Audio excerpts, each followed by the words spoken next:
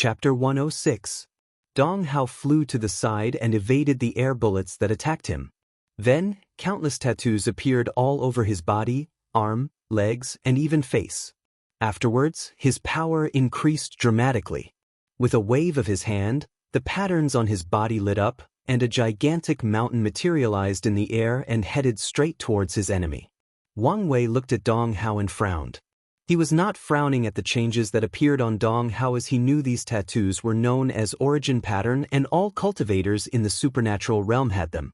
The reason that he frowned was that he realized that if he continued to fight here in the capital, countless ordinary people would die in the aftermath of their battles.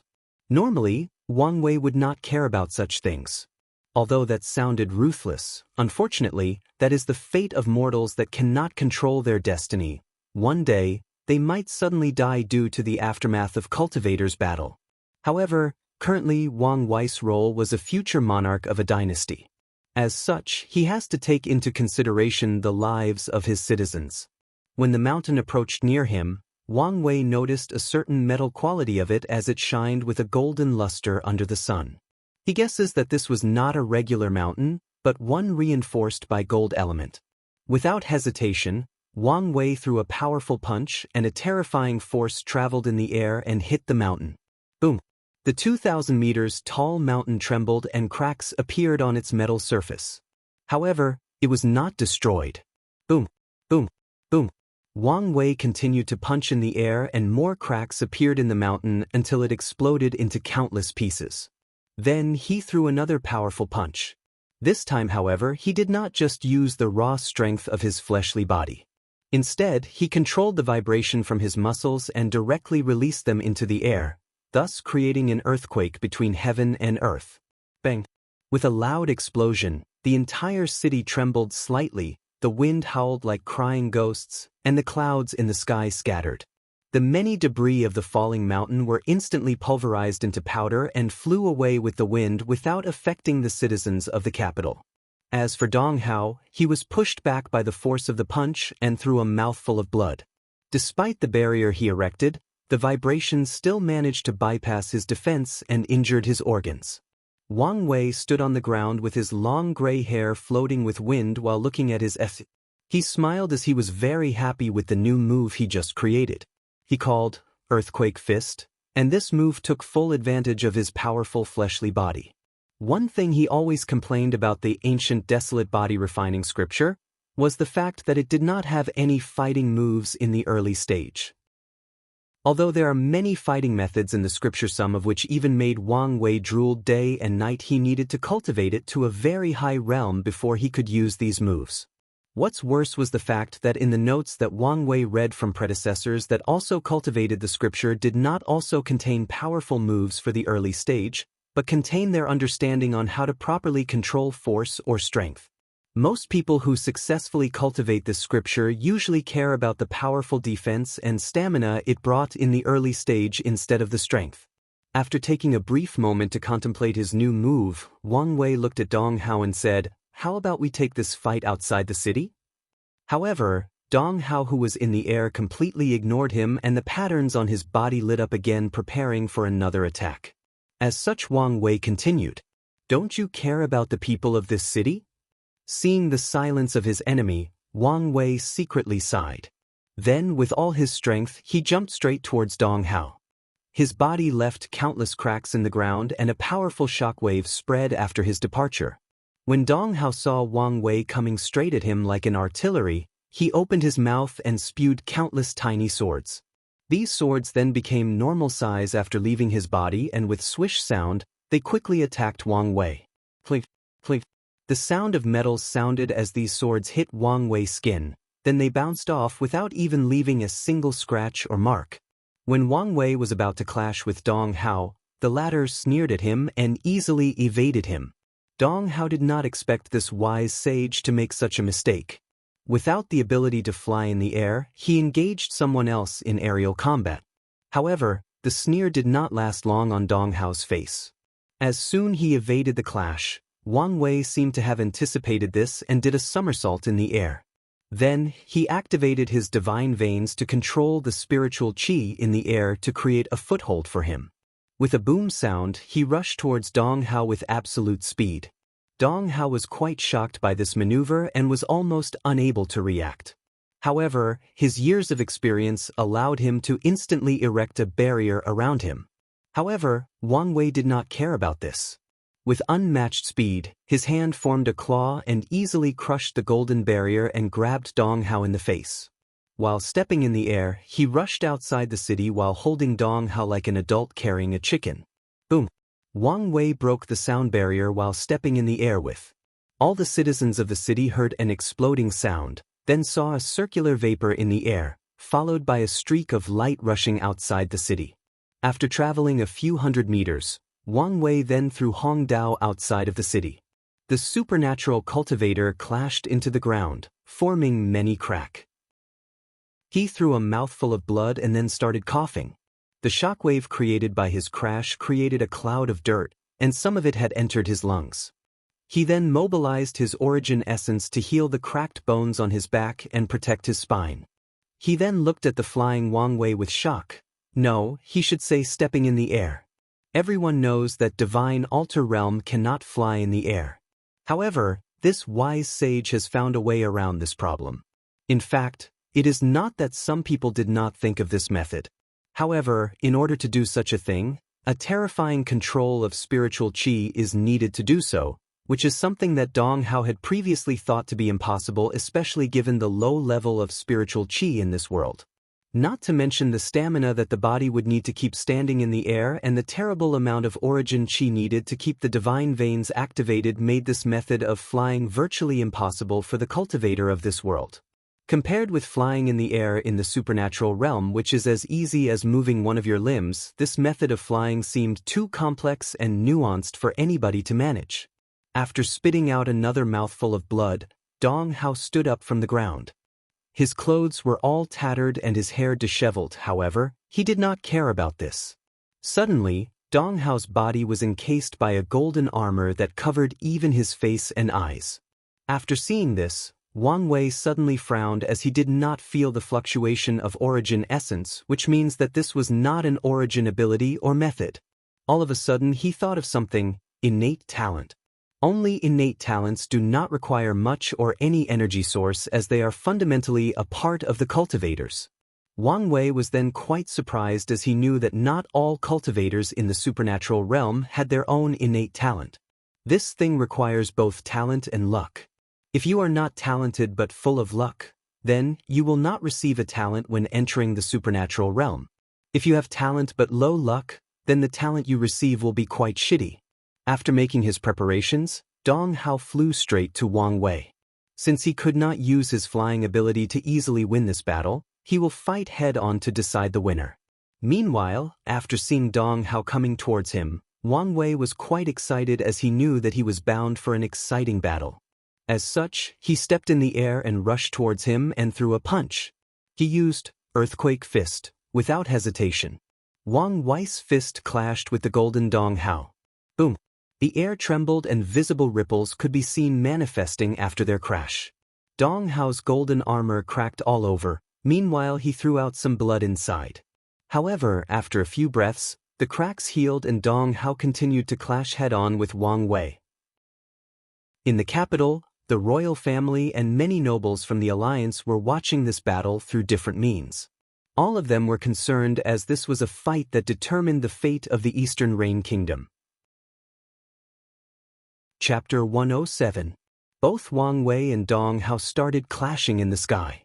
The clouds scattered and the air vibrated wherever these two appeared. Dong Hao had suffered countless injuries with each of the clashes, however, his golden armor was still intact. Wang Wei could tell that maybe this guy wanted to slowly drain both his origin qi and his stamina. However, with his current state, he could probably fight for more than a week without stopping or getting tired. As such, he wanted to end this battle as soon as possible. Of course, the main reason for such a decision was due to the fact that this battle was no longer fun for Wang Wei. Despite fighting for quite a few minutes now, Wang Wei realized that his enemy had not even managed to break off his skin, let alone injure him. His overwhelming defense made this battle quite boring for him. Without hesitation, he rushed towards Dong Hao and kicked him into the ground with all his strength. The golden armor cracked again, this time almost completely destroyed. Then, Dong Hao landed on the ground and created an explosion that scattered dust all over. Many pieces of land would break from the land and fly in the air following the shockwave of Dong Hao's crash. Without giving his enemy a chance to breathe, Wang Wei rushed to Dong Hao and punched in the face. Boom! The force of the punch created more shockwaves on the ground. As for Dong Hao, he spit out a few pieces of his internal organs and his body was forced further deep into ground, creating a meter-long crater. However, his face was not hit directly by the attack as he converged the golden armor that covered his whole body and made sure that it only covered his face, thus further nullifying some of the power of the punch. Wang Wei, after seeing that his punch did not do the intended destruction, threw more punches. Boom, boom, boom. With each punch, the ground would shake tremendously, then shock waves would follow in the air. Pieces of land will fly out into the air, then land on the ground. As for Dong Hao, the crater he created became deeper with each punch. By the 10th punch, he had already inserted himself more than 10 meters underground.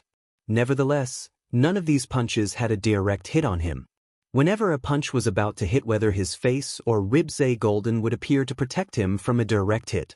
Unfortunately, the recoil or shockwave generated by the sheer force of each punch still managed to travel inside his body and destroy many things. As such, right now, Dong Hao had many bones broken, both his kidneys and lungs started to fail him, and one of his eyes was destroyed. When he was about to receive another punch, Dong Hao quickly bit the tip of his tongue and spit out bright red blood on his golden protection. The golden protection immediately expanded and turned into a circular shield. However, it did wrap around Dong Hao to protect him. Instead, it encased Wang Wei inside and essentially imprisoned. Wang Wei suddenly felt himself inside a very hard shell case, and it was very dark inside without any light source. Without hesitation, he moved his origin chi into his eyes and could see the golden shield hat trapped. Without hesitation, he punched the shield. However, it did not immediately destroy or crack like previous attacks. After noticing this, he used his earthquake fist. The powerful vibration shook the golden shield then it cracked. After 3 more punches, the shield was destroyed and myriad pieces of gold scattered everywhere with Wang Wei at the center. Immediately afterward, Wang Wei felt something and looked at the sky. Dong Hao was floating there with blood all over his body, one eye socket was empty, and most of his robe was destroyed. Without hesitation, he waved his hand and an ancient lamp appeared before him. The lamp had countless patterns inscribed in it, and a 3-colored fire was burning brightly on top of it. He opened his mouth and spewed more than 3 drops of deep red blood. This was his source blood. Then, these drops of blood entered the lamp and the fire on top of it turned from 3-colored to 5. With a wave of his hand, the 5-colored fire descended from the sky and attacked the surprised Wang Wei with match speed. The flames enveloped more than 100 meters in the surrounding area. No sign of Wang Wei could be seen as he was swallowed by the flame. After a few minutes, the 5-colored flame disappeared and a body could be found standing in the middle. To be exact, it was a charred body. Although his clothes were intact, the skin on his arms, legs and face was badly burned. It was burned dark all over with few spots of red flesh. This was the first time he was injured ever since he started cultivating the ancient desolate body refining scripture. He raised his hand and looked closely at his burned skin. An intense pain suddenly assaulted his nervous system. However, Wang Wei did not care as this was not the first time he was burned alive. Meanwhile, in the sky, after seeing his attack working, a slight smile appeared on Dong Hao's face despite it being almost disfigured. However, his smile did not remain there for too long. He watched from above how Wang Wei's darkened burned skin fell off the ground, and in just a couple of seconds, new skins were regrown. Without hesitation, he waved his ancient lamp and new rounds of flame attacked again in order not to give his opponent time to heal. Wang Wei instantly uses the Lion Fist from his Overlord Fist cultivation technique. This was the first time he used a fighting method based on origin chi during the whole fight. A 20 meters tall and 100 meters long lion manifested from Wang Wei's fist. The lion opened its mouth and roared. A sound wave attack came from its mouth and clashed with the oncoming attack. Then, the flame was separated in the middle, forming a V shape with both Wang Wei and the lion in the middle. Without any pause, Dong Hao controlled the flame to fly into the air, then separated them into countless tiny meteors. Afterwards, they fell towards Wang Wei like a modern machine gun firing. Wang Wei threw countless punches and many lions manifested from them. Together, each lion attacks a different meteor fire. However, there were too many of them. Soon an explosion occurred with Wang Wei in the middle. However, weirdly enough, there was no heat that emanated from the five-colored flame.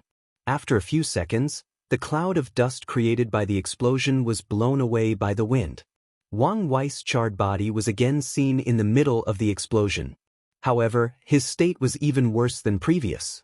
This time, not only his skin was burned, but even his muscles were burned by the flame. Many of his bones could be seen exposed to the outside. However, just like previously, they started to heal immediately. However, the process was not instant like the first attack. Many of his burned muscles started to grow back at a speed visible to the naked eyes.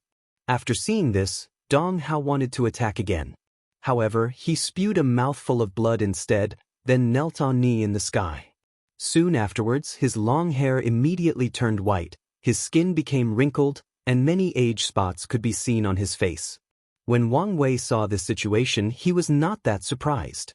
The moment that Dong Hao decided to use his source blood or blood essence to increase the power of his attacks to the divine body realm, the result of this fight was doomed from the beginning. Not to mention the way he abused his ancient lamp. Wang Wei shook his head while observing the regeneration process of his body.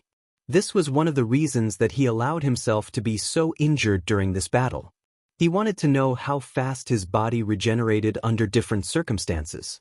That way, one day, when he is in a true battle of life and death, he can find ways to buy himself time to properly heal.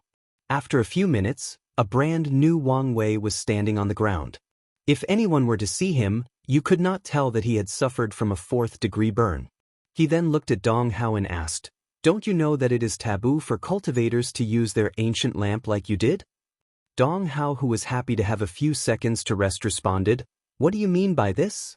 In fact, he was truly interested in what this wise sage has to say. Their royal family have long speculated that these extraterrestrial demons came from a more advanced world than them. So, they are privy to many unknown secrets that the cultivators of this world never had access to. "The flame you just used is known as the good fortune flame," continued Wang Wei. "It's not used for fighting. This is a foundation necessary by all cultivators to cultivate the next 2 great realms after the supernatural realm." After hearing this, Dong Hao frowned, then his one-eyed face became very ugly to look at. "So, you figure it out?" "Yes, the more you use the good fortune flame to fight, the more you ruin your foundation and cultivation path, essentially cutting your path or chances to higher realms. As such, in my world, unless a cultivator is forced to utmost despair, they will never use their flame of good fortune to fight. Because they know that even if a tiny bit of it is used, it will be nigh impossible to make up." While saying all of these, Wang Wei had finished healing, and he then completely ignored the ugly and despairing look on Dong Hao's face. "So that's how it is," muttered Dong Hao in the sky. "No wonder no one has managed to pass the heavenly tribulation for so many years. We all thought that the world had started to enter the Dharma end period, but it was just that we were wasting our foundation by using our Tao flames." After that, he laughed out loud. However, this laughter sounded so bleak and desolate. Although he had learned the truth, Dong Hao knew that it was too late for him. Meanwhile, Wang Wei was ready to end this fight. Suddenly, a gigantic image appeared behind him. It was an image of him sitting on an immortal throne while myriad races and words bowed to him. Meanwhile, he was holding countless strings that dictated the fate of these races and worlds. Immediately afterward the vision appeared, the entire world trembled slightly, causing countless earthquakes. Many of the heaven chosen that participated in the trial were instantly alerted. They all looked in the direction of the Eastern Rain Kingdom and muttered, "Young Emperor." Chapter 108. After the vision of the young emperor appeared behind Wang Wei, Dong Hao suddenly felt like the environment around him changed, as if he went from one heaven and earth to another, from one world to another. Then, to his horror, he lost the ability to fly and fell from the sky and landed on the ground, resulting in further severing his injuries. What's even worse was the fact that half of his strength was instantly gone, and he did not know the reason. He guessed that it had to do with the wise sage, but he did not know the specifics. Knowing that death was soon approaching, he wanted to struggle desperately, or better yet, find a way to run away. He tried to use more of his blood essence. Unfortunately, he had already run out, so he just spit more blood from his mouth due to backlash. Wang Wei could guess the thought of Dong Hao. As such, he wanted to end this battle as soon as possible. After using the pseudo-domain of his young emperor title to prevent Dong Hao from escaping through the air, he mobilized most of his origin chi and used the Dragon Sovereign Fist. A mighty dragon appeared that headed straight towards Dong Hao and roared into the heavens. The sound traveled throughout the entire city and echoed throughout heaven. All the citizens immediately felt an instinctive fear, just like a higher life form looking down at a lower one. It was a fear hidden deep in their blood and soul from their ancestors when they faced the wrath of a superior life form. This dragon did not attack, instead released a supreme and noble aura that demands that all life form bow down to it. Suddenly, Dong Hao felt a tremendous pressure coming down on him, preventing him from moving. He struggled with all his strength, but it did not work. So, he immediately detonated the origin essence in his body to try to resist, but it was to no avail. No matter how he struggled, he could not move. Meanwhile, after the first attack, Wang Wei rushed towards him to end this battle with one last blow.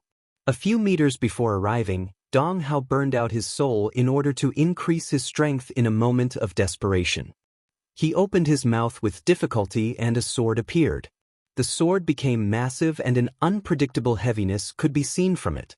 It rushed towards Wang Wei with tremendous speed, leaving a golden trail behind it.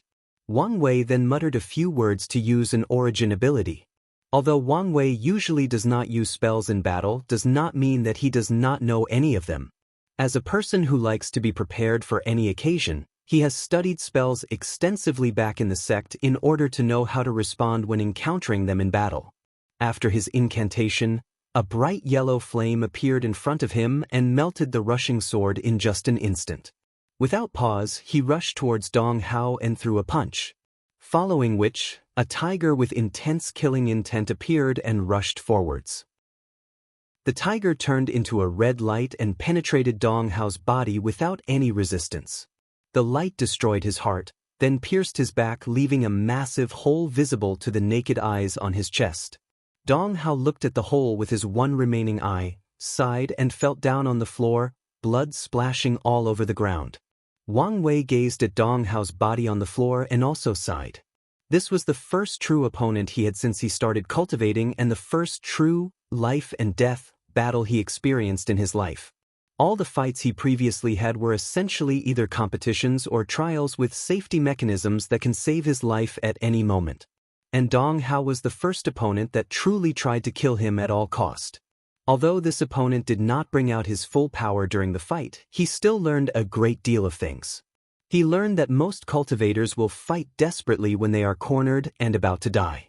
They can use all kinds of means to boost their fighting strength during battles, just like Dong Hao used his essence blood to increase his attack power. In future battles, Wang Wei will use all his strength to prevent his enemies from having the time or ability from using these methods. And if he fails to do this, he will always be on guard for desperate counterattacks from them when they are driven on the edge of despair. After summarizing his gains in this battle, he waved his hand to create a deep hole, then he placed Dong Hai's body in it, creating a burial site.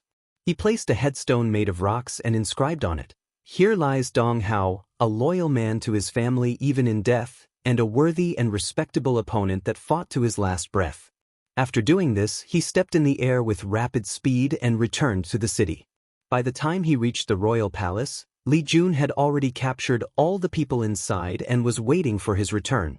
Wang Wei then entered the throne room where he saw many people bound by chains and kneeling on the ground. He ignored them before heading to a golden chair with many engraving of dragons on them. Without hesitation, Wang Wei sat on the dragon throne. Suddenly, he felt that he was all-powerful, that he could control the lives of billions of people in this kingdom, that his words were absolute and no one dared to disobey it. The power was quite intoxicating. However, after a very brief moment, he shook this feeling off his mind. Compared to the supreme throne of a great emperor that stands above the Tao itself, what is this mundane throne? After thinking about these things for a moment, Wang Wei then looked at the Thai people kneeling on the floor. He first took notice of a middle-aged man dressed in yellow dragon robe with a crown on his top-knot hair. The man exuded the temperament of a person in high position, however, he was not looking too good. Many of the direct line of the royal family were captured and brought to meet him. However, Wang Wei was still a little confused when he saw Princess Dong Lifan also kneeling on the ground, although she was the only one not in Chan. As such, Wang Wei asked her directly, "Princess, what is the meaning of your actions?" After being called upon, the princess did not get up. Instead, she placed her forehead on the ground and said, "I plead for your majesty to leave a way out for the royal family." As soon as she said this, a terrifying killing intent appeared in the room directed towards her. It was from Li Jun. He looked at Princess Dong Lifan as if he wanted to stab her directly with his spear. Despite the uncomfortable feeling she felt from the killing intent, she still insisted on her words, "Your Majesty the wise sage, on account of all the merits that I have made to your cause, please give the royal family a way to survive." Wang Wei waved his hand and Li Jun put away his killing intent. He then looked at the princess and responded, "Princess, no, they'll just call you Dong Lifan from now on. If it was before, I would have granted your wish. However, after what happened in Bless Wing City, there is no room for negotiation with this matter." Dong Lifan sighed after hearing this, not too surprised by the outcome. She had heard about how her royal father used poison to attack and kill an entire city. She was also furious when she received the news. However, she still wanted to try to save some people. After a brief moment, Dong Lifan then said, "At the very least, can your majesty spare my mother and little sister? They are both innocent and did not take part in the political decisions of the kingdom." Wang Wei then started thinking for a few seconds, then he asked, "Can you promise that they will live an ordinary life without having any thoughts that they should not have?" After saying this, Wang Wei released his killing intent this time. Dong Lifan felt a suffocating breathing slowly squeezing the life out of her, then she immediately nodded as guarantee. She understood the warning that Wang Wei was given to her. After seeing her nod in agreement, he removed his killing intent and waved his hand to dismiss her. "I will believe your words for now. Well, you can fulfill your side of our deal." Dong Lifan sighed and stood from the floor with a forehead that had a slight bruise on it. She looked at her father and left the room. Meanwhile, the sovereign of this kingdom did not speak even a single word throughout the whole interaction. Even when he heard of his daughter's betrayal, he did not flinch or say anything. Wang Wei admired his firm determination. This was a man who accepted defeat and death like a true king, a true ruler. 3 days after the fall of the Eastern Rain Kingdom, all the members of the royal kingdom except for 2 of them were publicly executed. A vision formation was used to broadcast the entire process throughout the entire kingdom. Former Princess Dong Lifan, who was very loved by the people due to her altruism and kindness, made a speech denouncing all the crimes that the royal family committed. She then reassured the citizens of the kingdom that they would be in good hands when the new dynasty was established. She reassured them their lives will be much better from now on. Chapter 109. A few days after the execution of the royal family, someone came to visit him in the Dragon Throne Room. It was Zheng Yi from the Noble Alliance. The past few days have been quite stressful for him due to the fact the wise sage never mentioned their agreements. Even if he did not immediately attack the nobles, they were still under great pressure. After seeing Wang Wei on the dragon chair, he bowed more than 90 degrees and said, "Long live your majesty. May your cultivation rise and be able to live for eternity."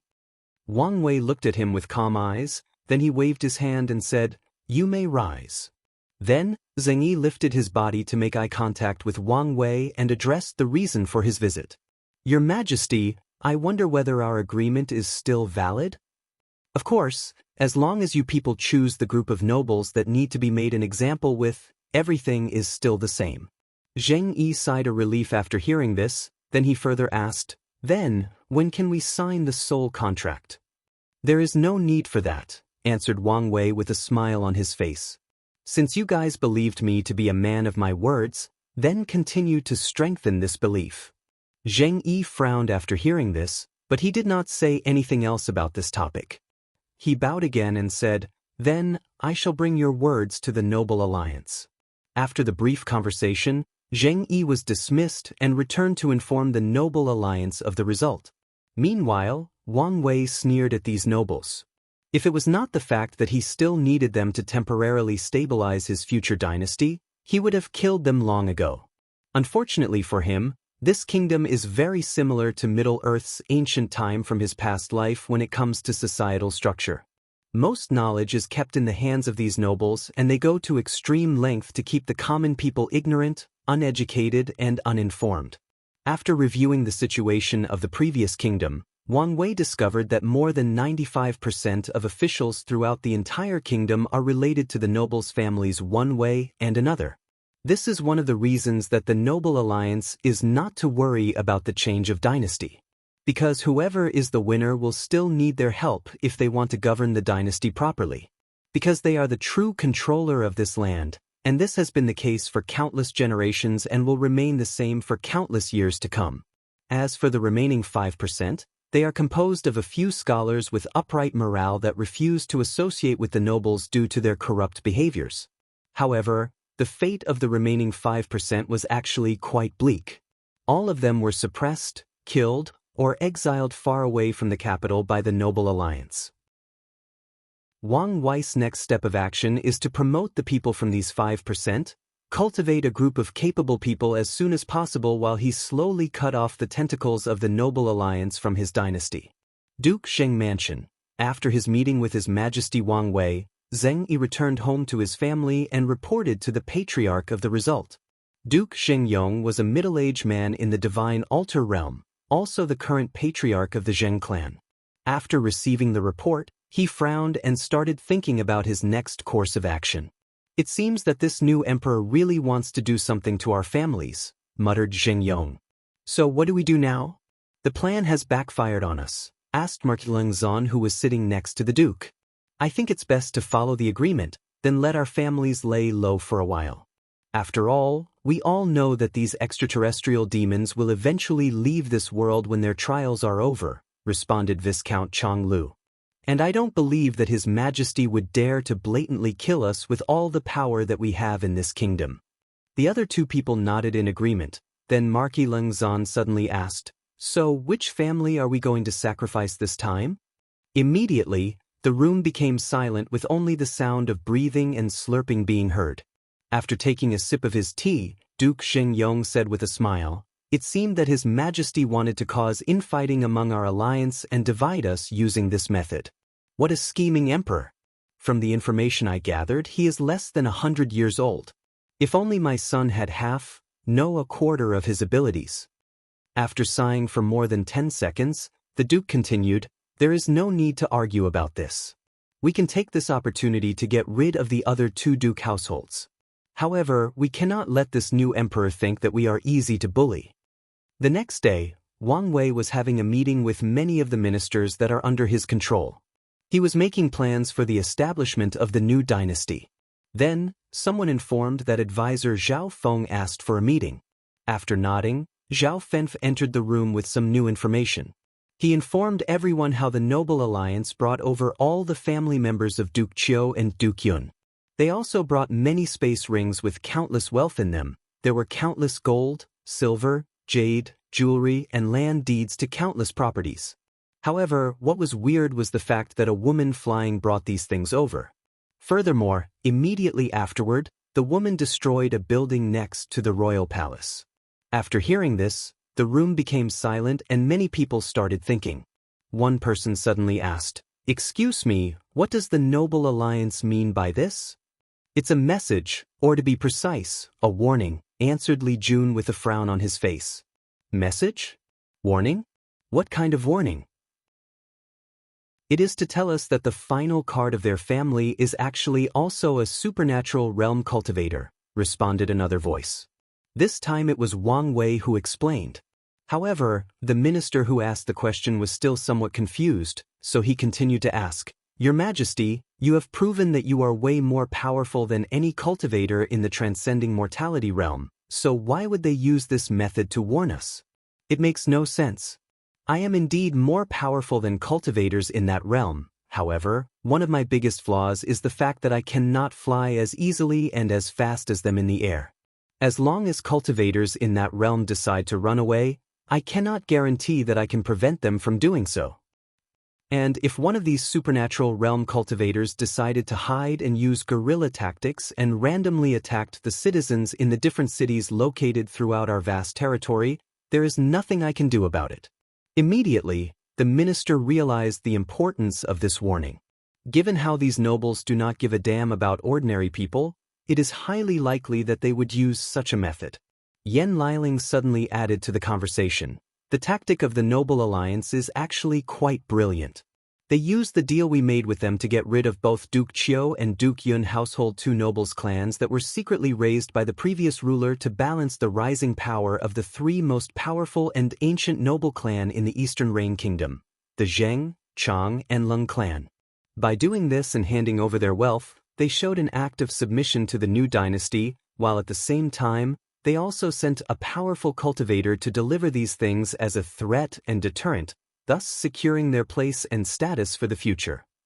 Essentially hitting two birds with one stone. Whoever came up with this idea has quite the tactical mind and political ability. It must have been that old fox Zheng Yong, answered Wang Wei with sneer on his face. From the information I gathered, this old man is the most cunning and vicious of all the nobles. However, it does not matter. I have plenty of time to play these scheming old men. Just wait for me to fully control all the territory of this kingdom, then I will get rid of them. Soon, 2 years passed in a blink of an eye. Today was special for the people from the former Eastern Rain Kingdom. A special day because today was the day that a new dynasty will be formally established on the ashes of the former kingdom. In front of the royal place, Wang Wei was wearing a purple dragon robe with a crown on his head. An altar stood in front of him, while countless government officials stood behind him with Dong Lifan being the closest to him. She was wearing a robe with many phoenixes on them and a crown also decorated with phoenixes. She looked breathtakingly beautiful, but also a little nervous. Meanwhile, Wang Wei took out an imperial jade carving of a dragon called the Imperial Seal. This was a symbol of imperial power, and also a treasure that condensed the luck of the Fortune dynasty. This one was brought from the Myriad Emperor world specifically for the trial, otherwise he would have to use a less effective one from this world. Wang Wei walked in front of the altar, and in front of billions of people watching both personally or from image formation scattered all over the territory, and said, Heavenly Tao above, in the past years, I have conquered vast territory, brought peace to this turbulent land, brought food, knowledge and prosperity to the people of this land. Now, I would like to establish a fortune dynasty with the name Great Xia. Please allow it. Originally, Wang Wei wanted to call the dynasty Great Wei after his name, but given the fact there used to be a dynasty with that name, he chose the name of the empire he ruled during the Fourth Pagoda trials instead. After executing the ceremony, Wang Wei suddenly felt a vast and powerful will appeared above the altar. Then the will thoroughly scan the entire territory under his rule. It checked the size of the territory, the living condition of the people, their happiness and satisfaction with their new ruler. After that, countless golden lights from all the land people came together in the sky to form a golden dragon with 9 claws. The dragon had beautiful and powerful scales all over its body. This dragon was the manifestation of the Great Xia dynasty's luck. This time, it was not only Wang Wei who saw it, but all the citizens of his territory. This is the difference between a fortune dynasty and a regular one, the gathering and manifestation of Qi luck. Immediately afterwards, all the citizens knelt down and said at the same time, long live your majesty to eternity. This sound riveted throughout the entire dynasty, forming a beautiful harmony of heaven and earth. The sound then seemed to blend with the sky, Then many auspicious clouds manifested above the sky, turning the heaven into a golden luster. Immediately afterwards, the golden dragon roared into the heaven, then the character for Xia appeared from his mouth, flew over to Wang Wei's hand and turned into a scroll with the words, "Conferred God List," written as a title. He then read the words inscribed on them. Conferred God List. Emperor, Empress, First Consort, Prime Minister, and so on. After reading the title or positions of the list, he frowned after seeing the question marks behind the emperor name. He sighed as he knew that what he feared the most had happened. Chapter 110. Logically speaking, the name after the emperor on the conferred god list should be Wang Wei. However, something went wrong. His luck was supposed to blend in with the luck of the dynasty. However, due to the fact that it had turned black after he broke through the 13th layer of the body refining realm, heaven and earth did not recognize or acknowledge such chi luck dragon. Wang Wei could feel that the state of his luck was actually quite beneficial to him later on his cultivation path, but there is a high chance that if he left it like that he might receive a crappy talent when he broke into the supernatural realm, as heaven and earth did recognize his existence, or to be precise, his luck. However, Wang Wei was not too worried by this as he already had a plan. He could feel that his luck dragon was special and he needed a specific way to control it. Unfortunately, despite having studied the secret method given by the sect on how to properly control luck, he did not know how to control his own. As such, Wang Wei theorized that as long as he had enough knowledge about luck, he could find a solution to his problem. Before then, he needed to use the scientific method of observing and recording how luck is controlled. As such, he needed a volunteer, a test subject. And he had already found one, Dong Lifan. The reason that he wanted her as his empress was not just because of the need for her to provide his cause with legitimacy, or to use her prestige to calm down the people and increase the people's belonging to the new dynasty. No, all of these reasons were secondary. The main reason was that he needed her to be close to him so that he could observe and study her chi luck for his own benefit. After the founding of the nation ceremony, Wang Wei returned to his throne room with all the officials there waiting. He has been waiting for this day for many years. Although he could have founded a country 2 years ago, however, with the luck he had at that time, the country would have probably turned into a kingdom instead of a dynasty. Wang Wei did not want to go through the process of updating from kingdom to dynasty, so he waited when the territory's luck was enough for the founding nation to be directly elevated to dynasty. Wang Wei then took out the conferred god list and the imperial seal. The purpose of the list is to bless each official on it with the luck of the dynasty. The higher the rank, the more luck they will be blessed with. Luck blessing has many advantages. It can increase the speed of cultivation. For example, Wang Wei as the emperor is the highest official in the kingdom and he has a blessing of 9 times the cultivating speed of a normal person. Then, the Empress Dong Lifan will have at least 8 times the cultivating speed. The different consort and concubines in the palace will have different levels of benefit bonus to their cultivation speed. The same rules applied to other official positions such as Prime Minister or Chancellor. Another benefit that luck provides is the increase in comprehension ability. Although it is not as exaggerated as several times the increase in cultivation speed, the increase is high enough to be easily noticeable, especially for the people of this world who have low talent. As long as you have a high position in the dynasty, you can still cultivate to higher realms without having to be hindered by innate talent. As for Wang Wei's group, a high position made it easier for them to absorb the luck they needed for this trial. After taking the list, Wang Wei began to officially seal different people in different positions. He first sealed Dong Lifan as the empress. Immediately afterward, she felt that the world around her was more clear. The blood qi inside her body seemed to move faster and more easily. After Dong Lifan, Wang Wei began to seal his group into different positions. In order to properly govern his dynasty, Wang Wei combined many different political systems from his past life. He divided all the officials into 9 grades, with grade 1 being the highest and grade 9 the lowest. Then, he created a cabinet that helped him share the burden of governing the world. In the cabinet, only officials grade 3 and above are allowed to enter. Also, there were 3 grade 1 positions in the cabinet. Yan Liling served as the chancellor, in charge of the overall political situations of the entire dynasty.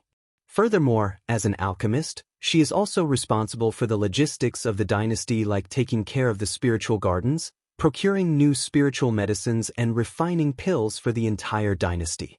In fact, Yan Liling had an overwhelming amount of power in the Great Xia dynasty. If it was any other ordinary kingdom or dynasty, the emperor would never allow one person to wield so much power. Unfortunately, for the four of them, this dynasty is nothing but a trial, and no one really cares about such things as power and control. Another grade 1 position was the Grand Commandant, which was Li Jun's official position. He was in charge of the entire dynasty's military power, from recruitment to funding to military deployment. Wang Wei basically gave all the military power to Li Jun and decided to be lazy.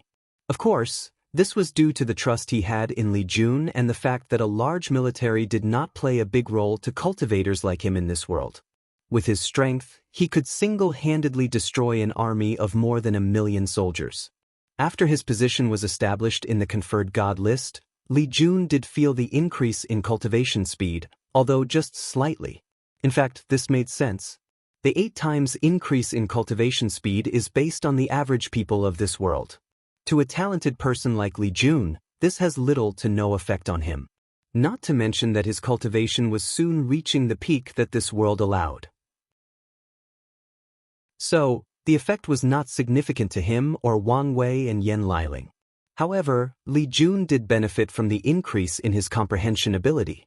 He smiled happily as he could use less time to understand the heaven fighting scripture. The last grade 1 position was called by Wang Wei as the Grand Censorate and was given to Wang Ju. Just like the name implied, this was a position in charge of secretly monitoring both the officials of the dynasty and people from foreign dynasties. This position can be called the Eye of the Emperor. Of all the 3 grade 1 positions, this was the one that Wang Wei placed the most heavy emphasis on. He used Wang Ju's spying ability to monitor all the corruption in his territory and eliminate them. As Wang Wei's purpose is to gather luck, he needed his territory to be free from corruption so that the people's heart can be at peace, and thus stabilizing the luck of the dynasty. Additionally, he needs to be informed of what is going on in different dynasties to prepare for future war. The fastest way to increase luck is to conquer more land and increase the territory of the dynasty. After sealing the 3 of them for their position, Wang Wei spent a few hours sealing other people as well. The whole process took quite some time, then a meeting to report the situation of the dynasty occurred. The Minister of Agriculture stepped to the front and kowtowed in the ground. "I have failed your Majesty's expectation. The grains that you asked me to cultivate have failed." Wang Wei frowned and said, "You can get up. Give me your report on the process." After hearing this, the minister stood up and handed a document and seed to someone on the side, who then handed it to Wang Wei.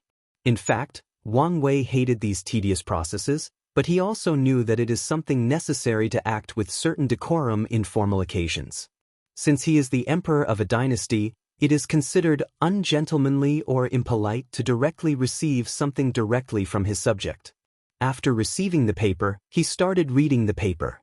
After conquering the Eastern Rain Kingdom 2 years ago, Wang Wei started to focus heavily on 2 topics, one of which was agriculture.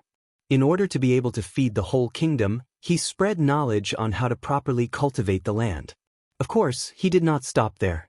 After giving the people enough time to adapt to these methods, Wang Wei began to use scientific methods to farm. Of course, Wang Wei did not have access to technology from his past life even with his eidetic memory. However, he was still a relatively powerful refiner and array master. As such, he created many puppets to replace manual labor in farms. He created formations to regulate temperature, humidity, and pH of plants. He worked with Yan Liling to create pills that can replace chemical fertilizers. In simple words, Wang Wei used the power of cultivation to revolutionize the daily lives of ordinary people. Of course, many cultivators complained, but Wang Wei used both force and rewards to encourage these people to do the job he wanted them to do. As for the failure that the Minister of Agriculture spoke of, it was because Wang Wei asked his department to use the concept of hybridization to cultivate specific grains that can grow rapidly solely based on the amount of spiritual qi in the environment. The specific crop would be able to absorb spiritual qi from heaven and earth to accelerate the rate that it grows and mature. If the process had succeeded, Wang Wei would set up a spirit gathering array, then plant these seeds and watch as they grow exponentially rapidly, thus increasing the amount of food for the entire dynasty. If he succeeded, he would have accomplished something incredible. Imagine an entire dynasty, no, an entire world free from hunger and starvation due to abundant food and nourishment. This would be quite extraordinary. After reading the paper and analyzing the failed product, Wang Wei sighed for a while before starting to think to himself. It seemed that the laws of science do not really apply to the cultivation world, or at least, not 100%. And maybe I am way over my head. I should think that it would not be easy to make such a heaven-defying thing. What I tried to do was essentially turning something rotten into something magical. Maybe, only a great emperor who cultivates the Tao of good fortune could create such a magical seed that can change the course of an entire civilization.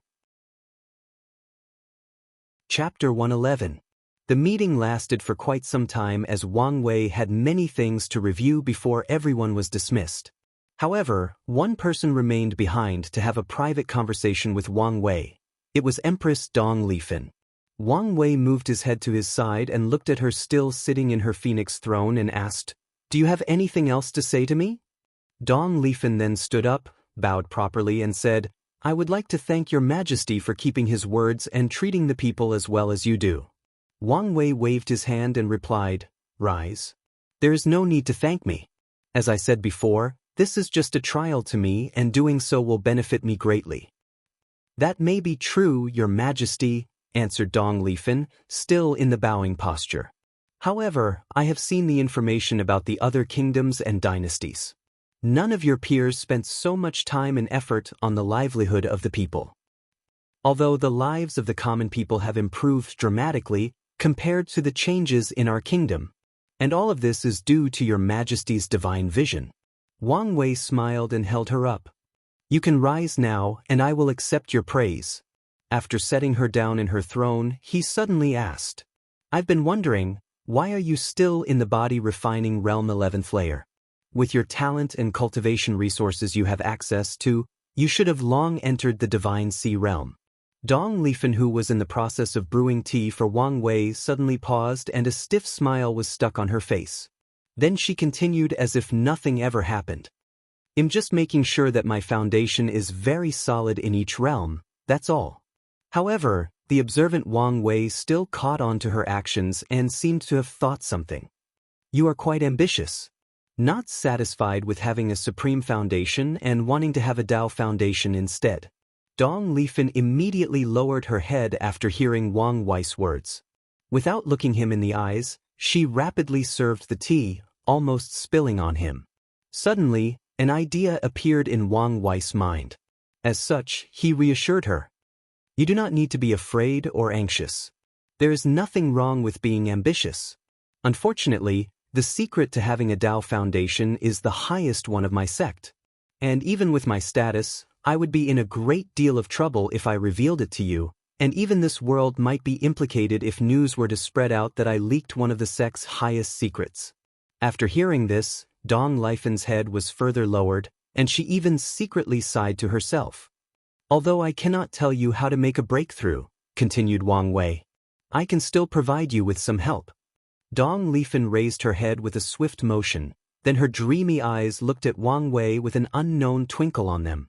Right in this moment, she unknowingly exuded a fleeting and ethereal beauty. The answer to your problem is actually right in front of you.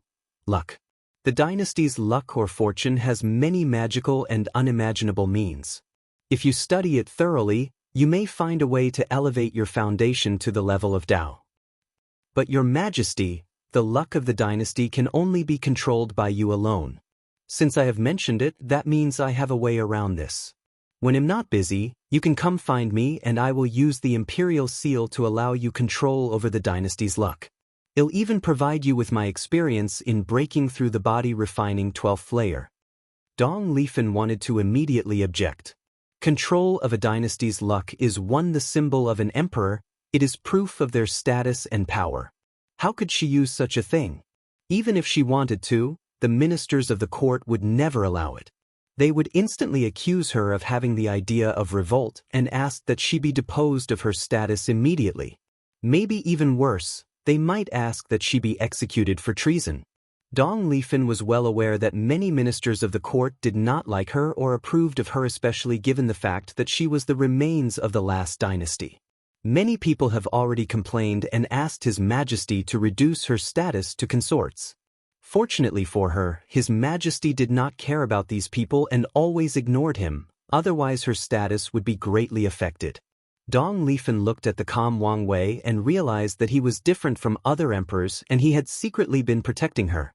She blushed slightly, and with a look of determination, bowed once again and said, "Then, I will gladly accept your Majesty's favor and grace."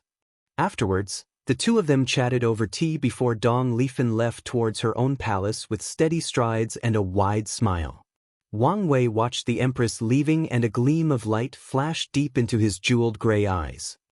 It seemed that there was no need for me to find a way for her to be interested in studying luck. After all, there is no greater motivation than the desire for self-improvement, muttered Wang Wei with a cunning smile on his face, then he headed to his cultivation room. Meanwhile, after the meeting, both Li Jun and Yan Liling exited the palace together. They looked at the moonlight enveloping the entire capital. Unfortunately, the brightness of the moon was overshadowed by the beautifully lit city. As Li Jun walked and chatted with Yan Liling, he observed how many houses had lamps that illuminate the night. However, the lamps did not have fire burning in them, but exuded powerful lights that can be seen from far distances. Suddenly, Li Jun looked at Yan Liling and said, "I suddenly had the urge to visit Rainbow City." "So late at night?" "Well, it won't take long anyway." "Let's go." After the two of them agreed, they walked to a corner of a lighted street and waved their hands. Soon, a carriage came and stopped in front of them and the driver said, "Young master and miss, did you call for a flying horse carriage?" The two of them nodded and entered the carriage and said to the driver through a glass window, "Drop us at the Dragon Launch Station." "No problem," responded the driver. Then he pressed a button. Immediately afterwards, countless runes lit up on the carriage. The driver placed both hands on a circular wooden barrel top and steered the carriage. The carriage, who was in fact driven by a wooden horse that had 4 wheels for legs, started to move forward rapidly on a street large enough for more than 10 carriages to pass through. Despite this though, each carriage followed a single line and ran behind each other without trying to surpass each other. A few minutes on the road, the driver suddenly said to the both of them, "I cannot believe that your Majesty created such a magical carriage for the common people. Now, traveling has become so easy." "It is indeed a brilliant invention," responded Li Jun. "I heard the original name was a sea. I wonder if it's true?" "It's true, however. The officials of the court argue that the people would be intimidated by the new and unrecognizable name, and it is better to use something more familiar. As such, the name Flying Horse Carriage was used. Well, personally, I think the current name is quite pleasing." The driver seemed not surprised that these two passengers had access to sensitive information such as this. The reason for that is the fact that the driver had already guessed that these two people had a powerful background based on the clothes they were wearing. As a person who has been driving a carriage for quite some time now, he has learned to identify customers with prestigious and noble backgrounds based on their clothes and demeanor. Seeing that these customers were actually quite amiable, the driver continued to chat with them. "I have been living in the capital for many years and have experienced many things in my life. But I have never seen a place change as much as the capital did in the past 2 years. You cannot find any dirt or filth in the entire city, there are no beggars lying everywhere, everyone has proper clothes to wear. And more importantly are those new immortal lamps that can light up by themselves without fire. I can tell you my wife was the happiest when our family bought our first immortal lamp. I only had to save for a month to be able to afford it. You can imagine my surprise when I heard that such a heavenly thing actually cost so little. At first, I thought this was some kind of scam. However, when my neighbor bought his first immortal lamp and told me that the price was actually real, I was so happy that I went to buy a statue of Your Majesty to pray for blessing for him. The driver sighed and looked a little distracted for a brief moment before regaining his bearing. I know that the law of the dynasty does not allow people to pray to His Majesty, but I couldn't help myself. And after I bought the immortal lamp, my son was also very happy. He no longer had to squint in the candle light when studying. Chapter 112. Both Wang Wei and Yan Liling looked at the driver that seemed to want to release himself by talking to someone, and they sighed. This realized how much of an impact their big brother has on this world and the amount of changes he brought to the people. This driver is just among the billions of people whose lives that their big brother has changed over the past 2 years. After a brief pause of reminiscing, the driver did not stop talking and continued on. Don't get me started on the sage book that the school provided to my son. Not only was the school free to attend, they even provided the student with an immortal artifact like this. I heard my son say that his teacher was talking to him directly through the book. So, how does this thing work anyway?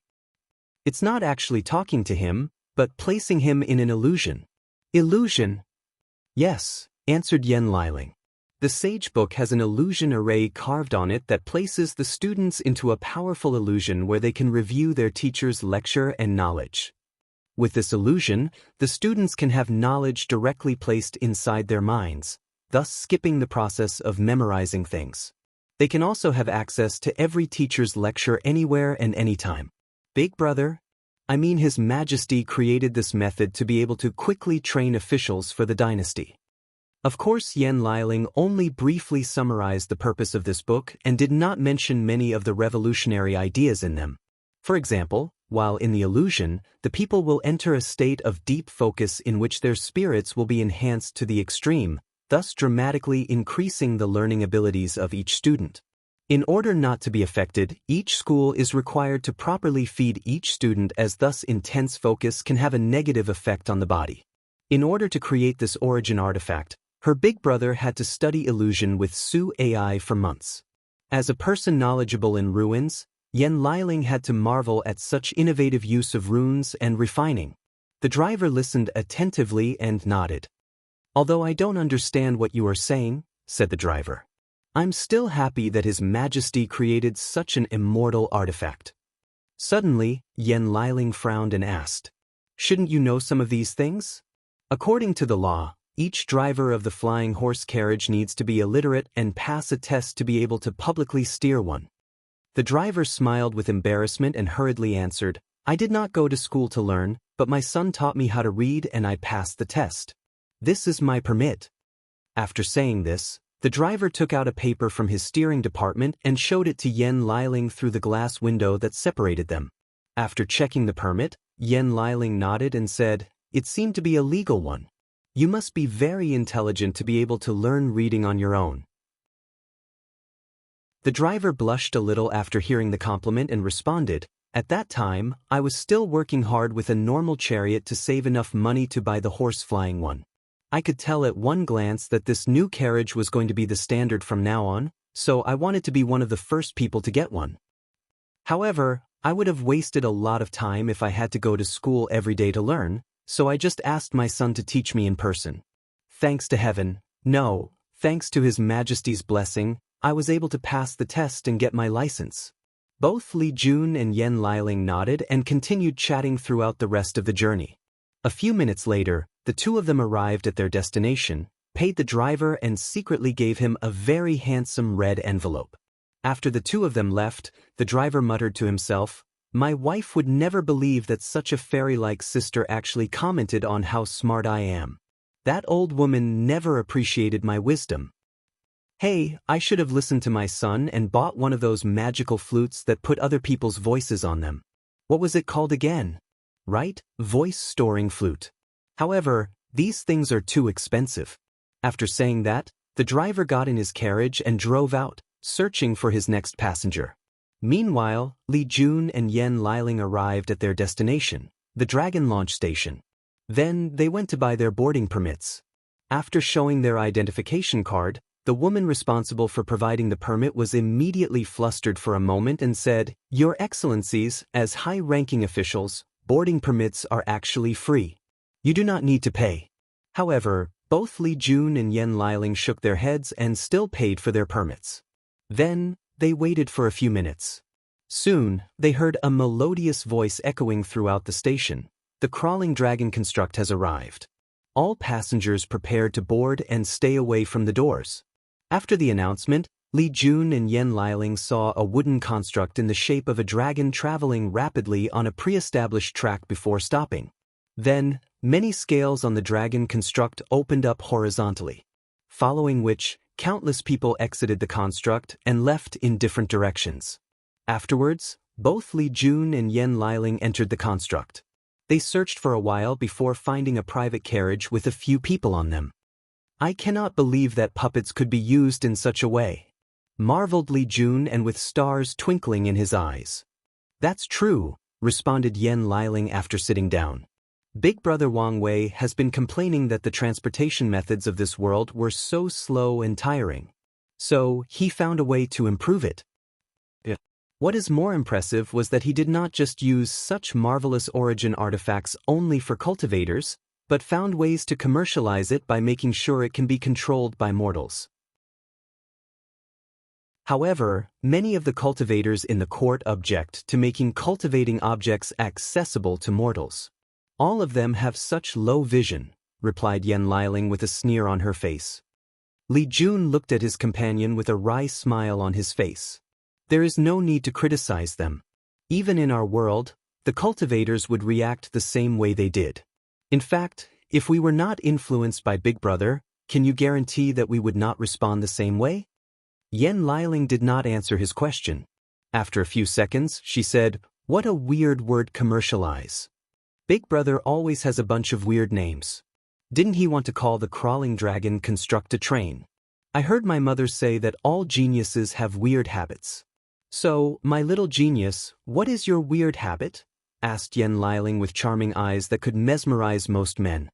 Li Jun then whispered in her ears, "How about I show you my weirdness tonight, when we are alone?" Yen Liling immediately blushed and pushed Li Jun away and said, "Not here in public." Li Jun smirked a little and moved his head away, looking at the window in order not to further embarrass his wife. After a few minutes, Yen Liling had regained her composure and asked, "What are you thinking so deeply about?" "I'm thinking whether the human emperor was as good as Big Brother Wang Wei." After hearing this, Yen Liling also had a pensive look on her face. "Who is the human emperor you are talking about?" said a sudden melodious voice while the two of them were thinking. They both turned their voice in the direction of the voice. There, they saw a beautiful young girl looking at them. The beautiful girl was dressed with a refined hanfu. She had a very calm temperament and eyes full of vicissitudes that contradicted her youthful face. Yen Liling took a good look at her before saying, "Are you the Empress Master, Yu Siyu?"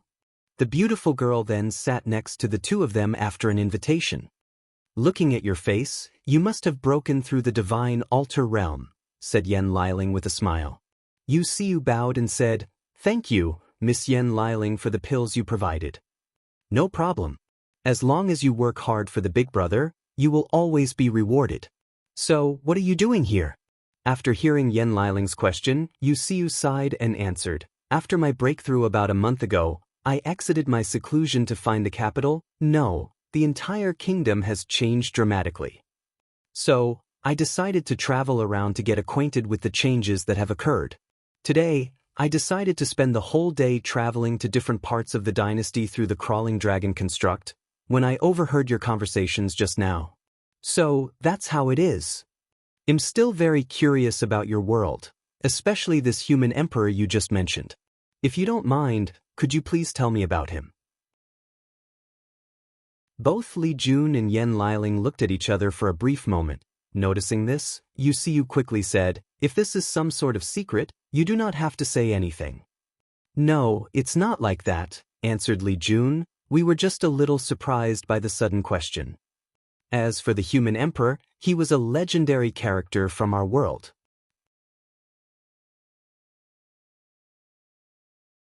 Chapter 113.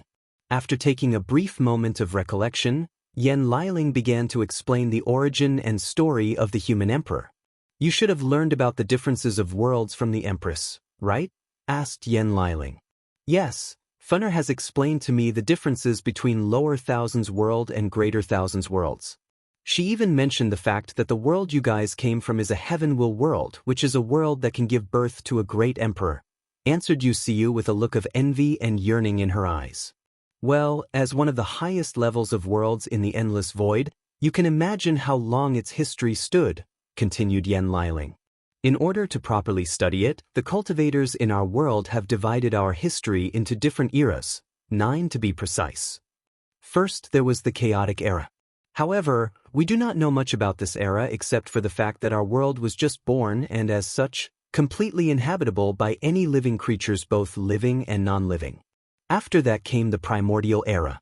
In that time, heavenly Tao was completed and living beings came to our world. In current time, all we know is the fact that this era was inhabited by many fierce innate life forms such as primordial gods, dragons, and phoenixes. There are rumors that the name of our world's current 5 continents was named after these innate beings. After saying this, Yen Liling paused for a moment and realized that her explanation might take some time and it was inappropriate to be constantly talking the whole time. As such, she secretly elbowed Li Jun, who immediately understood her meaning. As such, he took a few minutes to brew tea for the 3 of them. After serving the tea, he said, "This is some of the Longxue tea that I have secretly stolen from Big Brother Wang Wei." Yu Xiu smiled happily after hearing this, then drank her tea with a smile on her face. Just having the opportunity to drink this tea again was worth her trip today. I never understood Big Brother Wang Wei's love for Longxue tea. Although it is one of the best teas in our world, there are still many that are as good as it, if not better, commented Yen Liling. That's because you never tasted it when Big Brother used his secret brewing method. I don't know what ingredient he used, but the taste of the tea was magically transformed into something beyond wonders, answered Li Jun with a reminiscent look on his face. I remember the first time that I tasted it. The taste was simply heavenly. Afterward, I spent more than a year pestering him to give me the recipe, but he refused. What's even worse was the fact that he even refused to brew it for me with his special recipe afterwards. If I did not complain to Uncle Wang Tian, he probably would never have brewed the tea for me again. Yen Liling then realized why both Li Jun and Wang Wei were so in love with this tea. It seemed that both of them had their own secret recipe that they shared together. She secretly clenched her teeth and complained about how these guys are leaving her out. She vowed to get her revenge. Li Jun suddenly felt that his companion changed somehow and looked at her, but he did not find anything, so he believed that he must be thinking too much. After taking a sip of her tea, Yen Liling continued her explanation towards Yu Xiu, who was happily drinking her tea. Where was I again in my explanation? You mentioned your world's different eras in history, especially the primordial era. Yes, the primordial era. After that era came the beginning emperor era. We do not know much about this era except for the fact that a human by the name of Longguo was the first person to prove the Tao and took the name of the heaven-opening emperor. Then came the void or null era. In fact, in our current era, nothing is actually known about this era, hence the name. However, after years of study, many cultivators believed that a terrifying catastrophe enveloped our world. As a result, all the primordial gods and innate life forms like dragon, phoenixes, and Qilin became extinct in our world. No, to be precise, they were gone. What's even worse was that after the null era, the cultivation civilization in our world was completely destroyed or cut off. There were no cultivation techniques, no formation or pill inheritance left. Everything had to start over. Yu Xiu almost choked on her tea after hearing this. Based on the information that her disciples had told her, she knew how powerful the world of these people is. However, she just learned that something as severe as inheritance being cut off actually happened to them. Immediately afterwards, cold sweat started falling from Yu Xiu's back. If even such a powerful world can suffer such tragedy, then doesn't that mean her little thousand world could be destroyed at any moment from threats from above? The endless void is really a place of constant danger where anything could happen, thought Yu Xiu to herself. Meanwhile, Yan Liling continued her story. After the Null Era, many genius cultivators sought to rebuild the civilization of our world and succeeded. The first of which was the founder of our sect, Wang Qishan, also referred to as Emperor Qiyuan.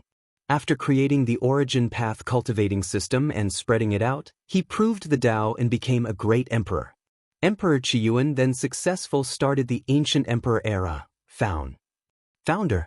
Yes, the founder of our sect. Are you saying that the founder of the sect you guys came from created the cultivating method that we are currently using in this world? That's exactly right, answered Yan Liling with a little pride on her face. Meanwhile, a great turmoil was going on inside Yu Xiu's mind. Although she guessed that these young people had extraordinary status, she did not think that their status was so noble, especially when it comes to His Majesty Wang Wei. She noticed how he was the leader of the group. Additionally, given the fact that he shared the same surname as Emperor Qiyuan, there is a high chance that he is his direct descendant. After taking a mouthful of tea to calm herself down, she asked, "What about the human emperor you mentioned before?" Yes, the human emperor was also an ancient emperor. In fact, he was the last great emperor of that era. To be precise, he ended that era. Near the end of the ancient emperor era, our world faced another disaster. The first great emperor from the demon race was born. Demon race? Oh right, I forgot that your world does not have a demon race. You should be aware of demonic beasts? Yu Xiu then nodded. Their world does have demonic beasts living in mountains, ocean, and mainly forests. The majority of these beasts are way more powerful than ordinary cultivators. After a demonic beast enters Tier 4 or the supernatural realm, most of them will go through heavenly tribulation to turn into humans. However, some demonic beasts with powerful bloodlines can turn into human shape the moment they are born. However, these demonic beasts are quite arrogant and refuse to acknowledge that they are the same as the other demonic beasts with lower intelligence and bloodlines. As such, they referred to themselves as the demon race instead. Yu Xiu understood her meaning as similar things happened in this word. There is a group of humans who swallowed the blood of demonic beasts and survived the process. This method granted them extraordinary abilities that normal humans or cultivators do not have. As such, these groups of people refused to acknowledge themselves as just human and called themselves the blood human race. After a brief explanation, Yan Liling continued her story. After the demon race gave birth to their first great emperor, he did not behave morally upright like the other human emperors. He started to conquer the entire world while killing all the humans. Wherever he went, he would either kill all the people or enslave them in servitude of the demon race. Many powerful emperor lineage fought against the Golden Ape Great Emperor with either their emperor artifacts or formations. However, it was of no use. Yan Liling paused for a moment to take a sip of tea. Meanwhile, Yu Xiu wondered how she could remain so calm about this. The Golden Ape Great Emperor, as the most powerful cultivator of the world at that time, was simply unstoppable.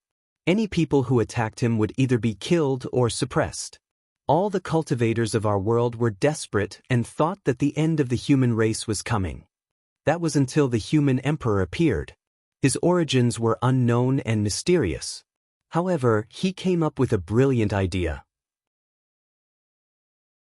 The idea was to create a fortune dynasty and gather the luck of the entire human race to be able to fight the Golden Ape Emperor.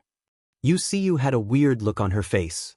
She could not understand how this was a great idea as fortune dynasties existed all over this world. You might think that this is just a common idea, explained Yan Liling with a smile on her face. However, you have to understand that fortune dynasties did not exist back then in our world. This was not just an act of creating a country, but the human emperor essentially created or passed down a brand new Tao to our world. Of course, many cultivators today have debated that there might have been methods to create fortune dynasties before the Null Era. However, there is no evidence to prove such a claim. It was then that Yu Xiu understood the meaning behind the human emperor's action. To her now, the fortune dynasty might be a common thing that she is used to seeing. However, back then, this method was actually quite revolutionary and extraordinary. Not just anyone could actually think of something as brilliant as this, especially given the dire situation the human emperor was at that time. Not to mention that given the connection her world has to the myriad emperor word, there is a high chance that the method of creating a fortune dynasty also originated from there. Chapter 114. Yen Liling looked at Yusiyu and realized that she understood the significance of the human emperor's plan back then. She nodded and continued her explanation of their world's history. After the human emperor came up with this idea, many powerful cultivators and sects agreed with him. They worked together to create the first and only unified dynasty of our world, the Great Qin Dynasty. The human emperor was voted as the ruler of such a powerful dynasty after many negotiations among the cultivators of the world.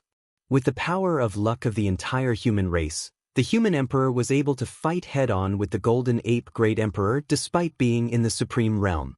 Or at the very least, he could keep him from interfering in ordinary people's battle. This human emperor sounded like a great cultivator. So what happened with the war between the two races?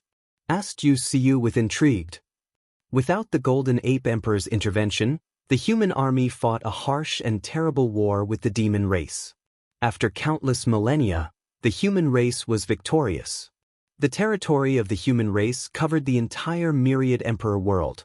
All 5 continents were then conquered. This was an unprecedented feat never done before, even to this day. This time Yusiyu nodded calmly. However, she was not that impressed given the fact that their entire world was conquered many times by powerful dynasties. Although these dynasties did not last long, they still accomplished a great deed that left their names engraved in the annals of history. Yen Liling noticed Yusiyu's lack of awe at such an amazing feat and could guess the reason. It seems you do not understand the meaning of such a thing, so let me further explain. Do you think that your world is big? Yusiyu then nodded. She knew how big her world was. With her previous cultivation level, it would take her years to travel all over it. Even with her current realm, she would have to spend months traveling non-stop at full speed to be able to travel throughout the entire world. After saying her nods her head, Yen Liling then continued, "Well, I can honestly tell you that your entire world is probably the size of about 5 to 10 domains in our world.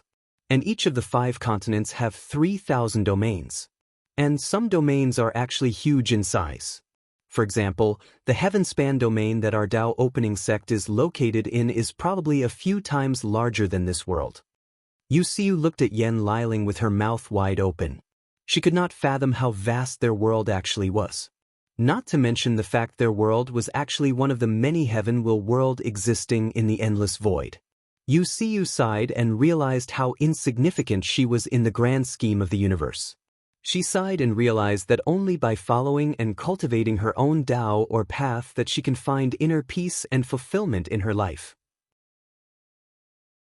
After coming to this realization, Yusiyu's state of mind was sublimated, her foundation was stabilized, and her cultivation that had just breakthrough was further loosened. Both Li Jun and Yen Liling noticed this change and were not surprised. Sometimes, low vision can be an obstacle for cultivators in their path of pursuing the Tao. Of course, they also secretly praised Yusiyu.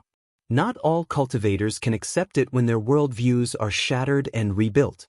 Just the fact that she was able to accept such things so quickly and rebuild her views so quickly preceded that she is a person with extraordinary willpower. Li Jun cupped his hands together and said, "Congratulations, fellow Taoist Yusiyu, for being able to break through the shackles of the state of mind." Then Yen Liling did the same thing as well. Yusiyu happily accepted their blessing with a smile on her face. After taking a brief moment to calm down, she continued to ask about the human emperor. After the Great Qin Dynasty conquered the world, the human emperor had enough luck to be able to fight equally against the Golden Ape Emperor instead of just barely defending. However, immediately afterwards, the cultivators of that time faced a problem. Despite the fact the human emperor was equal to a great emperor in battle strength, he was still a supreme realm cultivator. After a few millions of years, his lifespan would eventually come to an end. Meanwhile, the Golden Ape Great Emperor was actually immortal. He could wait for the death of the human emperor before counterattacking against the human race. Additionally, Internal disputes started to happen inside the Great Qin dynasty. The only reason that the cultivators banded together was to fight against the Golden Ape Emperor. As such, they refused for him to choose a successor from his children to inherit the throne. Not to mention the fact that it was debatable whether one of his descendants could bear the power of such tremendous amounts of luck. However, even if one could, what about their character? The reason that the human emperor was chosen as the ruler of the Great Qin dynasty was due to his strength, charisma, and noble character.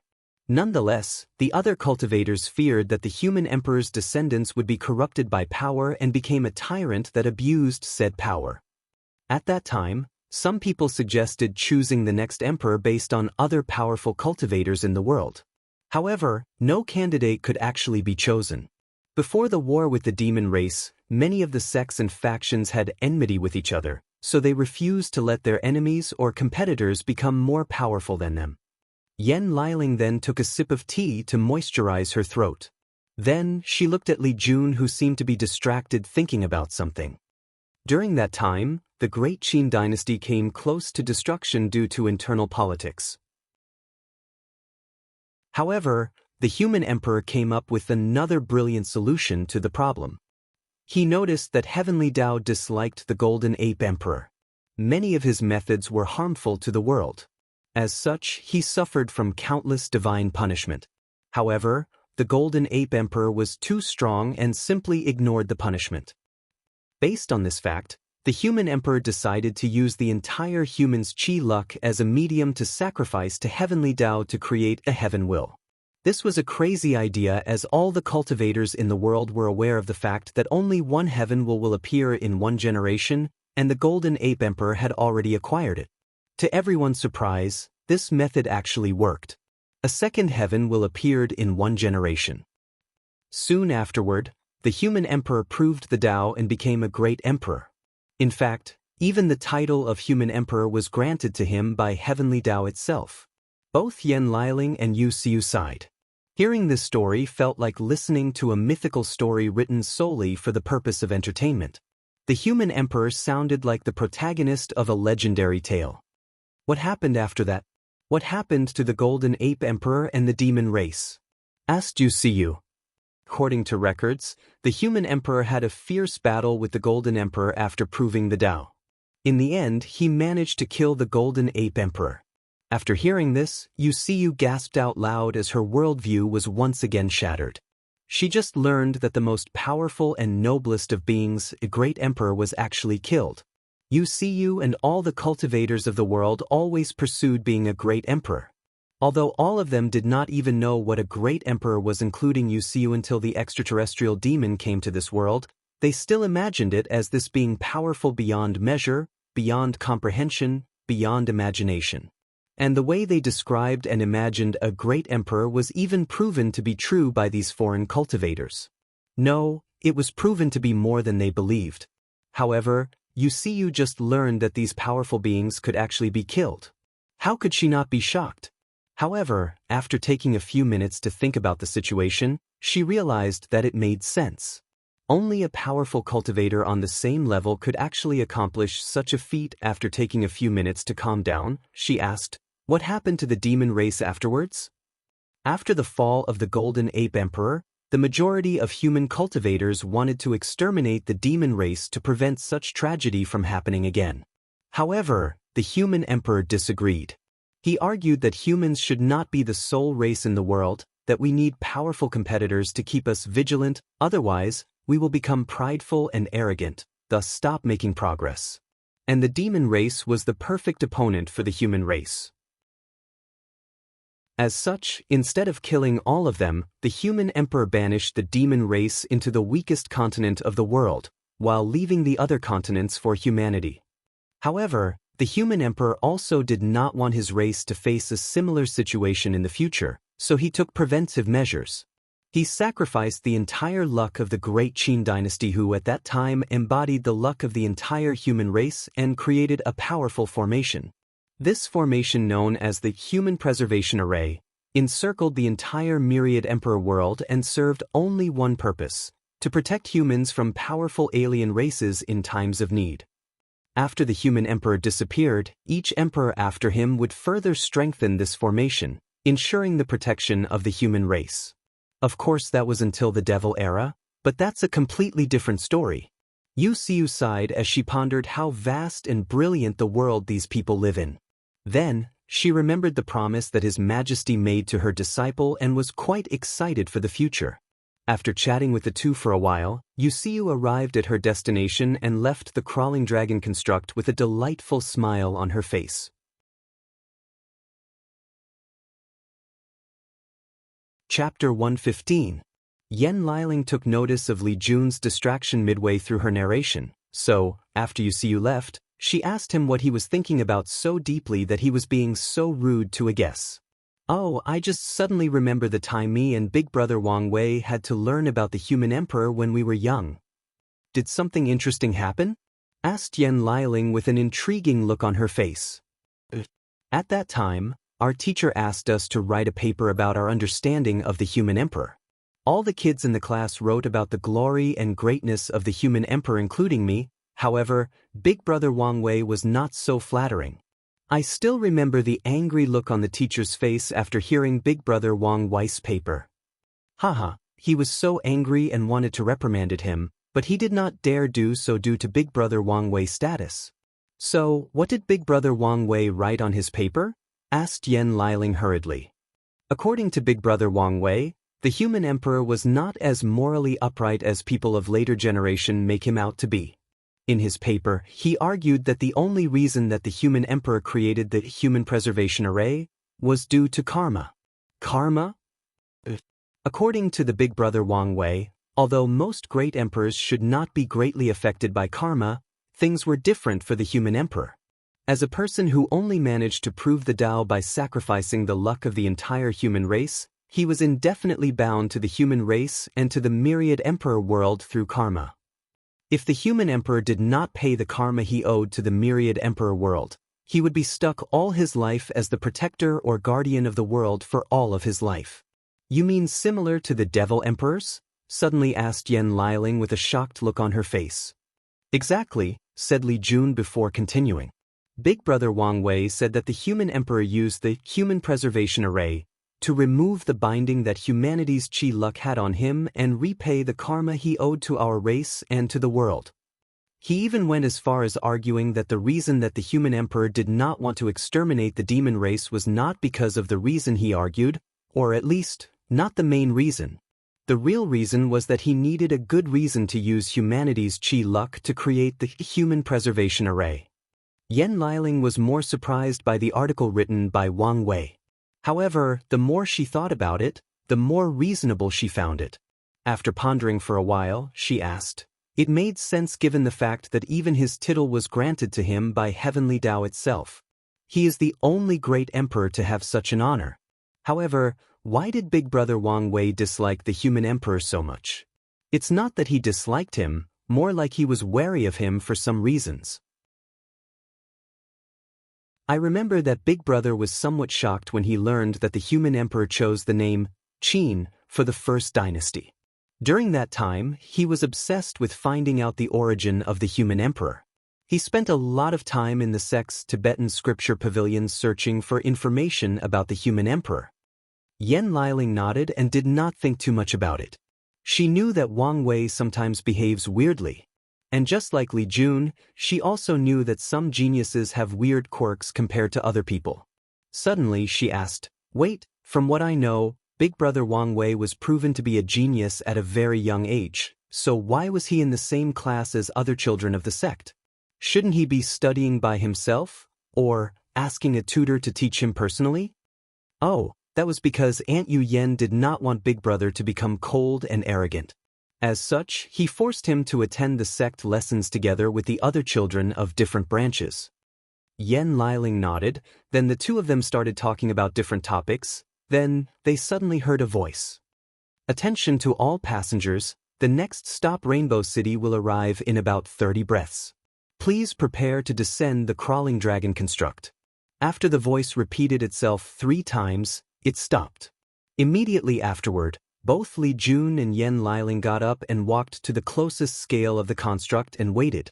Meanwhile, they overheard a conversation between a couple next to them. "Why didn't you buy a permit for the soaring phoenix construct instead?" asked the woman. "Honey, competition has been fierce these days at work and I could not afford a noble permit for the soaring phoenix construct," responded the man. "What about the merchant permit?" "I tried to buy one, but all the seats were already bought. And I knew that you did not like to travel in the common aisle, so I could only do the next best thing and travel through land in the crawling dragon construct." After hearing her husband's explanation, the woman snorted at him and decided to ignore him for a while. Meanwhile, the man smiled wryly while scratching the back of his head. After a few breaths, the construct stopped and the designated scales opened. Both Li Jun and Yen Liling smiled at the couple's conversation and descended while holding arms with each other. After leaving the launching station, Li Jun looked at the brightly lit city in front of him and at the station behind him. He sighed and said, "I'm going to miss all these new inventions when we return home." "Well, you don't have to worry about transportation since we have teleportation formations back in our world. You can go anywhere instantly," replied Yen Liling. "Do you think it is the same experience riding a crawling dragon construct and teleporting instantly?" Yen Liling did not say a word. "Furthermore, you should understand that our daily life has been fundamentally changed and improved by Big Brother. It is not the same thing back in our world." After being silent for a brief moment, Yen Liling then answered, "Didn't Big Brother Wang Wei promise to bring back all these changes to the domains controlled by our sect?" "Yes, that's true. But I have a feeling that things will simply not be the same." "You do not need to worry too much about such a thing," replied Yen Liling. "After all, we are cultivators. Only by being in tune with nature, with heaven and earth, with the Tao can we walk further in our path." Li Jun pondered her words, then nodded in agreement. Afterwards, the two of them went on a date throughout this beautiful city known for its wonderful sceneries.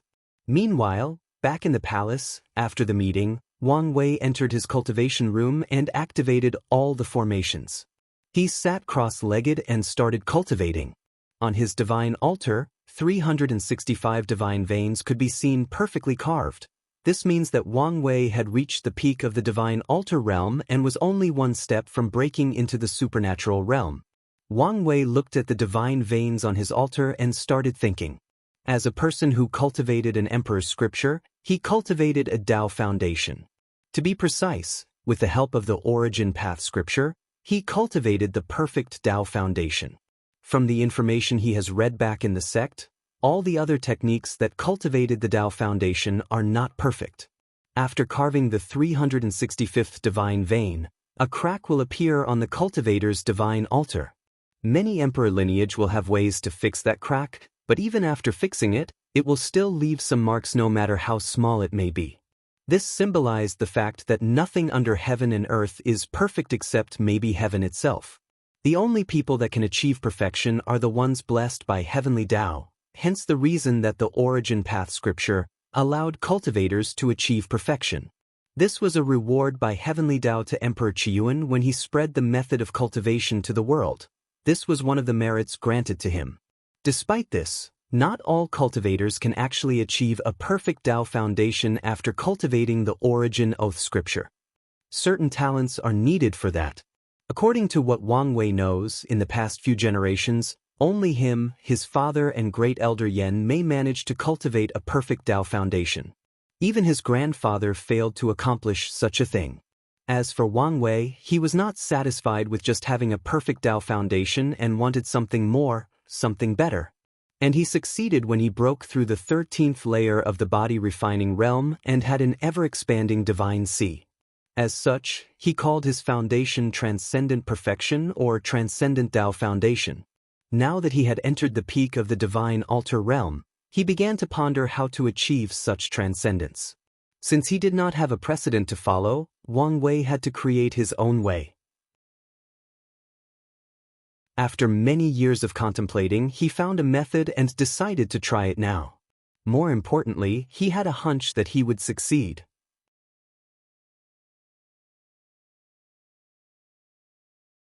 Chapter 116. After contemplating for many years, Wang Wei decided to engrave divine veins not just into his divine altar, but also into his soul. If he succeeded, his control over spiritual qi would reach an unimaginable level, and he could also guess that there would be further benefit when he entered the primordial spirit realm. However, there was still a problem that needed to be solved: how to gain access to the soul. Only cultivators who have opened their Niwen aperture and have their own sea of consciousness can have easy access to their souls. And only in the supernatural realm did cultivators open up their Niwen aperture. However, this problem was not so difficult for Wang Wei. As a person who knows how it feels like to live solely in the form of the soul, he has a great deal of understanding about it. As such, Wang Wei closed his eyes and concentrated. He imagined himself before he was reincarnated back on Earth, when his body was destroyed and he was left with only a soul floating in the vast and limitless space. After an unknown amount of time, Wang Wei found himself in a small and dark space. In the middle of the space was a cloud-like fluffy thing floating there. Instinctively, he knew that this was his soul. After close examination, he discovered to his surprise that his soul was actually purple with a few gray outlines around the edges. According to the information he learned, souls are usually white as a symbol that all beings are innately pure and good. A soul can also change color. For example, an red and dark soul represents that a person has committed countless sins and is heavily entangled by karma. There are soul-cultivating methods that also turn the soul into a different color. However, the color is usually golden. As for a purple-colored soul, he has never heard of it. He guessed that the gray outlines had to do with his fate puppeteer physique or the fragment of fate law, but he was clueless for the purple color. Suddenly, Wang Wei remembered how the clone of the battle-maniac emperor once said that his soul had the quality of paragon. Maybe that is the reason for his soul being purple. After scanning his memory again, Wang Wei realized that his soul started to change color when he absorbed all the blue lights that were floating in the endless void when he was swallowed by the space crack back on Earth. At that time, he was so focused on reaching the next blue spot that he did not really pay attention to this detail. Wang Wei secretly blamed himself for how much of an idiot he was for not realizing that these blue spots were extraordinary and that his soul was probably more mysterious and enigmatic than he previously thought. According to knowledge he knows about the soul, an ordinary mortal soul cannot last long after leaving the body. The soul is yin in nature, while the sun is yang in nature. If a soul were to touch the yang sun, it would be obliterated immediately. Not to mention the fact that the soul needs energy or nutrients to sustain itself, which the body provides. Only cultivators' souls in the primordial spirit realm can sustain themselves without the need of a body. And that is only because at that time, the soul has transformed into a primordial spirit. However, even then, the soul or primordial spirit can only last a few months before fading away, unless other measures are taken. Only cultivators in the saint realm can actually abandon their bodies and survive only as a soul entity. As for Wang Wei, he could tell that he spent a very long time floating in space or void after being swallowed by that space crack. It was only after reviewing his memory that Wang Wei realized that he might have spent eons floating in that endless voice.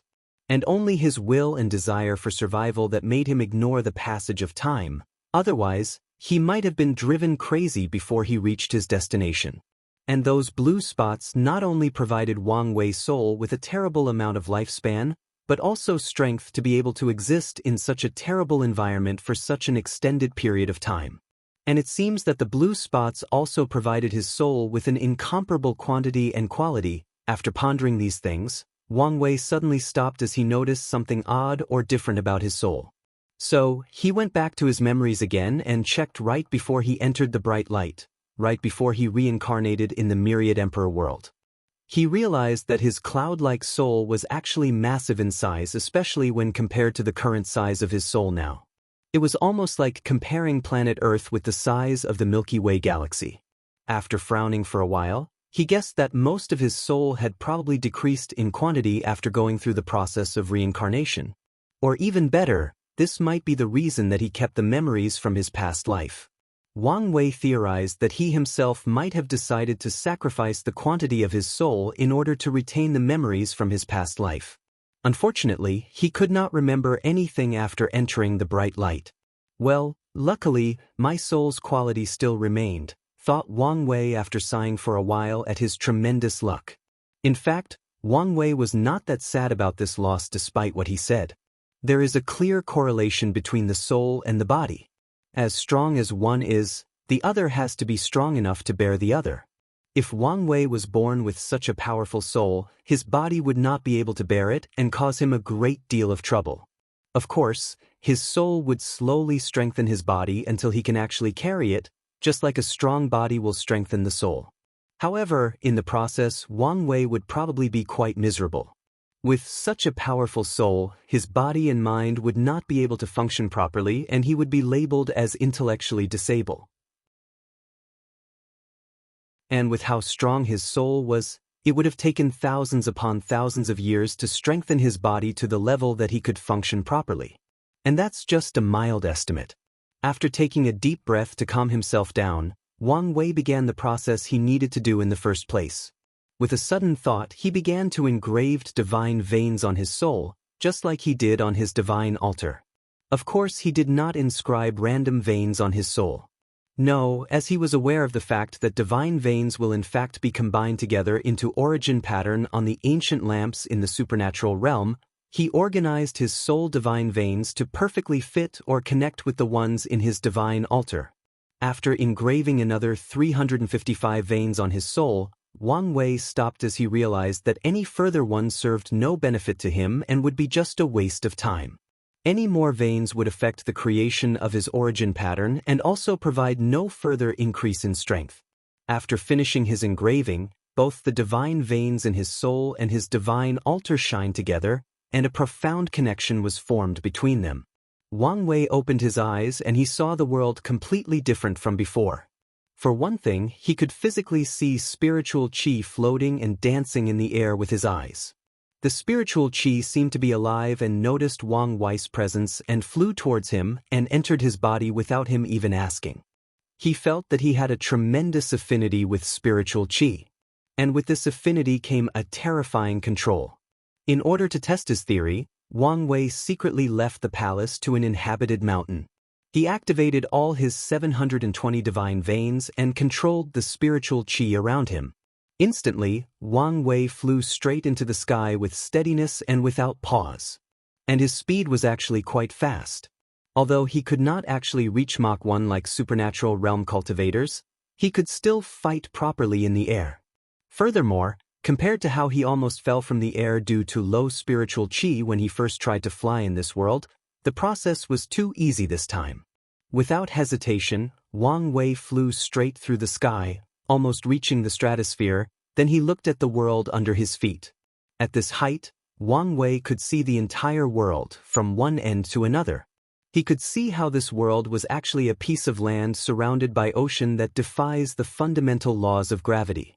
And unlike the myriad emperor world, this world did not have a barrier to protect it, but Wang Wei could see a powerful formation at the end of the world that cut off the world from the endless void. After sighing for a while at how mysterious the world of cultivation works, Wang Wei returned to the palace. He wanted to know how long his seclusion took and deal with future plans.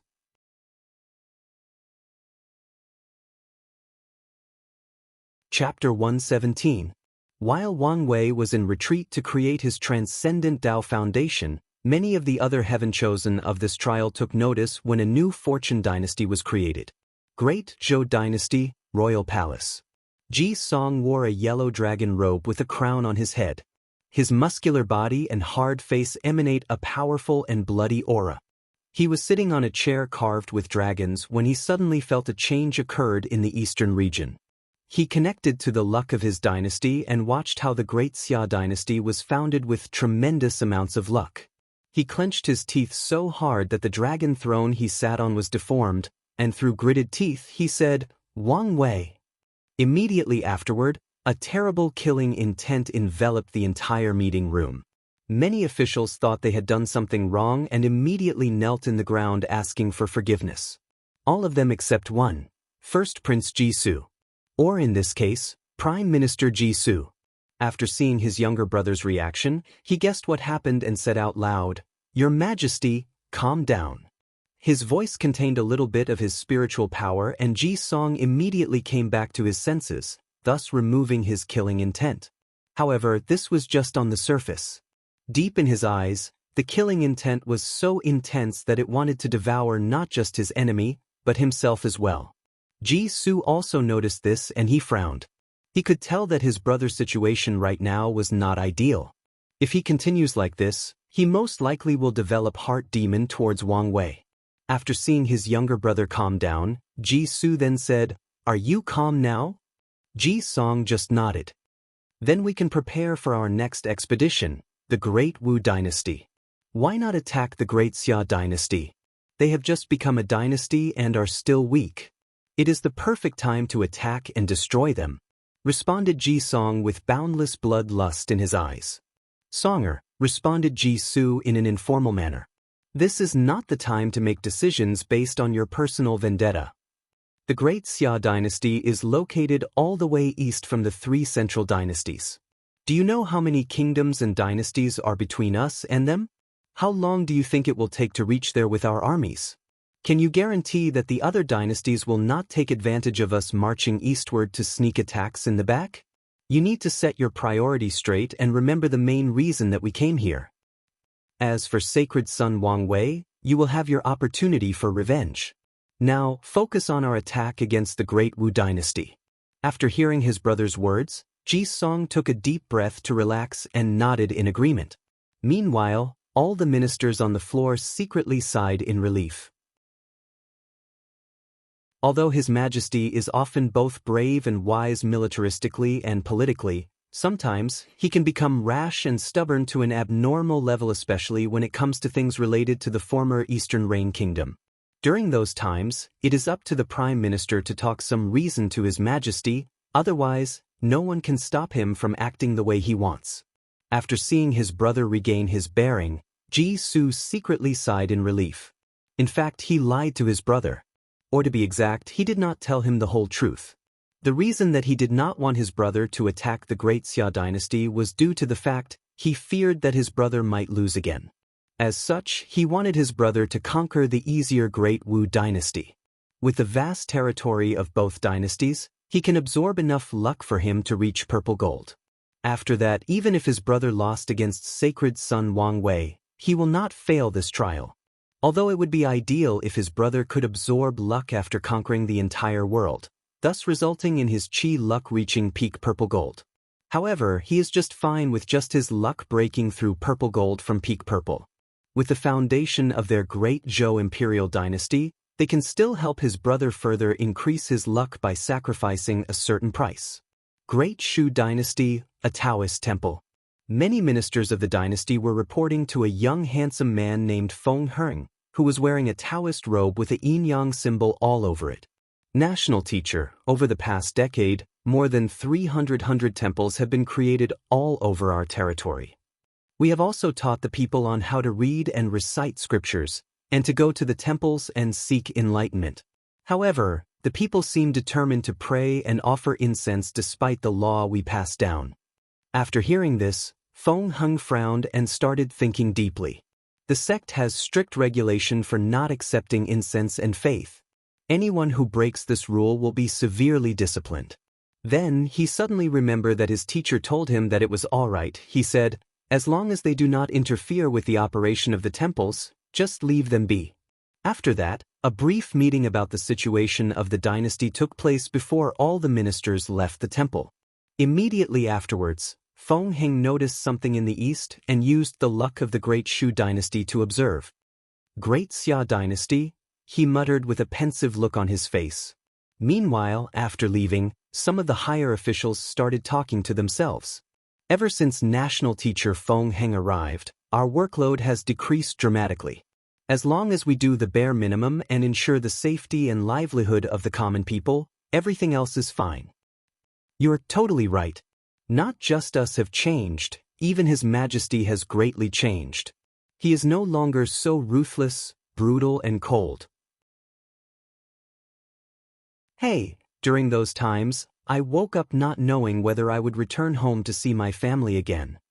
I remember that Xia Zhan was whipped to death for objecting to His Majesty for wanting to increase his harem by another 10,000 concubines. Shu, do not talk about His Majesty behind his back like this. You do not need to worry. His Majesty has entered seclusion in order to fully become a Taoist monk. He has not attended an official meeting for more than 5 years now. Hopefully, things remained this way forever. After that person said this, all the other officials laughed out loud, then secretly looked around them to see if anyone was watching them before hurrying to go home. Great Wu Dynasty, Imperial Palace. Sun Wen was sitting on his dragon throne with a look of pride and arrogance, like everything and everyone was under his control. Sun Wen, with a majestic voice, asked, "What was the result?" One official stepped up and answered, "The nobles have accepted your Majesty's bargaining. They will each choose a beautiful daughter from their main branch and send them to the palace. However, they demanded that His Majesty sign a sole contract before they could fulfill their end of the deal." Sun Wen frowned after hearing this, then waved his hand. Immediately afterward, someone handed the contract to him. After taking more than 1 hour reviewing every inch of the contract, he smiled happily and signed it with his blood. After that, the court meeting was over and all the officials left the room, leaving only one person, Third Prince Su Jiaolong, who is currently known as the Legion Commander of the Great Wu Dynasty. "Big brother, why do you have to play with these nobles like this?" asked Sun Jiaolong. "We have already determined that the previous monarch killed all the supernatural realm cultivators of the noble family. We could have just killed all of them. My little brother, you do not understand the intricacies of politics. Look, with just a few minor promises, the nobles of the dynasty have handed over to me all the military and political power in their hands," replied Sun Wen with a cunning look in his face. "What's more, I did all of this without shedding a single drop of blood or wasting any resources for military deployment. This is a great achievement. But big brother, aren't you worried that the nobles will betray you in the future?" "Of course not. I have already sent people to secretly infiltrate these noble families and spy on them. Additionally, as long as the political power of the dynasty enters my hand, it will only be a matter of time before I have total and absolute control over the entire dynasty." Looking at the prideful look on his big brother's face, Sun Jiaolong secretly shook his head. From experience, he knew how these nobles thought. Without placing the fear of heaven on them, they will do absolutely anything for power. The so-called handing of power is probably nothing but doing so in public, while secretly controlling the dynasty under his big brother's nose. Even if his big brother replaced all the high levels of the dynasty, how does he know the people he replaced them with are actually loyal to him? In the past 10 years or more, instead of cultivating loyal subordinates for himself, his big brother has just been promising people with benefits from their worlds in order to rally people to support him. In fact, this method should be fine, but, knowing his big brother, Sun Jiaolong realized that there is a high chance that these are just empty promises. And, couldn't these old foxes of this world that spent their entire life in the court tell what kind of person his big brother was? It seemed to Sun Jiaolong that his big brother had gravely underestimated the wisdom of the people of this world. Just because they are weak does not mean that they are not intelligent. After sighing for a while, Sun Jiaolong then asked, "Then, big brother, are you ready to fight the heaven chosen of the other factions? Now that the great Xia dynasty has been established, all the major players should be ready to fight on the big stage?" After hearing his little brother's words, Sun Wen looked at him with weird eyes, then shook his head. "Little brother, this is the reason that I say you are not tactically minded. Why should I fight with them personally?" "Big brother, what do you mean?" "Before coming to this trial, I have secretly contacted the Death Order Palace and formed an alliance with them," responded Sun Wen with a devilish smile on his face. However, Sun Jiaolong on the other end was frowning after hearing this. As such, he asked, "Doesn't that violate the unwritten rule of not secretly assassinating each other's heaven chosen? If the person doing the assassination belonged to the younger generation, then, of course, it does not violate the unwritten rule," replied Sun Wen with a smirk look on his face. After this, Sun Jiaolong sighed and left the courtroom, heading back to his own manor. Afterward, Sun Jialong sat cross-legged and started pondering the situation of the Great Wu imperial dynasty. As a matter of fact, their dynasty is currently in dire straits. Their imperial dynasty has cultivated 4 great emperors, but one of the biggest hidden secrets of the dynasty is the fact that only the founding emperor of their dynasty was actually a true great emperor. All the other 3 were in fact pseudo-emperors. Which means that despite having acquired the heaven will, their Tao hearts were not strong enough to bear it. As such, these pseudo-emperors are even weaker than the weakest of true emperors. As a matter of fact, even the emperor scripture that they created is in fact incomplete. So, technically speaking, the Great Wu imperial dynasty only has 1 emperor scripture. Sun Jialong knew that the reason for this situation is due to the fact their dynasty places too much emphasis on using schemes and plots. In any situation, the first instinct of their people is to use schemes to kill their enemies. And if that does not work, then they will fight. And if the enemy proved to be more powerful than them, then they would run away or strategically retreat. Many of the people of the dynasty noticed this problem and ought to change. They believed that in the future, the people of the dynasty should behave more bravely and upfront, just like the martial great emperor, the first emperor of their dynasty. However, the majority of people disagreed. They argued based on the fact that their own way has produced more than 3 great emperors. Additionally, according to these people, a pseudo-emperor is still an emperor. Due to different ideologies, 2 different factions have thus formed inside the Great Wu imperial dynasty, constantly fighting and competing with each other. After thinking about these things, Sun Jialong sighed and took out a sword from his space ring. The sword looked dull and rusted, like it would be broken or fall apart the next moment. On the sword, the character for human was inscribed vividly on it. After looking at the character, a fierce light flashed across Sun Jialong's eyes as he had just made a very important decision. "I'm sorry, but this is all for the future of the Great Wu dynasty," muttered Sun Jialong under his breath.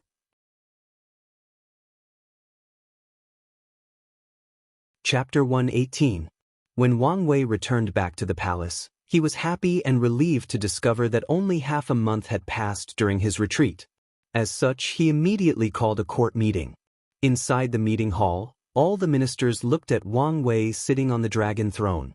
All of them had awe on their faces as they could feel that His Majesty was even more powerful than half a month ago. All of them wondered when cultivation became so easy. Of course, these people did not know that the reason that Wang Wei took so little time for his breakthrough was first due to his powerful soul. Second, it was because his cultivation room was the center or eye of the dragon vein that ran throughout the entire dynasty's capital. The dragon vein is actually a special kind of spiritual qi vein necessary for creating a fortune dynasty, while other spiritual veins are mainly used for places of cultivation.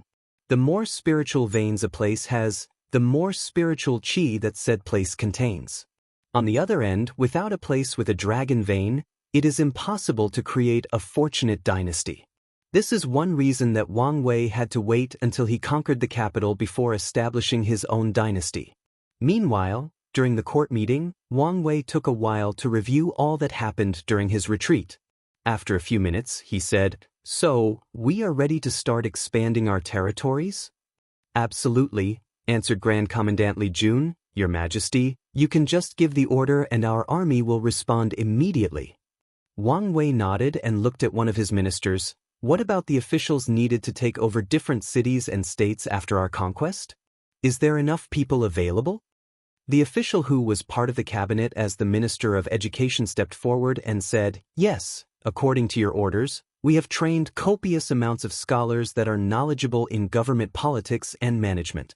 However, Your Majesty, the majority of them do not have any actual experience." What do you mean not enough experience? Didn't you send them to different small villages around our territory to learn and experience proper management? Answered another member of the cabinet, the Minister of Finance.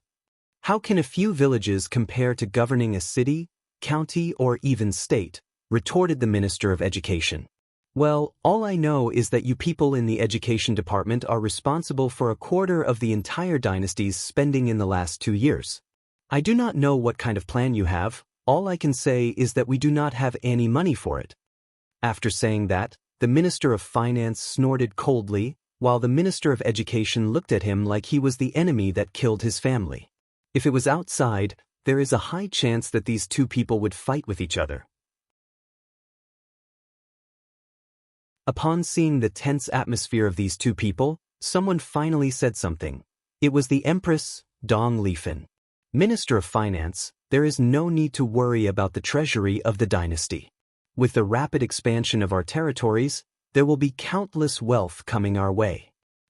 As for you, Minister of Education, after our territories expand, you can send the reserved officials to their post immediately. However, after a few months, a reviewer can be spent to examine how well they are doing their jobs. The one who did a good job can stay at their post, while the ones who fail can have their salary decreased and given a warning.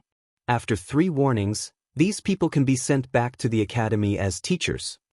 After hearing this, both ministers snorted at each other while nodding to the Empress. Although they do not like her, they have to admit that she is quite politically savvy. Many people did not like it when His Majesty broke convention 2 years ago and allowed the Empress to hold power in the court. Although there have been many female rulers in this world, the idea that only male can be emperor has been ingrained on the bones and soul of the majority of people of this world, especially scholars. However, seeing that Wang Wei did not care about their rejection, and Dong Lifan had proven numerous times that she is capable, they still showed her some modicum of respect. After seeing that the problem had been resolved without his interference, Wang Wei smiled and said, "The Empress' decision is correct. The next few years, Great Xia will be in a state of constant war and conquest. There will be no time to allow people to slowly adapt." After saying this, he looked at the Minister of Agriculture and asked, "Do we have enough grains for our military exploit?" "Yes, Your Majesty. There is enough grain for more than 5 years of constant fighting without affecting the lives of the people.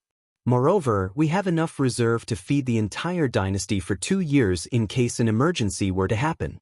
After that, Wang Wei looked at Chancellor Yan Liling, who also reported her preparation. "There are plenty of pills refined by the alchemy hall. However, the pills are not enough for all the soldiers to use, only the officers with a certain rank. Furthermore, with constant refining over the past 2 years, the majority of spiritual medicine is almost all used. As you know, it takes a long time for spiritual medicines to grow, unlike normal ones. However, the shortage should also be relieved after we conquer a few more kingdoms." Wang Wei secretly nodded as he could always count on his team when it comes to doing things properly. The next person he looked at was the head of the refiner hall. After seeing the gaze that locked him in, the head of the refiner hall smiled wryly and said, "Your Majesty, our situation in the refiner hall is actually more dire than the alchemy hall. Due to the fact that we publicized puppet constructs and origins artifacts during the past 2 years, the entire dynasty is in great need of all kinds of spiritual materials. Whether it is woods, metals, or rocks. We overused most of the spiritual ores that we had available in construction. I hope that when the Grand Commandant conquers the first kingdom that he placed more emphasis on these materials first and sent it back to us in order to relieve our pressure in the refiner hall." Li Jun nodded after hearing this, which made the head of the refiner hall quite happy to the ire and envy of the other officials. However, both Li Jun and Wang Wei ignored these people. Afterwards, Wang Wei asked Grand Censorate Wang Ju, "Did Su Ai manage to infiltrate the Great Shu dynasty?" "Yes, Miss Su Ai did succeed in her infiltration," replied Wang Ju calmly. However, things seemed more complex than previously anticipated. "Well, how so?" "His Majesty, according to the information we received, Taoism has greatly developed throughout the entire Great Shu dynasty. As Taoism focused on being pure and indifferent, not a lot of people are in fact interested in attending brothels. As such, our source of information is greatly reduced. What's even worse is the fact that the emperor of the Great Shu dynasty has denounced worldly affairs and entered seclusion to become a Taoist monk. From then on, all the court meetings took place in a Taoist temple habited by one of your Majesty's peers. Our agents dare not enter the temple. Furthermore, the officials of the Great Shu dynasty have a great deal of respect for him, so they do not easily speak about him in public or in private. However, we did get some information. His name is Feng Heng and he is the Tao child of the Tai Profound Gate. Wang Wei looked pensive after hearing this news. He was not surprised by the fact that this person was from the Tai Profound Gate, as he had already guessed such. The Tai Profound Gate is a pure Taoist sect in the Myriad Emperor world who has cultivated 7 great emperors. Their founder, the absolute beginning great emperor, is considered one of the greatest emperors ever cultivated in the Myriad Emperor world. However, the reason he paid so much attention to this heaven chosen was not because of his background, but because he always felt there was something wrong with this guy. Despite only meeting once through the luck dragon of the Great Shu dynasty, he always had a weird feeling towards this guy. After pondering for a few seconds, Wang Wei then asked, "Anything else?" "Yes," answered Wang Ju before continuing. "A few days ago, we received news that a delegate from the Great Zhou dynasty was heading towards the Great Shu dynasty. However, we currently do not know the reason for such a visit. Many of my subordinates theorized that Crown Prince Ji Song wanted to form an alliance. However, given the arrogance of each heaven chosen, this is very unlikely." Wang Wei nodded in agreement with Wang Ju. With the pride of these people, even if they decided to form an alliance, they will first fight for who is the leader of said alliance. After Wang Ju finished her report, it was Li Jun's turn next. He waved his hand and a military map appeared in the middle of the courtroom. It was similar to a 3D hologram. Then he started to explain his marching strategy.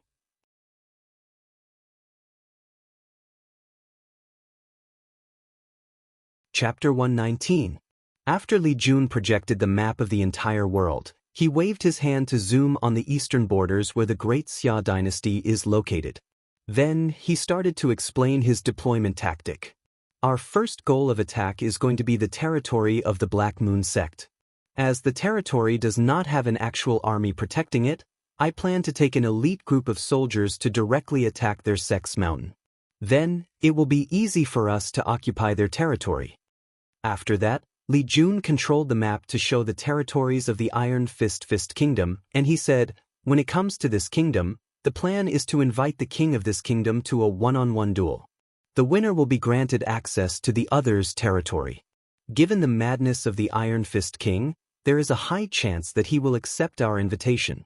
As for the Barbarian Wolf Kingdom, we will attack from their northern border through boats. Then move south until we reach their capital." Wang Wei nodded after hearing the plan, as he had the utmost trust in Li Jun, but he still had to ask, "What if the Iron Fist King refused your invitation?" Li Jun smiled and answered, "Then we will use a 3-prone attack to conquer them. As you can see, the Iron Fist Kingdom is sandwiched between 4 nations. Northward is the Barbarian Wolf Kingdom, southward is the Black Moon sect's territory, and eastward is our Great Xia dynasty. If he refuses our invitation, I will just wait until our legions conquer both the Black Moon sect and the Barbarian Wolf Kingdom, then we will attack them from all 3 sides." All the ministers in the room nodded in agreement to the Grand Commandant's plan. Suddenly, Wang Wei said, "If the Iron Fist King accepts the invitation after his defeat, do not immediately kill him and ask him if he wants to surrender to me." Li Jun was a little surprised by the request, then he understood the reason. The Iron Fist King is actually a very charismatic person. As a king, he persuaded his entire kingdom to be as mad as him and indulge in the act of war as a form of pleasure. Although the Iron Fist King is actually a terrible ruler, he would make a terrifying general if leading an army of his own. Especially if he is provided with the resources of the Tao opening sect. Li Jun became excited after thinking about this possibility. At first, he was going to let one of his number generals to fight the Iron Fist King because they had already broken through the divine altar realm, but now he changed his mind. Li Jun then nodded in excitement, then finished his military briefing. Soon afterward, the official court meeting was over and everyone left with the exception of Empress Dong Lifen. Wang Wei did not waste time and took out the conferred god list and the imperial seal, placing the seal over the empress title, thus handing over the control of the dynasty's Qi Luck Dragon to Dong Lifen. Under the help of Wang Wei, Dong Lifen's orange chi dragon blended with the dynasty's luck and started studying it. In fact, Wang Wei was not surprised that Dong Lifen had an orange dragon for luck given her talent. As a matter of fact, if she was born in the Myriad Emperor world, her luck would have probably rivaled his and all the other heaven chosen fit to fight for the heaven mandate. Wang Wei guessed that if Dong Lifen returned to the Myriad Emperor world with him, the Eternal Dream sect will offer the Tao Opening sect a bunch of rare resources in order to acquire her. That's how valuable her dream manifestation soul talent was.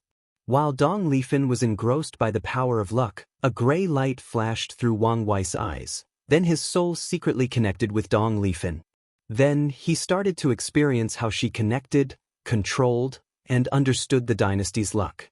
Dong Lifen suddenly felt something weird. However, after checking and not finding anything, she left the doubt in the back of her mind. She finally found a way to establish a Tao foundation. She did not want to waste time on meaningless things. After a few hours of studying, Dong Lifen's spirit was worn out and Wang Wei removed her connection to the dynasty's luck. With a smile on her face, the Empress bowed to Wang Wei, then returned to her palace with a smile on her face. Meanwhile, Wang Wei closed his eyes on the throne for a few hours after Dong Lifen left. When he opened his eyes, he checked his own chi dragon. The dragon was still black, however, under its neck, a few scales had turned back to purple. Wang Wei had a wide smile on his face. It seemed that his plan was working better than he imagined. Of course, most of the credits should be given to how talented Dong Lifen actually is. Meanwhile, Li Jun only took a few horse to travel from the capital all the way to the borders. After arriving, he met with General 3, who was waiting for him.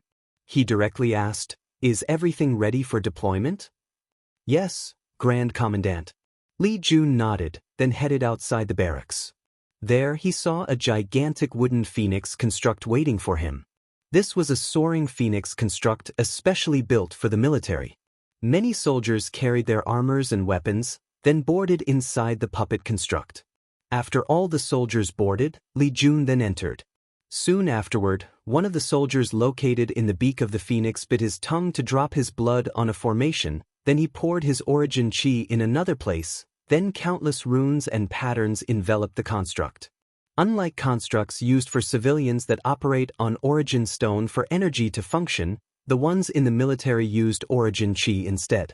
After the soldier finished pouring his origin chi, the phoenix construct flapped its wings and flew into the air.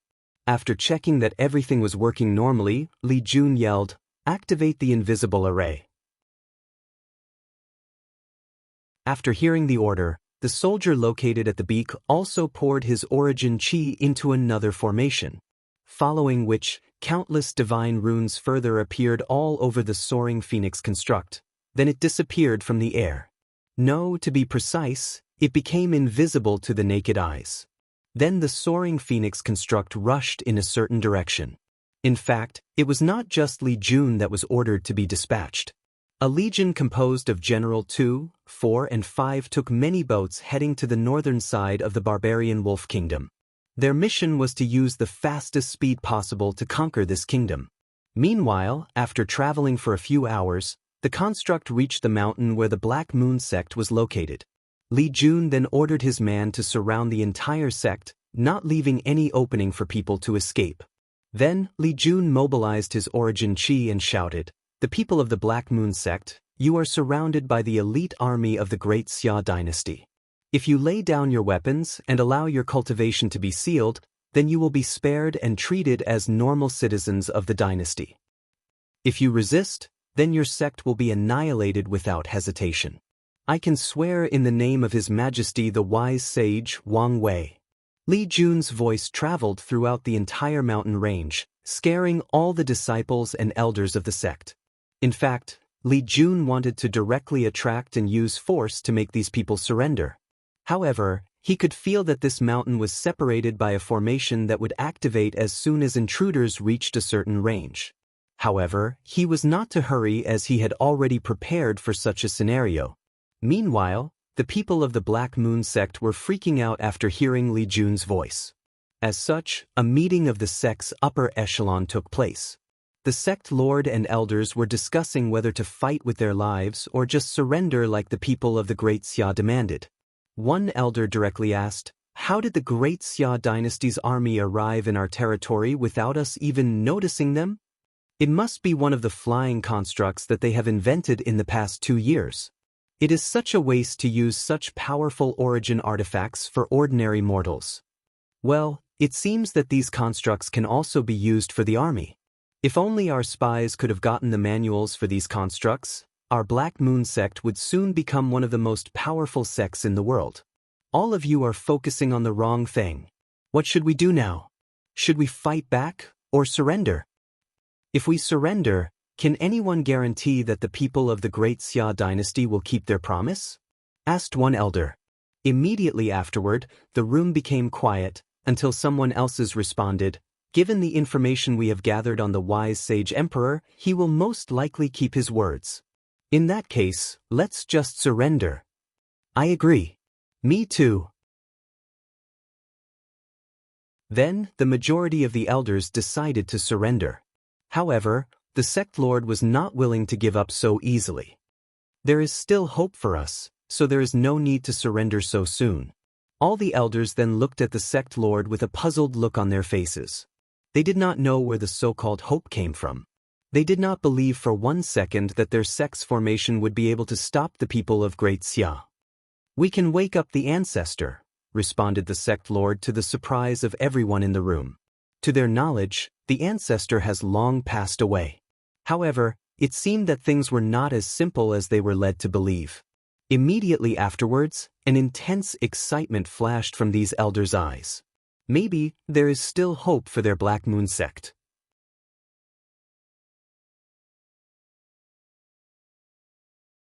Chapter 120. A few minutes after Li Jun's warning, the sect's array was activated by someone in the inside, following which, a woman flew from the depth of the sect. In just a few seconds, he appeared above the elite army of the Great Xia dynasty. However, Li Jun was not that surprised by the fact that a supernatural realm cultivator existed among the Black Moon sect. As soon as he saw someone flying over his head, he gave an order to his men. Then, each of the 10,000 elite soldiers that he brought with him moved in different directions. They all mobilized both their blood chi and origin chi. The countless runes and patterns flew from them and connected together. An array was then instantly formed by all the soldiers. Immediately afterwards, the ancestor of the Black Moon sect discovered to her horror that she lost the ability to fly and fell to the ground. Luckily for her, she was quite powerful and landed safely. Seeing the situation she was in, the Black Moon ancestor immediately waved her hand and an ancient lamp appeared in front of her that had a 2-colored fire burning on top of it. As for Li Jun, he smiled after seeing that the formation worked. The Great Xia dynasty has used numerous resources in order to create this formation that prevents supernatural realm cultivators from flying. Now, it was finally placed into use by the military. After grounding the enemy, Li Jun took his spear and readied himself for battle. Meanwhile, back in the barbarian Wolf Kingdom, General 2, 4 and 5 had already landed after traveling a few hours by boat. After taking time for the soldiers to rest, they headed to the nearest city and attacked. General 2 took out 5 constructs from a space ring gifted to him by the Grand Commandant just for this invasion. These constructs were soaring phoenix constructs. Under the guidance of all 3 generals, each phoenix construct was occupied by more than 20,000 soldiers. After entering invisible mode, the soaring phoenix constructs flew to the closest city. After arriving at the city, the army waited for night to arrive. Then, under the order of General 2, a special team of soldiers jumped down from one of the constructs. This team was wearing a very special armor that allows them to blend into heaven and earth and remain invisible. After landing inside the city, the special team of soldiers divided themselves into 2 groups. One group headed to the city's wall, while the other headed straight for the city lord's mansion. As the Fates Shadow under Grand Censorate Wang Ju had already acquired a map of all the major cities in the barbarian Wolf Kingdom, this special team had detailed information about the entire city. After one group reached the city walls, they attacked and killed all the guards there. Then, they opened the door for the rest of General 2's army.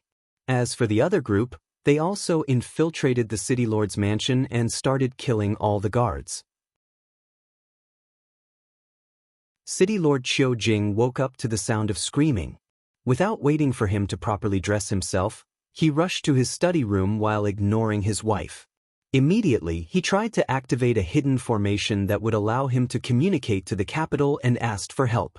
Unfortunately for him, there seemed to be something blocking his use of the flying pigeon hex. Qiu Jing sighed after seeing this, then he sat on a chair waiting for something. After a few minutes, the noise outside of his mansion stopped. Then he saw a young man leading a group of soldiers wearing deep dark armors. These armors seemed to be the same as the darkness, making it hard for the city lord to distinguish whether there were even other people beyond the young man. General Four looked at City Lord Qiu Jing and waved for one of his men to capture him and his family. Afterwards, he sat on the chair and waited for his companions to finish their jobs. And just like that, in just a few hours, this entire city was occupied as swiftly as possible. After the Great Xia army entered the city, they arrested all the available soldiers capable of fighting and imprisoned them, then they took over the entire city.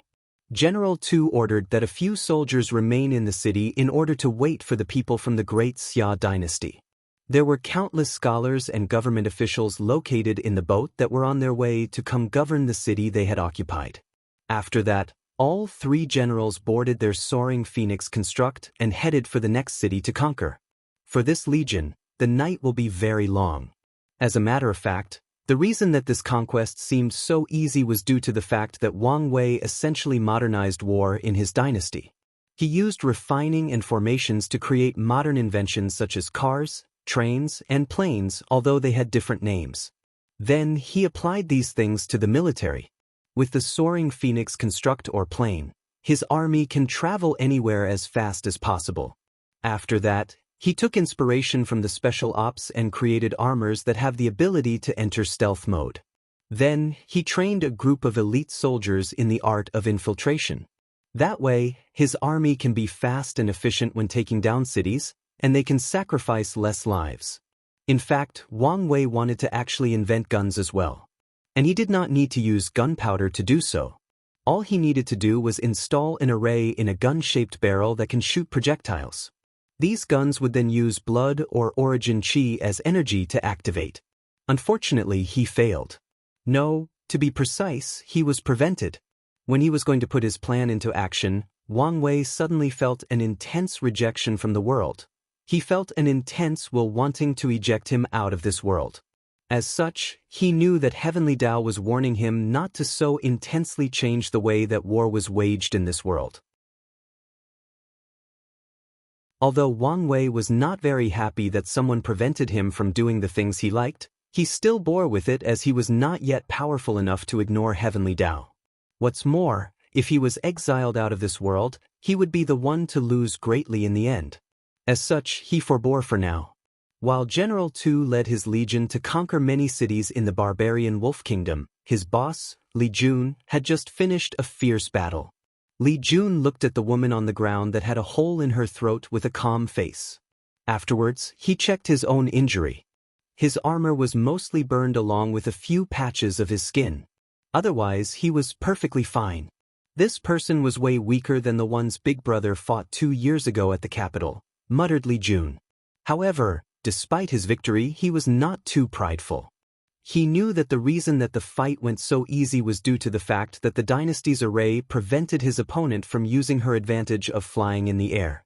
Of course, Li Jun will not sell himself short. He was confident that if he had the ability to fly, he could easily challenge cultivators in the supernatural realm. And if he used all of his cards, he can still fight ordinary cultivators in the divine body realm. After pondering for a while, Li Jun raised his head and looked at the man that walked out of the Black Moon Sect's guardian formation. "You must be Sect Lord Ren Lu," asked Li Jun with a smile on his face. Meanwhile, Sect Lord Ren Lu looked at the surrounding environment that was completely destroyed by these two people's fight. There were burned marks everywhere. Many holes could be seen all over the ground caused by spear piercing. A terrible slaughter intent was still lingering around, making him who was in the divine altar realm very uncomfortable.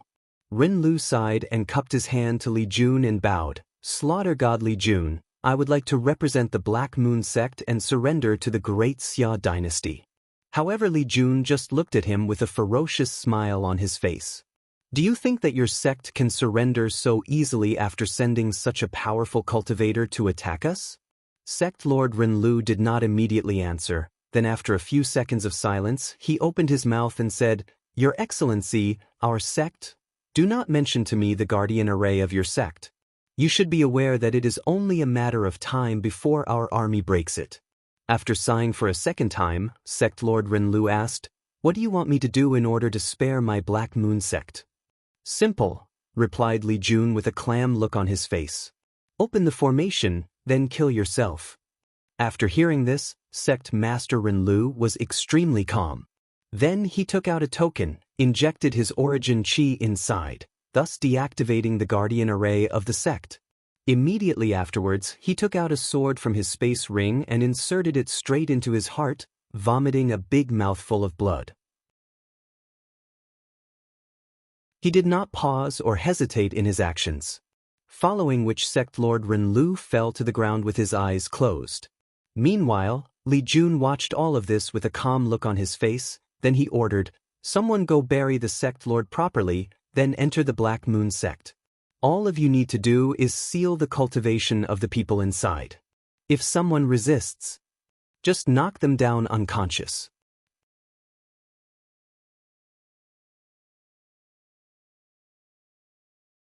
Chapter 121. After Sect Master Renlu sacrificed himself, Li Jun kept his promise and just subdued the disciples and elders of the Black Moon sect. After the sect had fallen, many other scholars and government officials quickly took over all the territories of the Black Moon sect. A process that was remarkably fast and easy. Unlike other kingdoms and dynasties, the people living in those territories did not have any sense of belonging to the Black Moon sect, especially given how this sect views ordinary people as nothing but labor farms that take care of their lands for them. As such, when the common people heard that another powerful dynasty had conquered the tyrant known as the Black Moon sect, they were more than happy to hand over the power to the great Xia dynasty. Meanwhile, back in the barbarian Wolf Kingdom, after a few days of constant attack and occupying many cities, the legion headed by General Tu was discovered. The people of the barbarian Wolf Kingdom used a bunch of highly trained flying demonic beasts to uncover the position of the soaring phoenix constructs. As such, all three-number generals were then forced to fight the kingdom's army in a head-on confrontation. On a vast plain, Generals 2, 4 and 5 stood in front of an army of about 100,000 soldiers. Meanwhile, opposite them stood an army at least 3 times their size led by more than 5 generals wearing armor with a wolf design for helmet. General 2 looked at the army preventing their advance, and he did not really care. What caught his attention was the more than 10,000 cavalry soldiers sitting on large wolves. He had read about the famous hunting wolf cavalry of the barbarian Wolf Kingdom. And personally, he was quite excited at the prospect of his army fighting head-on with them. However, he knew such a thing was impossible as that would cause too many casualties to his legion. As such, he waved his hand, then a soldier stepped forward and handed General Tu, who was sitting on a demonic horse, a small pill. General Tu looked at the pill with a smile, then threw it into the air. The commander of the barbarian Wolf Kingdom noticed his enemy throwing something, so he ordered his men to take a defensive formation. However, to his surprise, he realized that the oncoming projectile was not directed at their army, but to a few hundred meters outside of the battlefield.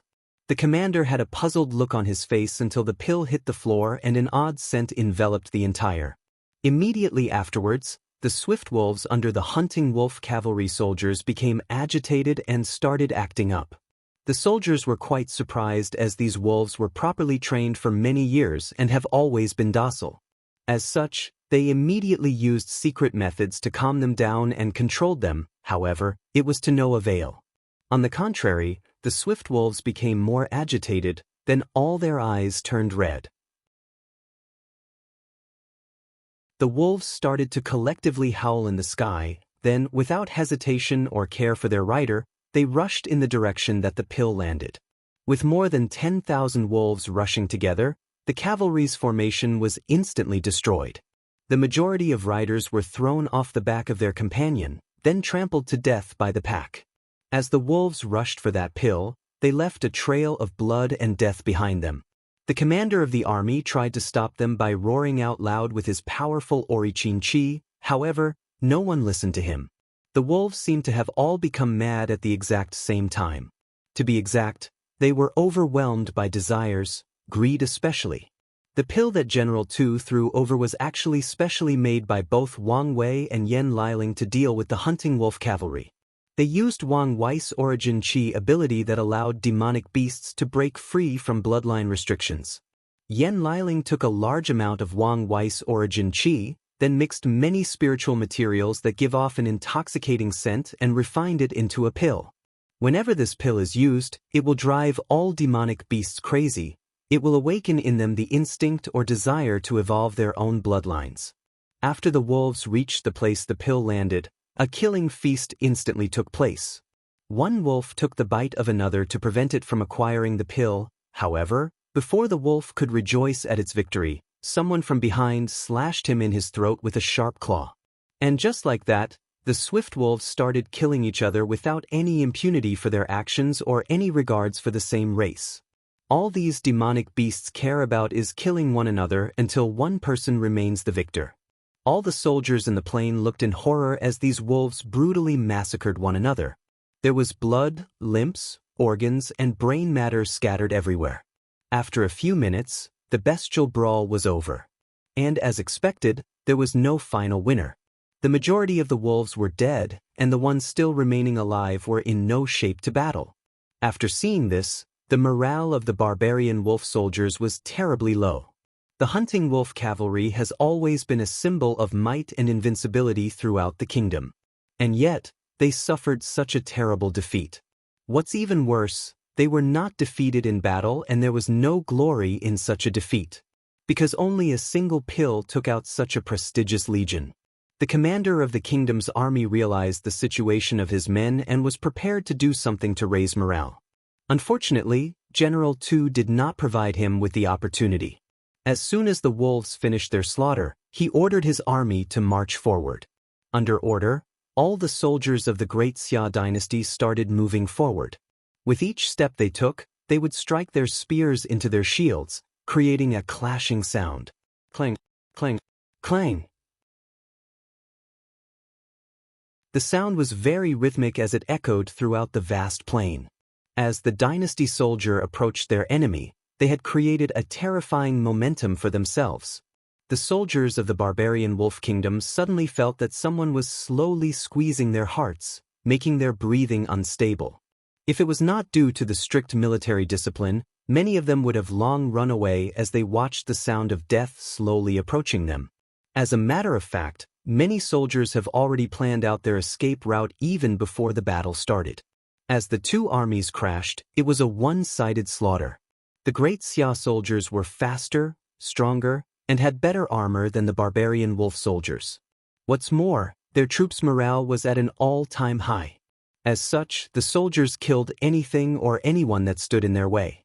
With a shield in one hand and a spear in the other, they stabbed any person that was not wearing similar color armor as them.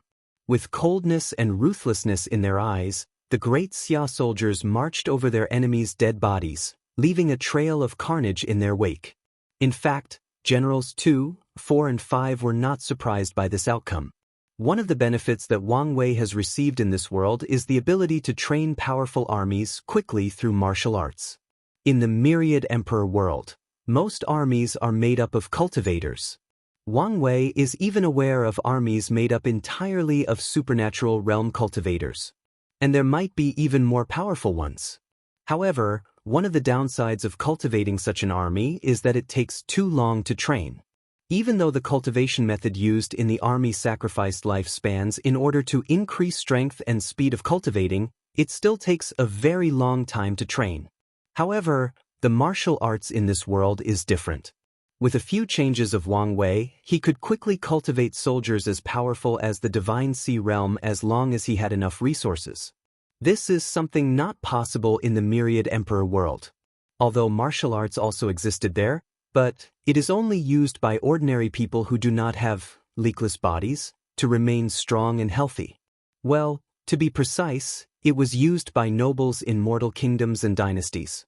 With the help of martial arts, ordinary mortals can live up to 115 to 120 years, as long as they take good care of themselves. In fact, Wang Wei wanted to use martial arts to train his soldiers to have the strength of divine altar realm. However, only one person had reached such a strength through martial arts. He is known in this world as the martial ancestor, the creator or inventor of martial arts in this world. However, this person has been dead for countless years and there is no record of him leaving the method or technique to reach the strength of divine altar realm through martial art.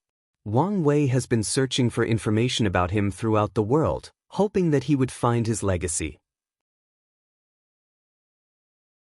As for the reason he did not create the method himself, it is because it would take too much time and he deemed it not worth it, as this martial art method would probably only help him a little in the early stage of his cultivation.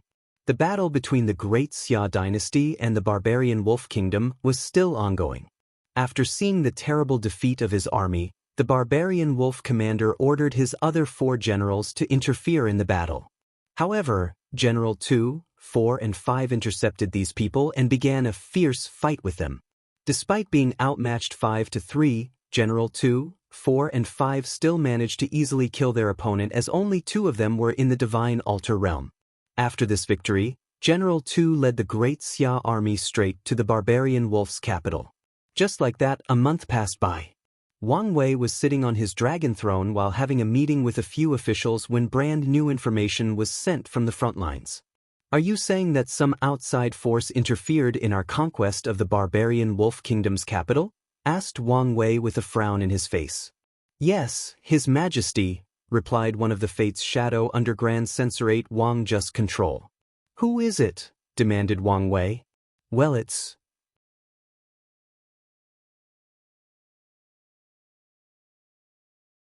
Chapter 122. After seeing the hesitation in the agent's face, Wang Wei said, "You just need to inform me of the information you have gathered. You do not need to think about anything else." After hearing this, the agent sighed in relief before answering. According to the information sent back from the frontier, General Tu and his legion had already conquered the majority of the barbarian Wolf Kingdom, with the exception of the capital. However, as soon they were about to breach the city, 5 unknown and powerful divine altar realm cultivators appeared and prevented them from succeeding. Immediately afterwards, we sent some of our elite agents from the Fates' shadow to investigate the origin or source of these people. Our findings was that they are most likely from the noble alliance of our dynasty. After the agent said this, the room immediately became silent. All the ministers had their eyes wide open, with some having fear in their eyes. The cunning ones could tell that something major was about to happen. Most likely? Asked Wang Ju with a frown on her face. The agent lowered his head before answering, "We can confirm that they are indeed responsible for this. However, before we could gather enough evidence, the other party seemed to have noticed and destroyed all links that tied them with the people of the barbarian Wolf Kingdom." After hearing this, many officials realized that things become complicated. Without evidence, His Majesty cannot just randomly kill these nobles. After all, this dynasty is one that runs with rules and laws. There needs to be some sort of order or process when doing things. After pondering for a while, Wang Wei said, "Go give my order to the royal guard captain to imprison all the nobles of the capital." All the officials were shocked, then many of them knelt on the ground and said together, "Your Majesty, you cannot," replied Wang Wei with a calm look on his face. "According to the laws of the dynasty, all people need a reasonable crime for them to be arrested," replied one of the ministers kneeling on the ground. "From what I remember, my words were the law in this dynasty," replied Wang Wei with a nonchalant look on his face. After hearing this, cold sweat started to fall down these ministers' backs. Despite not releasing any aura, all the ministers in the room suddenly felt a heavy pressure pressing on them coming from Wang Wei. This was his natural aura cultivated as person in high position, as ruler of an entire dynasty, in charge of the lives of billions of people. The room became quiet. Over the years, these officials have grown accustomed to His Majesty's calm, collected, and relaxed demeanor. Unlike the majority of emperors of this world, His Majesty Wang Wei was truly a wise sage, as he allowed his officials to express their opinions, to criticize his actions when necessary, and to point out his shortcomings. However, as a result of this, many of the officials forgot the fact that His Majesty was in fact a very powerful cultivator who forged his throne with iron and blood. And in the Great Xia dynasty, his words are still absolute. After realizing this, all the officials remained silent and dare not say anything again. After a few minutes of silence, Empress Dong Lifen opened her mouth and said, "Your Majesty, you are right in saying that your words are absolute. However, it is better to use a softer method dealing with this situation. After all, you still have a reputation to uphold. Your Majesty might not care about reputation, but a good reputation can be of great use when dealing with newly conquered territories, especially to calm down and reassure the people." Wang Wei had a pensive look on his face after hearing this, then he nodded. Afterwards, he looked at Wang Ju and asked, "Do you still have the evidence of all the crimes these nobles committed before the dynasty was established?" "Yes, Your Majesty," replied Grand Censorate Wang Ju. "In that case, use these evidences as an excuse to capture and imprison these nobles." Many of the officials secretly nodded in relief. As long as His Majesty does things according to the law, then they are relieved. These officials do not actually care about the lives of these fallen nobilities. As long as the sanctity of the law remains untouched and undamaged, they are more than satisfied, even if it is just on the surface. Suddenly, one of the officials that was still standing stepped up and said, "Your Majesty, what should we do about the transcending mortality realm cultivator?" "Don't worry about this," replied Wang Wei. Then he gazed at the commander of the royal guard, which was an army designated solely to protect the royal family and the capital. "Tell the captain to leave the Jing, Lung, and Chang as the very last noble family to capture." The commander of the royal guard bowed, then left the palace to do as His Majesty ordered. Meanwhile, in the former Duke Xing residence, Patriarch Xing Yong was crazily destroying everything in his room. He threw teapots and cups at the walls, he punched through all the tables and ravaged all the books around. Then he looked at the other two people sitting in front of him and said, "Are you too stupid? Do you want our 3 ancient noble families to be destroyed?" "You are overreacting, Xing Yong," said Patriarch Lingzan. "That's right. This new emperor is all about respecting the law. Without proper evidence, he will not easily take action against our families," said Patriarch Changlu. "Didn't you notice this the past 2 years?" he added. "No matter what secret method our noble alliance uses, as long as we do not leave any evidence, at best, the officials will just impose a few meaningless taxes on us." After calming down a bit, Patriarch Xing Yong looked at these two like two idiots and said, "That is only because we did not do anything that greatly infringed on the benefit of His Majesty." Xing Yong took a deep breath to calm himself down, then sat cross-legged on the floor. "Why did you guys do this anyway? It could not be just to antagonize His Majesty?" Patriarch Changlu was silent for a moment before answering. "It's because the royal family of the barbarian Wolf Kingdom offered us more than 70% of their family's wealth. Originally, the royal family asked us to sabotage the Great Xia from the inside," added Patriarch Lingzan. "However, knowing how powerful the Great Xia dynasty has gotten the past few years, we refused." After hearing this, Xing Yong sighed and did not say anything else. As such, the room became quiet for a few minutes. Only the sound of inhaling and exhaling could be heard. "You do not need to worry too much, Xing Yong. Nothing will happen to our alliance," said Lingzan. However, before he even finished his words, someone barged into the room while panting heavily. Xing Yong's anger that has just subsided flared up again, and he roared, "I thought I told you not to interrupt me when receiving guesses in the study?" "But Patriarch, there is terrible news. The royal guard suddenly started to arrest all the noble families in the capital," responded the intruder. "What?" said both Patriarch Lingzan and Changlu, who immediately stood up at the same time. Xing Yong's body trembled slightly after hearing this. What he feared the most had happened. Meanwhile, Zheng Lan rushed over to the servant and held him by the neck and said, "Don't lie about something like that." "Im. Not lying."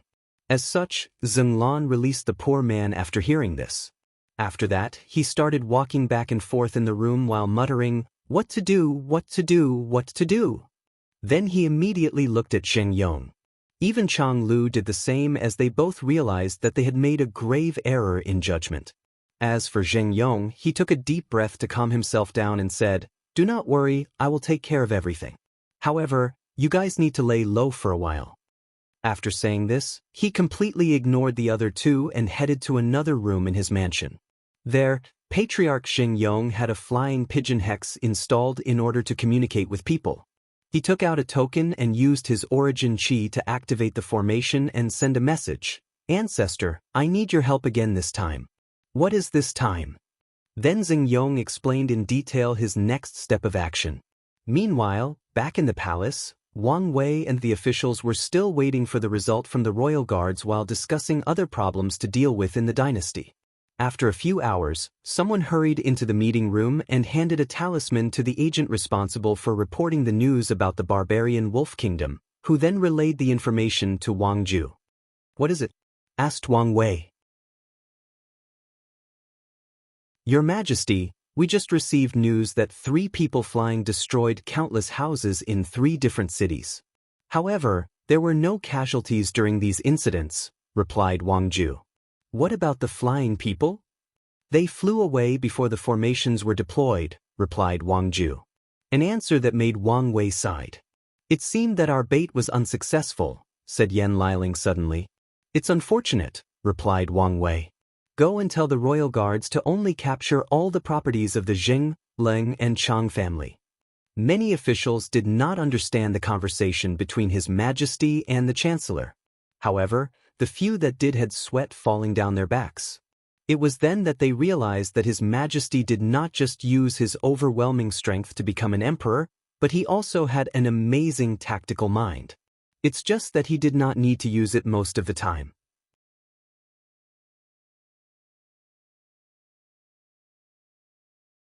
Chapter 123. As a matter of fact, the officials were right in thinking that Wang Wei was cunning when necessary. Over the years, he did not stop thinking about how to get rid of these noble families that were a nuisance to his rule. As such, he wanted to kill their backer first, their hidden cards, the supernatural realm cultivators. As such, he invented an array that would prevent them from flying, then secretly trained people that were capable of instantly setting up this formation and scattered these people to different cities of the dynasty's territory.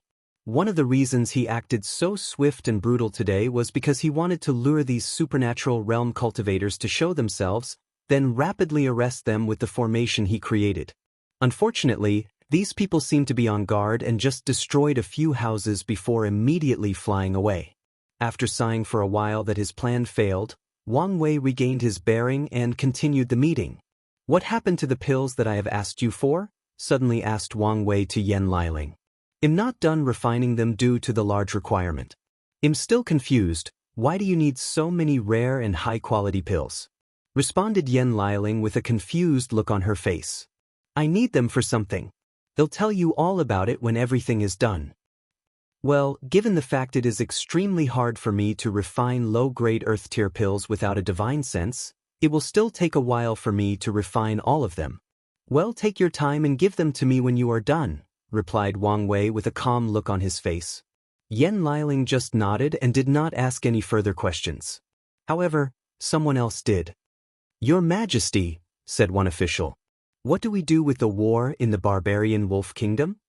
"Send reinforcement immediately," responded Wang Wei without hesitation.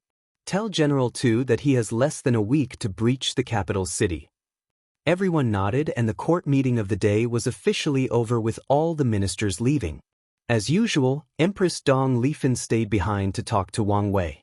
When the room was empty with the two of them left, she got up from her throne and bowed to Wang Wei and said, "Thank you, Your Majesty, for listening to my advice today." As smart as Dong Lifan is, she could tell that His Majesty had no plans to just brutally kill all the nobles without any reasons or official statement. However, when Wang Wei showed that he changed his mind after hearing Dong Lifen's plea, it provided her with more power in the court. It showed to the officials that the empress had the ability to influence the emperor. With the ability to influence the emperor came the power to influence the entire dynasty. As such, there is nothing that officials fear and respect more than an empress that can whisper to the emperor's ear. After all, what if the empress started to talk badly about any of them to His Majesty? Wang Wei smiled and waved for her to get up and sit down. To be honest, she was not the main reason that he acted so callous and indifferent during today's meeting. Over the years, in order to properly govern his dynasty, Wang Wei has been using the concept that the law is above everything and should be followed and respected. Although Wang Wei was not as harsh as the Qin's dynasty back on Earth, he was still very moderately strict when it came to the law of Great Xia. Unfortunately, a problem soon arose. A faction of scholars that worshipped the law was formed. These people called themselves the School of Law and became a rabid supporter of this way of ruling the dynasty. At first, Wang Wei supported their factions as it made it easier to control the court. However, recently, these people seem to have gotten over their heads and started to play with the notion that even the emperor should be bound and restricted by the law. So, today, Wang Wei used this opportunity not only to lure his enemy from the shadow, but also to send a message to these scholars that as long as he was here, his words will be absolute, and will be above everything in this dynasty, even the law he himself created. As for Dong Lifen's act of acquiring more power, he just provided an opportunity. In that situation, any of his ministers could have spoken and he would have listened. The fact that she spoke first and took this opportunity showed that she is politically savvy and knows when to take action. As for the reason that neither Wang Ju nor Yan Liling spoke, it was because none of the people cared about the struggle for political power. For one, they had plenty of power already in the Great Xia dynasty. Secondly, and more importantly, they are just travelers in this world. For them, the experience in this small world will one day become nothing but a fond memory that they reminisced about in their very long and fulfilling life. After sitting down, Wang Wei and Dong Lifen then began their study of the dynasty's qi luck. After a few hours, the empress left happily as usual and Wang Wei checked his qi dragon. He smiled after noticing that a quarter of it had already returned to the color purple. Afterwards, he headed straight for a sealed room in the palace. After opening this secret room, Wang Wei saw countless puppets standing there without moving. All these puppets had human shape and emanated a powerful aura. After checking the room, a vicious smile appeared in Wang Wei's mouth before sealing the room and leaving. Meanwhile, back in the Black Moon Sect's territory, Li Jun was sitting inside a military barracks while reviewing papers. After the Black Moon Sect surrendered, he quickly brought people over from Great Xia to occupy the territories. After more than a month of hard work, all the people of this new territory became aware of the rules and regulations of Great Xi, including the benefits like free schooling and access to their own fertile lands as long as they pay their taxes. As such, it was quite easy for them to accept the new rule.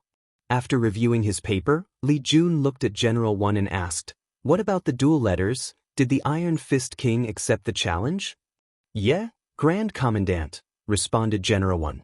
"The Iron Fist King said that the duel can take place at the border of our territory 3 days from today." Li Jun nodded, not that surprised by the outcome. He did not just randomly make this plan. He did so after a deep and careful analysis of the history and character of the Iron Fist King. Suddenly, Li Jun noticed a hesitant look on General Tu's face. As such, he said, "If you have something to say, just do it." "Commandant, I'm just worried that the Iron Fist King will go back on his words. That all of this is just a trap against you." Li Jun nodded and did not admonish his subordinate for being so cautious. As such, he replied, "Given the character of the Iron Fist King, the chance of him going back on his words are very slim. However, even if he did so, it will not matter. The reason that I used this method to settle our territories was in order to be fast and efficient. If he goes back on his words, we'll just have to use the hard way to conquer the Iron Fist Kingdom." A fierce light flashed through Li Jun's eyes when he said that, then he continued, "And if it is indeed a trap?" Li Jun just sneered at the idea.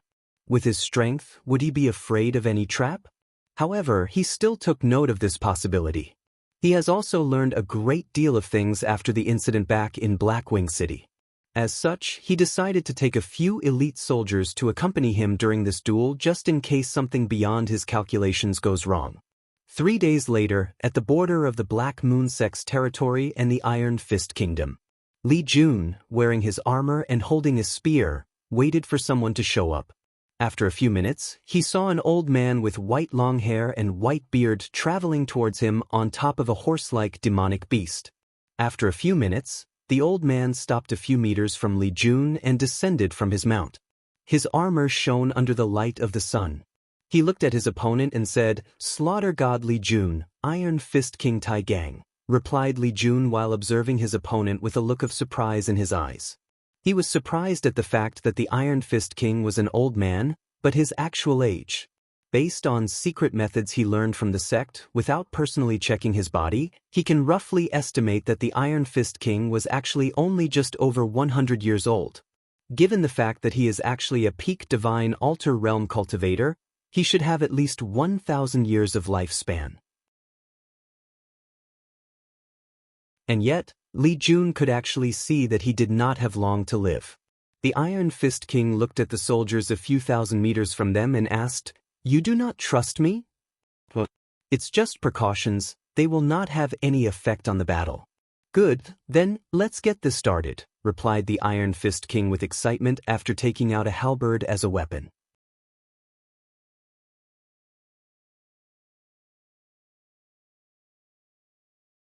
Chapter 124. Li Jun rushed towards the Iron Fist King and stabbed him. His spear turned red and headed straight for the Tai Gang's head. However, the Mad King was not to be outdone.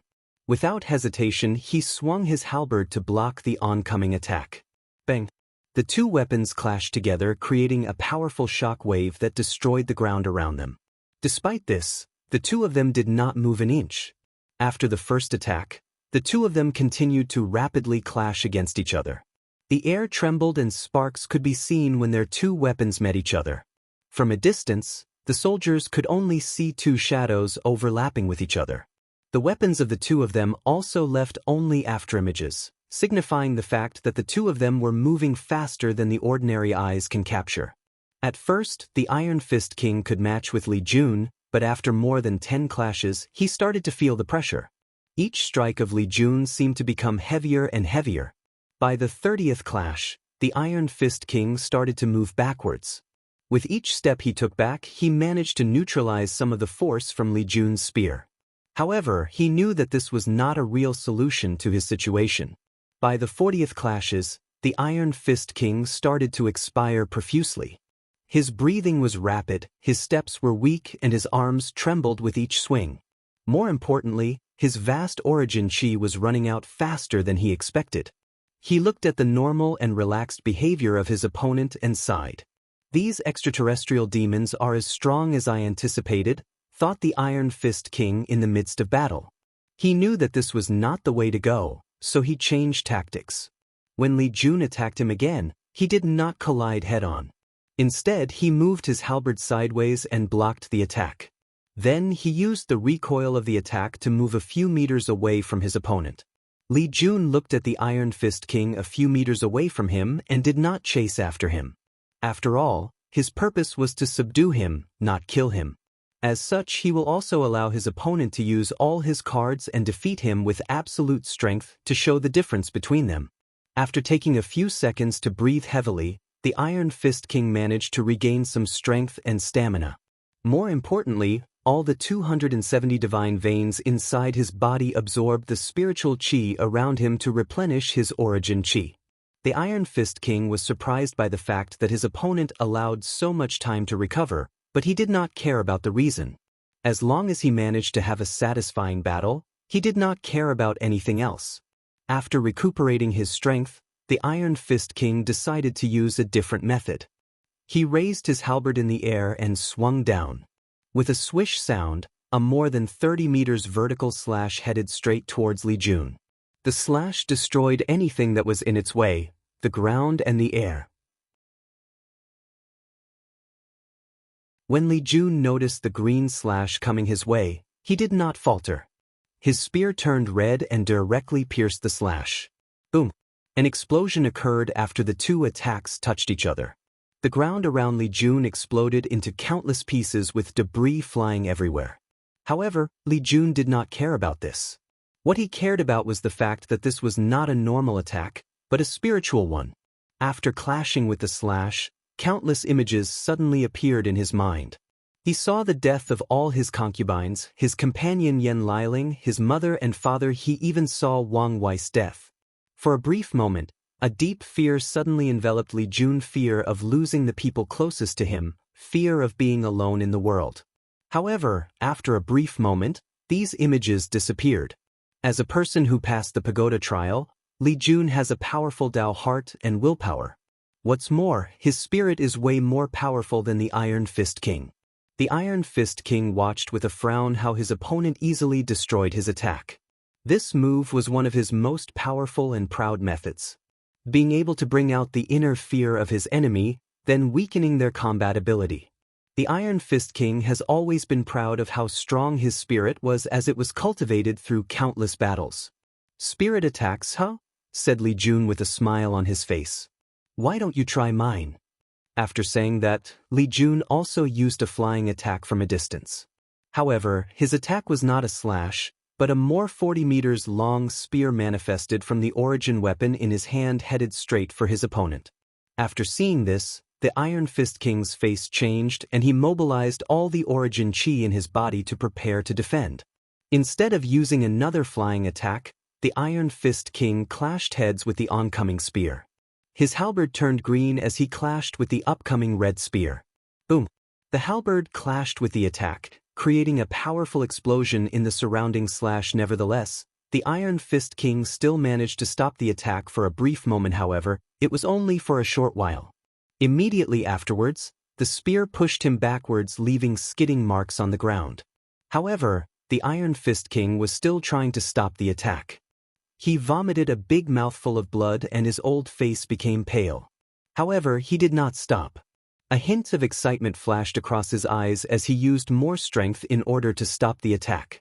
He mobilized all the origin chi possible and strengthened the muscles in his arms to increase his power. This method was somewhat useful. With this newfound power, the spear slowed down dramatically, but it still did not stop completely. As such, the Iron Fist King was miserable. He threw up countless mouthfuls of blood. His armor was mostly destroyed and he seemed to have aged considerably. After being pushed for more than a few hundred meters, the spear was stopped and disappeared. However, before the Iron Fist King could breathe a sigh in relief, an intense desire to slaughter invaded his mind. He secretly cursed as he realized that he was affected by a spiritual attack. The Iron Fist King's eyes suddenly turned red as he felt his mind slowly being swallowed by the desire to kill. He tried to fight the urge by himself, but it was to no avail. As such, he tried physical pain to wake him up. He clenched his teeth and hands until both his mouth and palms were bleeding. This pain seemed to be useful, so the Iron Fist King sought to use this method. Without hesitation, he stabbed the pointy end of his halberd straight into his thigh. He screamed out loud in agony. However, the intense, throbbing pain managed to distract him from his desire to kill. Immediately afterward, the Iron Fist King knelt in one knee to support himself. Despite his act of self-mutilation, the Iron Fist King realized that even this level of pain was not enough to completely free himself from Li Jun's spiritual attack of slaughter. As such, he started to twist the halberd that was still stuck on his raised leg. Blood squirted out his thigh as the Iron Fist King screamed out loud. However, he did not stop for even a second. After a few minutes, he stopped his actions as he could feel that he already got his bearing back. The intense urge to kill all things in existence slowly faded away until it was completely gone. The Iron Fist King breathed rapidly as he felt exhausted both physically and spiritually. He looked at Li Jun with a little bit of fear in his eyes. However, immediately afterwards, his fears were replaced by a desire for battle even though he was not in the shape to fight right about now. "Your plan will not succeed," suddenly said Li Jun, who watched all the Iron Fist King's actions with a calm look on his face. What do you mean? I figure out the reason why you are so young, yet you have so little lifespans left. You used battles between life and death to break through the cultivation realm quickly, said Li Jun while placing his spear on his shoulder. Is there something wrong with that? Well, there is. If you do it once or twice, it will be fine. But if you do it constantly, you will use your lifespan to pay for each breakthrough. The Iron Fist King's eyes lit up after hearing this. He has been pondering the reason for his rapid aging. He thought it was because there was something wrong with his cultivation technique, but it seemed that it was not the case. The Iron Fist King then sighed after realizing his mistake. Then he asked, "What do you mean that my plan will not work?"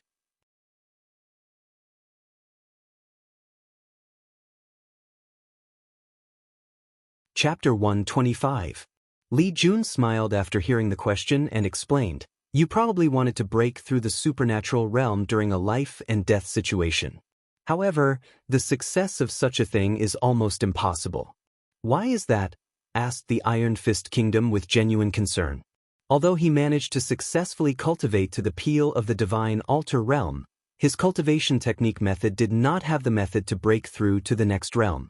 As such, when he received the due invitation, he accepted without hesitation as he believed this powerful extraterrestrial demon could give him just the right amount of pressure that allowed to break through. Unfortunately, he seemed to have not only underestimated the difficulty in breaking through the transcending mortality realm, but also how strong his opponent actually was. It may be possible to use life and death situations to break through the body refining, divine sea, and divine altar realm. However, the supernatural realm is actually a transformation of life level. Cultivators will go from the early phase of cultivation to the middle phase. A perfect example is the fact that a supernatural realm will have at least 10,000 years of lifespan, which is 10 times that of the divine altar. "You still did not explain how it is impossible to break through?" asked the Iron Fist King. "In order to reach this realm, a cultivator must catch a ray of good fortune chi from heaven and earth. When this chi blends in with the divine altar, an ancient lamp will be formed to hold the good fortune flame. The good fortune flame is actually quite the magical thing. It allows cultivators' origin chi to transform into origin essence. It allows cultivators to open their Niwen aperture and have their own sea of consciousness, thus granting cultivators access to their soul. Now, imagine that you have to do all these transformations and baptizement while in the midst of battle. Without a peaceful environment full of spiritual power, this very precise process can fail with the tiniest of mistakes." The Iron Fist King frowned after hearing this. He realized that his plan was actually quite dangerous. Not to mention whether his enemy would give him time to make his breakthrough. Even if he did, he might still fail. First of all, he did not even know what the chi of good fortune was, let alone find it and catch it to make his breakthrough. Even if he did, how long would such a wonderful and powerful transformation of the essence of life take him? Probably years if not decades. How could he do such a thing while fighting for his life? The Iron Fist King sighed after realizing his errors due to lack of knowledge and inheritance. After pondering for a while, he looked at Li Jun and asked, "Why are you telling me this?" "Something tells me it is not because you are absolutely sure of your victory." "You are indeed right," responded Li Jun with a smile. "My big brother wants you to acknowledge allegiance to him." "Big brother? You mean the Emperor of Xia wants me to become a general under him?" "No, you misunderstood. To us, this world is nothing but a trial for which we will eventually leave. My big brother acknowledged your abilities and wanted you to follow us back to our world when we leave here." The Iron Fist King's eyes lit up after hearing this. He knew that these extraterrestrial demons came from a very powerful world. There are even rumors that their world actually has great emperors. After pondering for a few moments, the Iron Fist King then said, "I can agree to your request, but I have a request." "What is it?" "As long as it is in my power, I can do my best to help." "I can see that you did not use all your strength during this fight," said the Iron Fist King with a dangerous light in his eyes. "I want you to attack me with your most powerful attack." "Are you sure about this?" asked Li Jun with a frown on his face. With your current situation, you will probably not survive my strongest attack. It's all right. Anyway, it's just death, replied the Iron Fist King with a nonchalant attitude. Li Jun looked at the determined look on his opponent's face and he could guess the reason for the request. Although the Iron Fist King believed the words he said previously, he was not convinced before trying. After all, he is a man with strong willpower. How can he easily change a decision he has made, especially when it comes to his future cultivation path? As such, Li Jun did not try to persuade him anymore. He gathered all his strength and rushed towards the Iron Fist King. His spear lit up red and he yelled, "Blood riot," before stabbing his opponent. The Iron Fist King's eyes lit up when he saw this attack. A sudden dread of death overcame and he could feel like he would die if he was hit by this attack. With a strong will, the Iron Fist King overcame his fear of death and began to mobilize his last remaining strength to fight back. However, to his horror, he discovered that his body could not move. He suddenly felt that all the blood in his body was not under his control and he could not move. Then, all his blood started to move backward from his body, destroying anything in its path in order to return to the heart. Once all his blood reached his heart, it condensed into a small ball, then exploded. Boom! The Iron Fist King heard an exploding sound in his mind, then looked at Li Jun's spear that was only a few centimeters from his heart. He vomited a large mouthful of blood. However, immediately afterwards, blood started to come out in every orifice in his body. Whether it was his eyes, noses, ears, and even the pores in his skin. With an incredible look on his face, the Iron Fist King fell on his back with his body looking quite stiff. Li Jun looked at him on the ground and shook his head. He took a pill from his space ring and a look of pain could be seen on his face as he looked at the pill.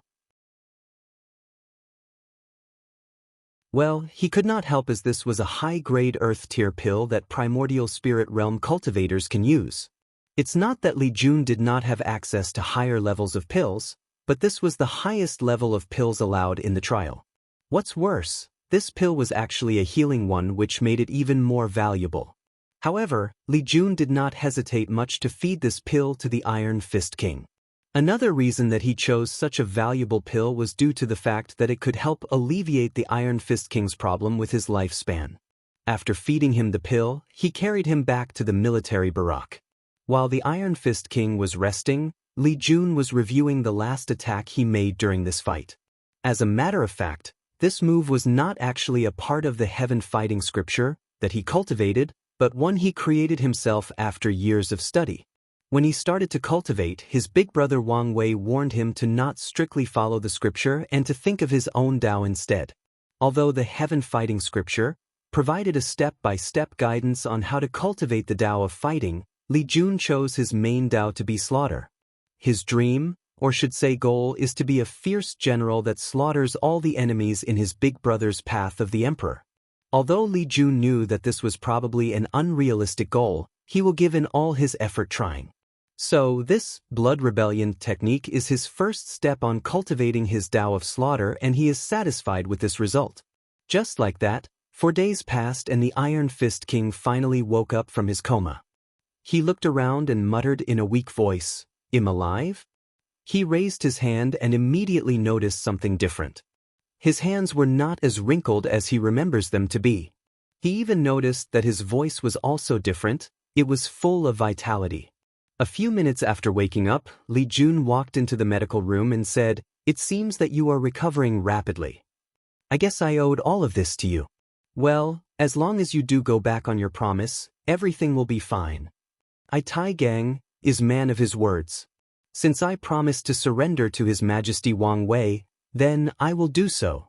Li Jun nodded in satisfaction after hearing this. He chatted with the Iron Fist King for a while before leaving him to rest. Meanwhile, in the Great Shu Dynasty, national teacher Feng Heng was walking with a frown on his face. After checking all the Taoist temples in the capital, he realized that the incense power contained there had mysteriously disappeared. Even after checking thoroughly, he could not find the reason. While walking around, someone approached Feng Heng and handed him a paper and the frown on his face increased after reading. According to the information he just received, this situation was exactly the same in the other temples around the Great Shu Dynasty. Feng Heng knew that the Tai Profound Gate had a strict and severe rule when it came to absorbing incense power. Although he himself knew that he did not do such a thing, however, if one of his competitors used this event as an excuse to attack him, he would be in quite the tough spot. As such, Feng Heng started to mobilize all the power of the dynasty to investigate the situation.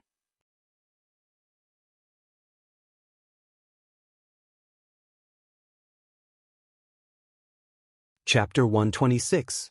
After giving his orders, Feng Heng returned to his own main temple. When he reached his cultivation room, he suddenly saw a middle-aged man standing there waiting for him. The middle-aged man had a calm and serene look on his face. His eyes radiated a profound wisdom that made anyone who approached him instantly have a good impression of him. Despite the man's unusual temperament, this was not the thing that caught people's attention when first meeting. His most noticeable or recognizable trait was his short black hair. Unlike most people who keep their hair long, this man had very short hair. Although it was to the point of being completely bald, it was quite close to it. However, this short somehow accentuated his calm and peaceful vibe. Feng Heng looked at the man with a surprised look on his face and asked, "Master?" The man just nodded to Feng Heng, who rushed to meet him with an exciting smile on his face. "Master, you seemed all right now." "No, you seemed better than all right. I have found something that stabilized my primordial soul." "Really?" "Huh, who would have thought that such a small world would have such a powerful thing?" responded Feng Heng, genuinely happy for his master. "Yes, who would have thought?" nodded the middle-aged man. "Disciple, how are things going recently?" "I just received an envoy from the Great Zhou dynasty asking us to not interfere in their battle with the Great Wu dynasty." "So, what are you going to do?" "I'm going to accept. After all, remaining neutral was our original plan. However, the people of the Great Wu dynasty need to pay certain prices to buy our neutrality," responded Feng Heng while looking out a window in his room.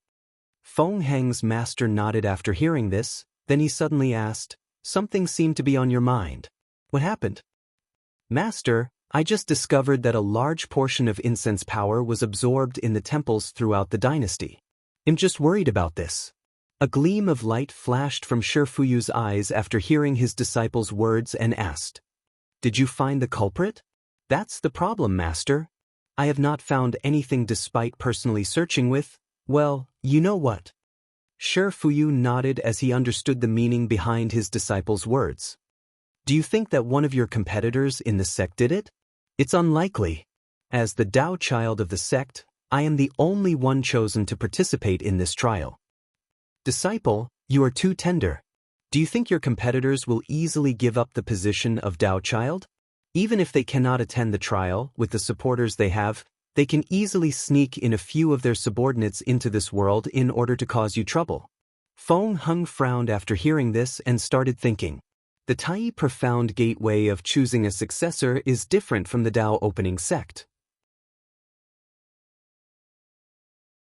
While the Tao opening sect was decided purely based on Strength Wang Wei being the only exception, the Tai Profound Gates process is more complicated due to it being a religious sect based on Taoism.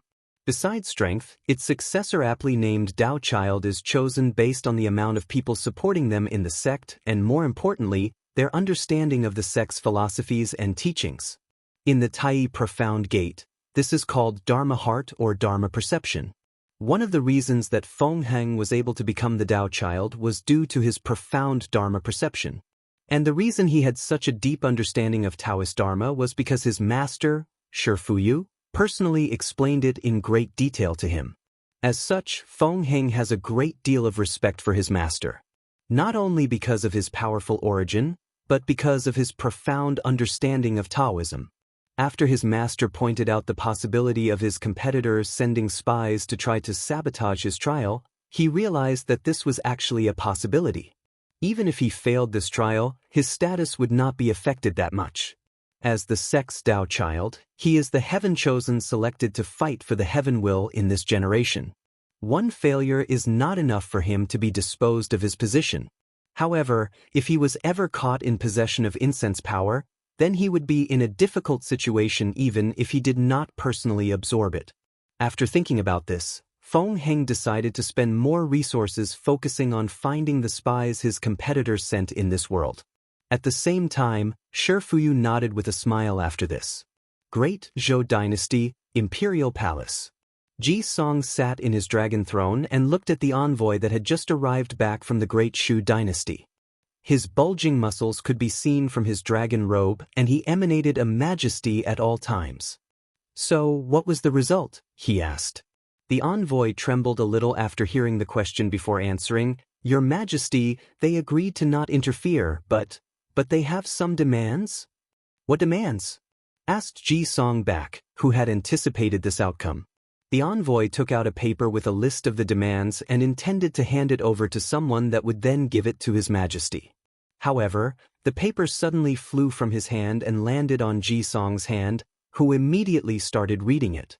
After taking a brief overview of the list of demands, Ji Song frowned for a little while before going back to normal.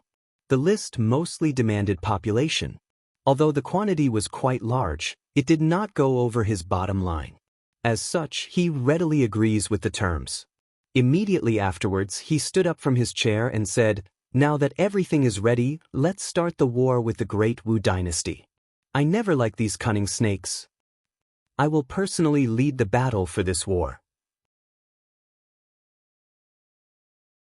After saying this, Ji Song ignored the dissuasion of his ministers and headed straight for the military barracks. Meanwhile, Prime Minister Ji Su sighed and did not say anything regarding this matter. Back in the Great Xia Dynasty, the Iron King Fist, who has just healed from his injury, was sitting in a soaring phoenix construct flying back to the capital to meet Wang Wei. "Is it true that people can become great emperors in your world?" asked the Iron Fist King with a cunning gleam of light in his eyes. Li Jun noticed this gleam and he could understand the reason behind this, but he did not say anything, but just smiled and said, "It's true. Our world has given birth to countless great emperors. I wonder what it is like to be so powerful," muttered the Iron Fist King under his breath. After a few hours, the two of them reached the capital and went to see Wang Wei, who was sitting on his dragon throne. After entering the meeting room, the Iron Fist King looked at the officials around and ignored them. He glanced lightly at Wang Wei before bowing. "Tai Gang has seen His Majesty." Wang Wei nodded to him to rise, and he took a good look at this charismatic Mad King. Due to the precious pill Li Jun used to heal, he looked a lot younger than the image he saw of him. He no longer looked like a decrepit old man, but more like someone in his 60s. After close observation, Wang Wei discovered that this Iron Fist King did fully respect him. Or to be precise, he seemed to have some ideas that he should not have. As such, Wang Wei suddenly used the power of his true will granted by his Transcendent Dao Foundation, and he looked the Iron Fist King straight into the eyes. Suddenly, the Iron Fist King felt tremendous pressure from Wang Wei's eyes. He felt like every secret on him had been seen through, then he saw countless strings attached to him and started to strangle him. The Iron Fist King felt a supreme pressure that wanted him to kneel down in allegiance, however, he refused to do so. He bit the tip of his tongue to alleviate the pressure, however, it was of no use. He suddenly coughed off a mouthful of blood and knelt in one knee on the ground. However, he was still resisting the pressure, the supreme will that enveloped him. However, to his horror, he discovered that his divine altar started making creaking sounds, and more new cracks started appearing. He could feel that his divine altar would be destroyed if he resisted anymore, but he refused to give up. As a man who can easily accept death, being crippled was nothing to him. Nevertheless, the Iron Fist King still felt humiliated. Not at the fact that he was forced to kneel down, but at the fact that his opponent just needed one look to make him into this severe situation. After resisting the supreme will for a few seconds, the Iron Fist King was eventually forced to his knees. He sighed and stopped resisting. He realized the vast difference between him and these extraterrestrial demons. He quickly erased the ambitious thought he had in his mind. Or at the very least, bury it deep until he has the strength to do so. Wang Wei nodded after seeing this and said, "Although your foundation is weak, you have a strong will and you are also a person who knows when to bow to circumstances. Well, welcome Tai Gang to be a member of my group."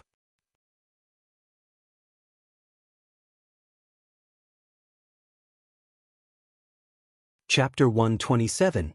After teaching the Iron Fist King a lesson to make him realize his place as a subordinate, Wang Wei nodded, then took out a talisman from his space ring, which was then handed over to Tai Gang.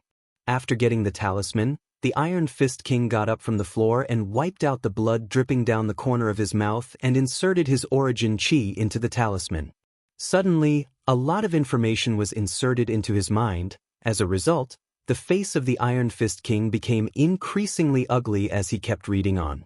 The information he received was actually just basic knowledge of the myriad emperor world.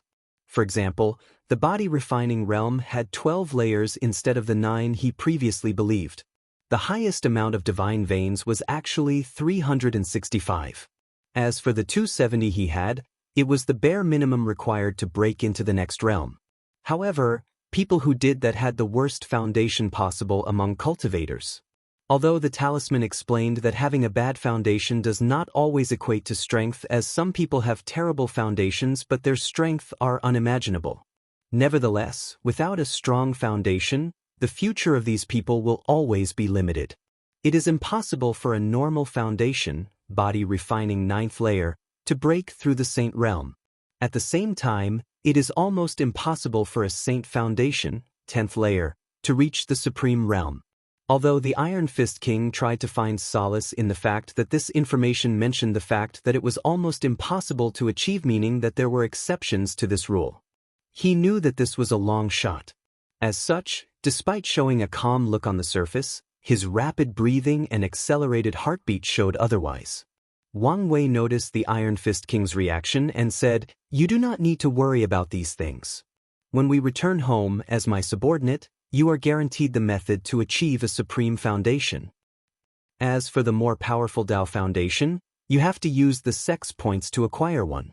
This will depend on your capability." After hearing this, the Iron Fist King took a deep breath and bowed to Wang Wei. This time he did not bow slightly, but did a 90-degree bow and said, "Thank you for the opportunity." Despite losing to Li Jun and acknowledging his surrender, the Iron Fist King was a proud man who believed that he was not in any way inferior to these extraterrestrial demons. He believed that the main difference between him and these foreign guests was the fact that he did not have the same amount of resources and opportunity granted to them by birth. However, after reading all the information on that talisman, he realized that things were not as simple as he believed them to be. The difference between the people of this world was not just resources, talents, or opportunity, it was a vast difference in civilization. The world that these foreigners came from have way more knowledge and understanding of not only the cultivation path, but of the ways of heaven and earth. Adding to their long and preserved history, these people have countless inheritances left from their predecessors. Meanwhile, this warring kingdom world has a recorded history of about 2 to 5 million years. If it was before, the Iron Fist King would have thought that this was a long period of time. However, according to the information he just read, cultivators in the Supreme Realm can actually live that long. In fact, there is a high chance that the person who passed down the cultivation method of this world is still alive somewhere out there. After dealing with the Iron Fist King's affair, Wang Wei began to discuss the affairs of Great Xia. He looked at Li Jun and asked him to report the situation of the war. According to recent reports, Generals 2, 4, and 5 have breached the barbarian Wolf Kingdom capital, thus effectively conquering the whole kingdom. The people of the Black Moon Sect's territory have also surrendered without any problem. To be precise, they have welcomed us with open arms. In the past few days, we have conquered the Iron Fist Kingdom. However, there have been revolts all over the territory. But, now that the Iron Fist King is awake, we should be able to quell the anger of the people and settle the territory once for while. After saying this, Li Jun looked at the Iron Fist King, who just nodded in agreement. Wang Wei was satisfied as always with Li Jun's work and nodded in approval. Well, now that our territory is so vast, the current division may not be enough. Wang Wei suddenly stopped his words and looked in the corner and roared out loud, "Who dares to intrude in this court's meeting?" Everyone was surprised by the sudden roar and looked in the same direction as His Majesty, but there was nothing there. As such, many people became puzzled, while some people believed that His Majesty had made a mistake. Of course, with the exception of Li Jun, Yan Liling, and Wang Ju. They knew that it was impossible for Wang Wei to make a mistake. However, even they could not detect anything after looking. After seeing no one answered his call, Wang Wei instantly mobilized his powerful fleshly body and threw a punch. His skin and muscle vibrated rapidly and the vibration traveled into the air directed at the corner. Boom! The entire palace trembled and an explosion took place. Cracks started to appear everywhere in the palace, forcing many palace maids and eunuchs to cry in fear. Afterwards, someone flew from the palace. The person or shadow hit many walls and pillars on his way until he reached the palace's courtyard and landed on his knees. The shadow threw out a big mouthful of blood and organs. His clothes were broken and numerous dust stains could be seen on it. The only place intact was the mask that this shadow was wearing. Soon after the shadow landed, Wang Wei and a group of officials appeared and surrounded the shadow. "Who are you?" asked Wang Wei. "Just an ordinary assassin," replied the shadow with a weird voice that prevents anyone from distinguishing whether it is male or female. "If an ordinary assassin can easily infiltrate the royal palace and reach more than 20 meters close to me before I even noticed, then I really wonder what extraordinary assassins are capable of," replied Wang Wei with a sneer on his face. The shadow spit out a mouthful of blood and asked, "I'm curious on how you were able to notice me. I mean, even the divine body realm lady over there did not find me." "It was because I felt the fluctuation of your soul," replied Wang Wei calmly. "Now that I answered your question, it's your turn to respond to mine." "Or you? Who sent you?"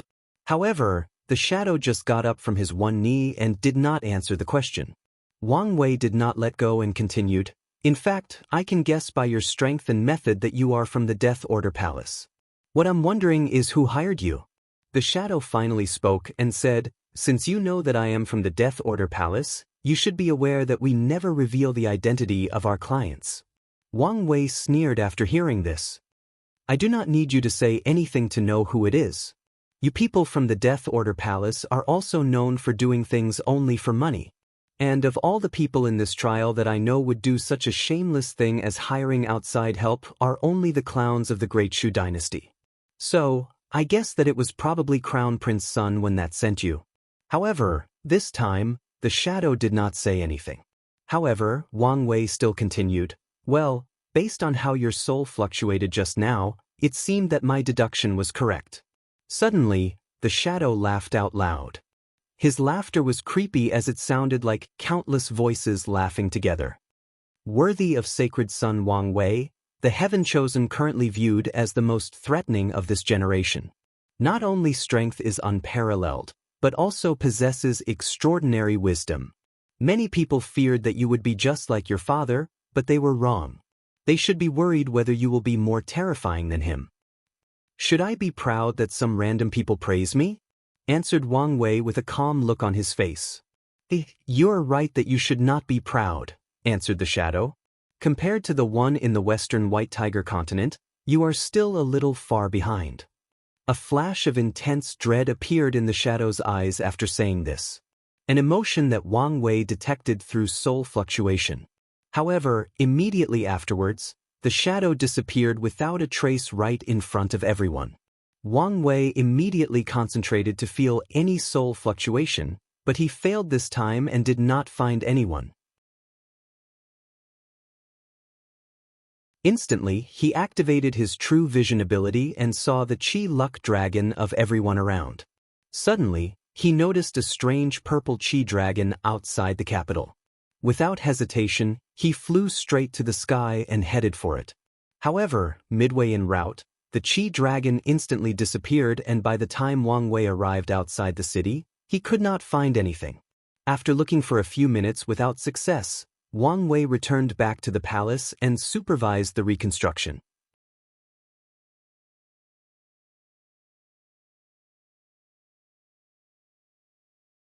Chapter 128. After returning to the imperial palace, Wang Wei supervised the reconstruction of the destroyed parts. With the help of countless cultivators that can easily carry tons of weight, the entire palace was reconstructed in just a few hours. Back in the Dragon Throne, All the officials had a severe look on their faces. The emperor had just been assassinated, and yet, no one realized this, yet alone reacted fast enough to prevent this. The commander of the royal guard knelt in front of Wang Wei asking for him to be punished. In fact, Wang Wei did not blame him. Even he himself realized the assassination once the person got so close to him. So, how could he blame the commander? However, seeing the way he was blaming himself, Wang Wei could guess that he probably would not accept it if he did not punish. As such, he deducted half a year of salary and sent him to the frontier to open territory and promised to reinstate his position after he acquired enough merits. In fact, many people blame themselves for failing to prevent this assassination. However, the person most affected was in fact Wang Ju. As a person in charge of intelligence and assassinations, and a cultivator in the divine body realm, she did not even notice the presence of the shadow. Her job is in fact to protect Wang Wei from situations like this. In the Tao opening sect, every generation of shadow is not only in charge of gathering information for the sect master, but also to protect them from dark plots and schemes. The shadow's job is to do the dirty work of the sect master and to protect him from other people who do dirty work. Wang Ju knew from a very young age what her duty was, and she has managed to do this job quite well, until today that is. Today, Wang Ju realized her inadequacy. This generation of Heaven Chosen are not only growing rapidly, but they are also very powerful. They already have the power to fight the divine body realm while in the divine altar realm. Today's event made Wang Ju realize that her talents might not be enough to keep up with this generation's Heaven Chosen. Maybe, one day in the future, someone else will take over her position. After thinking about this, she sighed and placed these thoughts in the back of her head. However, a frown was still on her face throughout the meeting. Meanwhile, Wang Wei first discussed how to calm down the people after the assassination. After all, it is easy to notice how the palace was destroyed. Many of the citizens were currently worrying about the situation. The next major discussion was about the next opponent that the great Xia have to face, the Fang Divine Dynasty. Well, Wang Wei can see how prideful and narcissistic the ruler of this dynasty is just by the name. However, unlike other enemies he faced, he has to take this one seriously as it is headed by one of the Heaven Chosen from that is participating in this trial. Grand Censorate. Grand Censorate. Wang Ju, yelled Wang Wei. His Majesty, responded Wang Ju. Did you say something? I'm asking you to explain the details of the Fang Divine Dynasty. Yes, as you wish, nodded Wang Ju, who took a deep breath to regain her bearing. The Fang Divine Dynasty is run by Empress Fang Lijuan, a member of the Divine Clan. She is this generation's divine child of the Fang family who was chosen to participate in the trial. As a matter of fact, there is another member of the Divine Clan in this world. As far as we know, the two of them seem to be in an alliance. However, this was not unexpected as the Divine Clans are usually part of the Divine Tao League. After Wang Ju finished her introduction, the majority of officials were in fact puzzled. As such, one person bravely asked, I'm sorry, Grand Censorate, but I'm very confused. What is the Divine Clan? Are they gods? And what exactly is this Divine Tao League you referred to? Wang Ju did not immediately answer the question, but gazed at Wang Wei instead. After seeing him nodding with his head, she then explained, the Divine Clans referred to a family that has cultivated a great emperor. Then, the great emperor left his Tao in his blood to pass down to the next generation. As a result, the members of the Divine Clans are thus born with a bunch of extraordinary abilities derived from their bloodlines. So, they are like the blood human race of this world, said another official. Afterward, all the members of Wang Wei's group looked at this person with a speechless look on their face. I am speechless at the fact that you just compare the bloodline of a great emperor with a bunch of demonized humans, said Yan Liling. The official who said the previous comment became embarrassed and dare not raise his head again. Excuse me, His Majesty, said the Minister of Education. From what we know, you are also from an emperor lineage, meaning that one of your ancestors was also a great emperor, so why are you not part of the Divine Clan? You look too highly at these Divine Clans. They are nothing but a bunch of prideful, arrogant, and miserable people who are shackled by the very bloodline that they are so proud of, said Wang Wei with a sneer in his face. In fact, not just him, even Li Jun and Yan Liling had the same sneer on their faces. Clans like the Wang, Li, and Yan were always at odds with the people of the divine clans. Despite his words, Wang Wei could still some confusion in his official's face, so he further elaborated, "Our ancestors also ponder whether to pass their own Tao through bloodline. However, through observing the demon race, they soon realized the grave downside or defect of bloodline. Although it will provide descendants with powerful talents and many abilities, it will also restrict them. The people who have bloodlines are often limited by said bloodlines.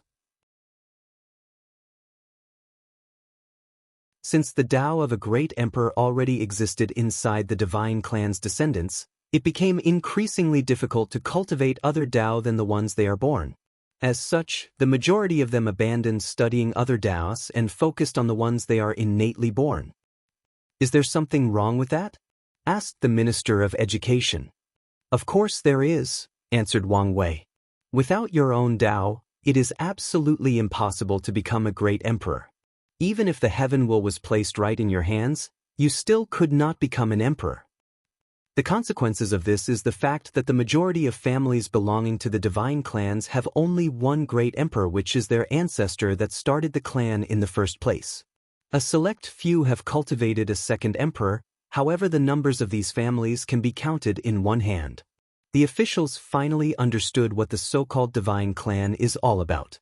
However, despite how His Majesty despised these clans, the majority of these officials had a look of envy and yearning in their face.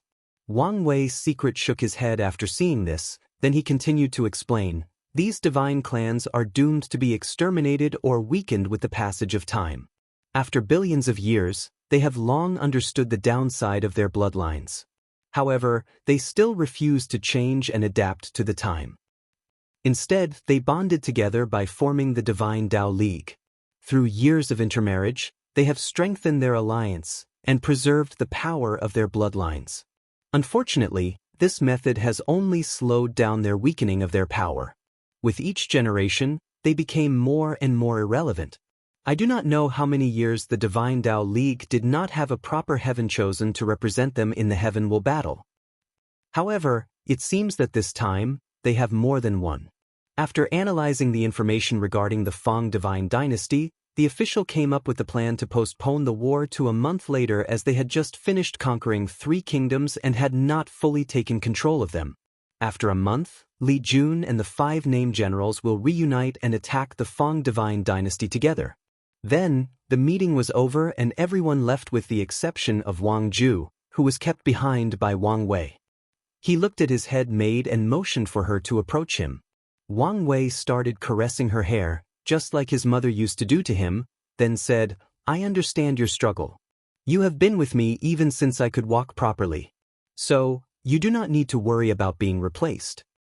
After this trial, I will ask my father to provide you with a supreme Tier Dao washing pill in order to increase your talent.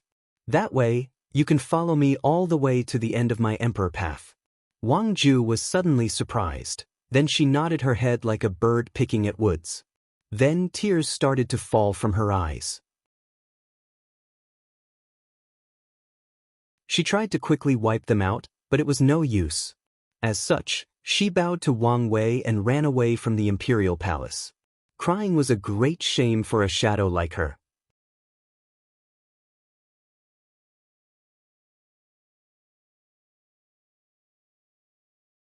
Chapter 129. After heading the Fate's shadow headquarters, Wang Ju locked herself in a room, refusing to meet any of her subordinates. The truth of the matter was that today's failure affected her more than she let on.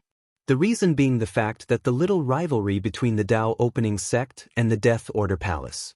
The title or position of shadow is not just some random position of the sect with no power.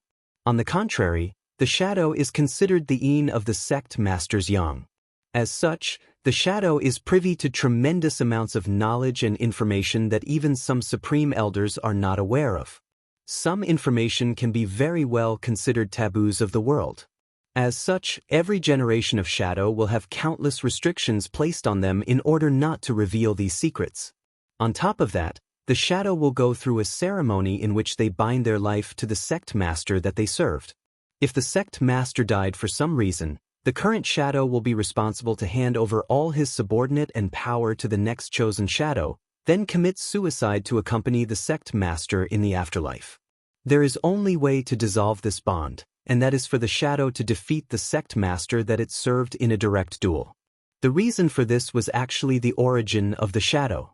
This method of binding the shadow was used by the sect to keep their secrets and properly control their intelligence agency and prevent them from defecting to the enemy sect. As such, long ago, the shadow did not have the opportunity of freedom until the shadow ruler emperor. Thinking about the shadow ruler emperor, Wang Ju sighed. This was indeed an amazing emperor of the sect. He was the only emperor from the sectarian faction of the Tao opening sect. Not a lot is known about the shadow ruler emperor besides the fact that he was an orphan adopted by the sect to train as an intelligent agent. Through numerous competitions, he slowly rose to the highest position of shadow and started to serve the sect master at that time. According to the sect's record, he was a fine shadow and was extremely good at his job. Until he did something no one expected. He demanded a fair deal with the sect master of the sect right before the Heaven Mandate battle. Back in that time, the position of shadow was not nearly as high as today. As a matter of fact, most shadows were nothing but dead men raised by the sects, ready to sacrifice their lives for the sect at any given moment. So, when a shadow demanded that he actually fought the sect master, right on the verge of the Heaven Mandate battle, many people were shocked, then outraged that a lowly slave raised by the sect dared to challenge their master. Many people called that the shadow was executed immediately. However, some elders at that time convinced the others to just allow this fight to happen as a way to show the superiority of the sect master and squash the ambitions of future shadows. So, the fight was set. However, to the horror of all the high levels of the sect master of that time was decimated. According to records, the fight was not even a close one as the shadow easily defeated the sect master of that time. In fact, if the sect master did not activate the restrictions placed on the shadow, he might have died in that battle. After this fight, the high level were shocked and terrified. You have to know that the sect master at that time was their most powerful cultivator, chosen to fight for the heaven will of that generation. However, he was defeated so easily. As such, many people of the sect wanted to immediately kill the shadow to prevent a future enemy. With the powerful restriction they had placed on him, it was still possible to do this. However, not all people felt that way. A few people believed that the shadow was raised by their sect and belonged to one of them. Instead of killing, it is better to remove the restriction on him, then allow him to represent the sect in the Heaven Mandate battle instead of the sect master. The disagreement between the two sides got so bad that it reached the point that a civil war was about to happen in the Tao opening sect. However, on the brink of the war, a powerful elder appeared and stopped the fighting. The elder then reprimanded all the upper echelons of the sects for forgetting the teaching of the ancestors. He reprimanded them on how over the years, the sect have gotten arrogant due to the fact that they are considered one of the most powerful sects in the world. And if such arrogance did not stop, then it is only a matter of time before the sect is ruined in the hands of future descendants. After that, the elders sided with the more reasonable faction and removed the restriction of the shadow and allowed him to represent the sect to compete for the heaven will. Wang Wei remembered how intrigued she was when she read this part of history. She always wanted to know who was the person that suddenly appeared out of nowhere. The records did not mention any name, just referred to him as the elder. However, Wang Ju believed that the origin of this person was extraordinary as he could actually be all the upper echelons of the sect. Being able to reprimand all those supreme realm true monarchs, then let them listen to him, this person must not have high status, but also be very powerful. Wang Ju guessed that this person must be one of the immortal venerable or Tao ancestors that the sect have kept a secret. When Wang Ju was in the shadow training camp, she learned of their existence. However, the information she knew was also disturbingly vague. So, She knew that by only reaching a certain level she would be privy to these secrets. Back to the story of the shadow. When the Heaven Will battle arrived, the shadow went on to suppress all his peers. His appearance was a shock to many of the Heaven Chosen of that generation when they realized that the person representing the Tao opening sect was the shadow known to do the dirty works of the sect. However, none of that mattered because the shadow managed to prove the Tao and become known as the Shadow Ruler Emperor. After this event, a new sect rule was created that allowed the shadow to challenge the sect master in order to remove their restriction and change from shadow to sect master. Of course, Wang Ju has no desire to challenge Wang Wei for the position of sect master. As a matter of fact, she is technically not really the true shadow as this position is still in the hands of the person serving sect master Wang Tian. The reason that she remembered this story right now was because of what Wang Wei said to her today. The Shadow Ruler Emperor was treated terribly back then by the sect, however he still remained loyal. After he became emperor, the Shadow Ruler could have forsaken the Tao opening sect, or turned hostile to them, but he did not. So, when Wang Wei said those words today, it showed that he treated her like her family instead of just a subordinate. And it also made her realize that the loyalty of a shadow to the sect master is not a one-way street like she believed, but a tunnel that connects them both together. Just those soothing words were enough for Wang Ju, but she did not expect that her young master even promised to give her a Tao washing pill. She knew how precious that pill was as it requires a total of 9 million years to make, not to mention all the precious materials needed. In order to refine such a pill, an alchemist has to place his furnace in a formation and let countless years pass in order for it to be finished. And most alchemists would not even live long enough to see the pill finish due to the long time required. And what is the purpose of this pill? Well, as the name suggests, it is to allow the Tao to wash away a person's body and increase their talents, whether it is their sensitivity to spiritual qi, the strength of their body, and more importantly, their understanding.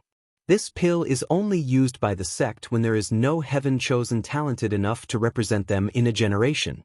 With this, the sect can turn an ordinary genius into a Heaven Chosen with a talent close enough to people with special physique. Even then, according to the sect's rules, the sect master cannot directly decide who to provide this pill to. The decision must be made when more than 3/4 of elders agree to the same person. However, Wang Ju is aware that each of the 3 families of the Tao opening sect have secret stashes of this pill hidden in their own clan. These clans will never publicly acknowledge that they have such a thing because the sectarian faction actually does not. The 3 families have gone through extreme lengths to keep the recipe of the Tao washing pill to themselves, thus weakening the strength of the sectarian faction. This is the reason that Wang Ju did not doubt Wang Wei's words when he promised to provide her with the pill.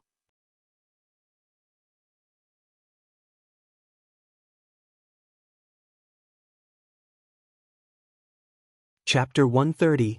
While Wang Ju was dealing with her own emotional discovery, Wang Wei was drinking tea and relaxing in the imperial garden. Wang Wei was thinking about the assassin's words. The person mentioned that he was not as powerful as someone from the Western continent.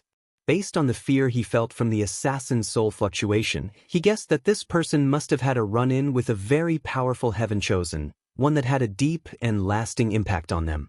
Given the information he has read, Wang Wei guessed that the assassin was referring to the Heaven Chosen born in the Di clan, Di Tian. Di Tian was a genius born with the power of reincarnation. As a result of this, after his birth, many Supreme Realm powerhouses who had reached the limit of their lifespan believed that they could find the way of immortality from the power of reincarnation. Although it is known that only great emperors are immortal, many cultivators who are desperate are not willing to just accept such a fact. As such, many people believed that their chances lied in the Tao of reincarnation. So, many true monarchs attacked the Di clan after the birth of Di Tian created a powerful vision of Samsar, the cycle of reincarnation. Unfortunately for these cultivators, the Di clan is a powerful emperor lineage in the Western continent that has cultivated 5 great emperors. Technically speaking, the Di family is more powerful than Wang Wei's Wang family as they have cultivated 1 more emperor. As such, the birth of Di Tian was followed by countless slaughter. As a matter of fact, these cultivators knew exactly how powerful the Di family was and how deep their background was. Unfortunately, the western white tiger continent is inhabited by countless devil cultivators. And these devil cultivators are as ruthless to themselves as they are to other people. So, no matter how many of them died, they still rushed to the Dis family emperor formation without hesitation. The battle lasted 3 days until the Di family discovered a way to hide the reincarnation power emanated from Di Tian. Even then, ever since that day, the western continent has not been peaceful. Unfortunately for the devil cultivators in the western continent, although they are vast in number, the Di family is still the overlord of the continent. This event took place 3 years before Wang Wei was born, and it shook the entire myriad emperor world. The truth of the matter was that Wang Wei did not care that much about the assassin's words. The reason he was thinking about its words was to determine whether to place more surveillance on Di Tian after he returned home. Wang Wei never believed for a second that he was invincible. However, he always believed that he would be the last one standing. No matter whether Di Tian truly is more powerful than him now, he still believes that by the time of the Heaven Will battle, he will have surpassed him. Of course, Wang Wei also understood that the path of the emperor is full of ups and downs, that nothing is set in stone. No matter how confident a candidate is, he or she will never say with absolute certainty that they can become emperor. As such, Wang Wei, being a person who likes to be prepared for any situation, has created a backup plan for him in the unlikely scenario that he failed to win the Heaven Will and proved the Tao. And that plan is actually simple enough. Seal himself to wash away his karma. Wang Wei believed that after cultivating the ancient desolate body refining scripture to the highest level, even if he failed in the Heaven Will battle, he can still survive. Afterwards, all he has to do is seal himself for countless generations to wash away his karma, then fight in another generation. And if he fails again a second time, then he will repeat the process again. Wang Wei believed in his firm Tao heart that his willpower will not be destroyed like his grandfather after experiencing many failures. And if he fails to survive the Heaven Will battle, well, Wang Wei has a plan for that as well. To be precise, he has an idea that involves relying on his mysterious soul. However, as of now, he does not know whether this plan is possible yet. While Wang Wei was lost in his own thoughts, Empress Dong Lifan was sitting next to him serving him tea. She tried to call him a few times, however, he was unresponsive. She thought that the reason he was distracted was because of the scroll in his hand, so she reached over, taking a peek on what was written in it. In the scroll, she saw a title at the top followed by a list. It was written as such: Most Unique and Powerful Cultivation Technique. 1. Origin Path Scripture. 2. Past, Present, and Future Buddha Book. 3. Undead Phoenix Scroll. 4. Empress Wu Sealing Sutra. 5. Myriad Things Dusk Scripture. 6. Ancient Desolate Body Refining Scripture. 7. Deceiving Heaven Longevity Art. Before Dong Lifan could finish reading the list, Wang Wei woke up from his distraction and looked at her. She immediately blushed a little as she was leaning on him while reading. However, luckily for her, His Majesty did not say anything. In order to deal with the awkward situation, she asked, "Your Majesty, what is this list you are reading? Is this something from your world?" "No, this is something that I just made up for personal reasons," responded Wang Wei while shaking his head. Dong Lifan caught on to the fact that His Majesty did not want to talk about the list, so she did not mention it again. However, things became awkward again, making her lower her head and blushing again.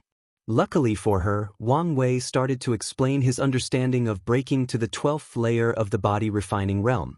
As a person who has cultivated this realm more than 9 times, he was quite the expert. Just like that, a week passed by. An urgent meeting was going on in the great Xia courtroom. "What happened for you to gather us together like that?" asked Wang Wei towards Wang Ju. "Your Majesty, we have just received news that Crown Prince Jisong was also assassinated yesterday."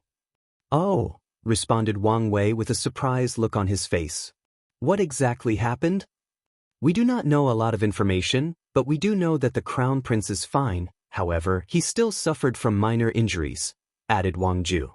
Do you think that it was the same assassin that attacked His Majesty? Asked an official.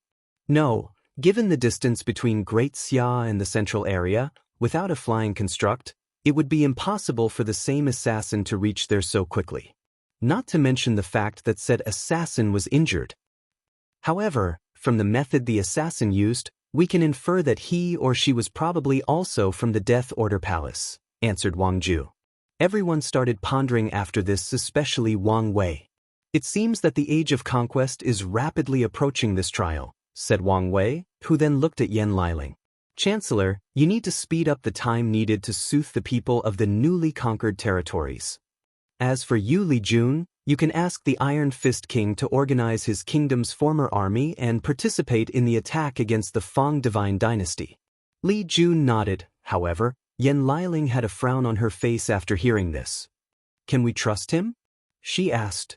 Since I decided to take him under me, I will trust him until he proves otherwise, replied Wang Wei calmly.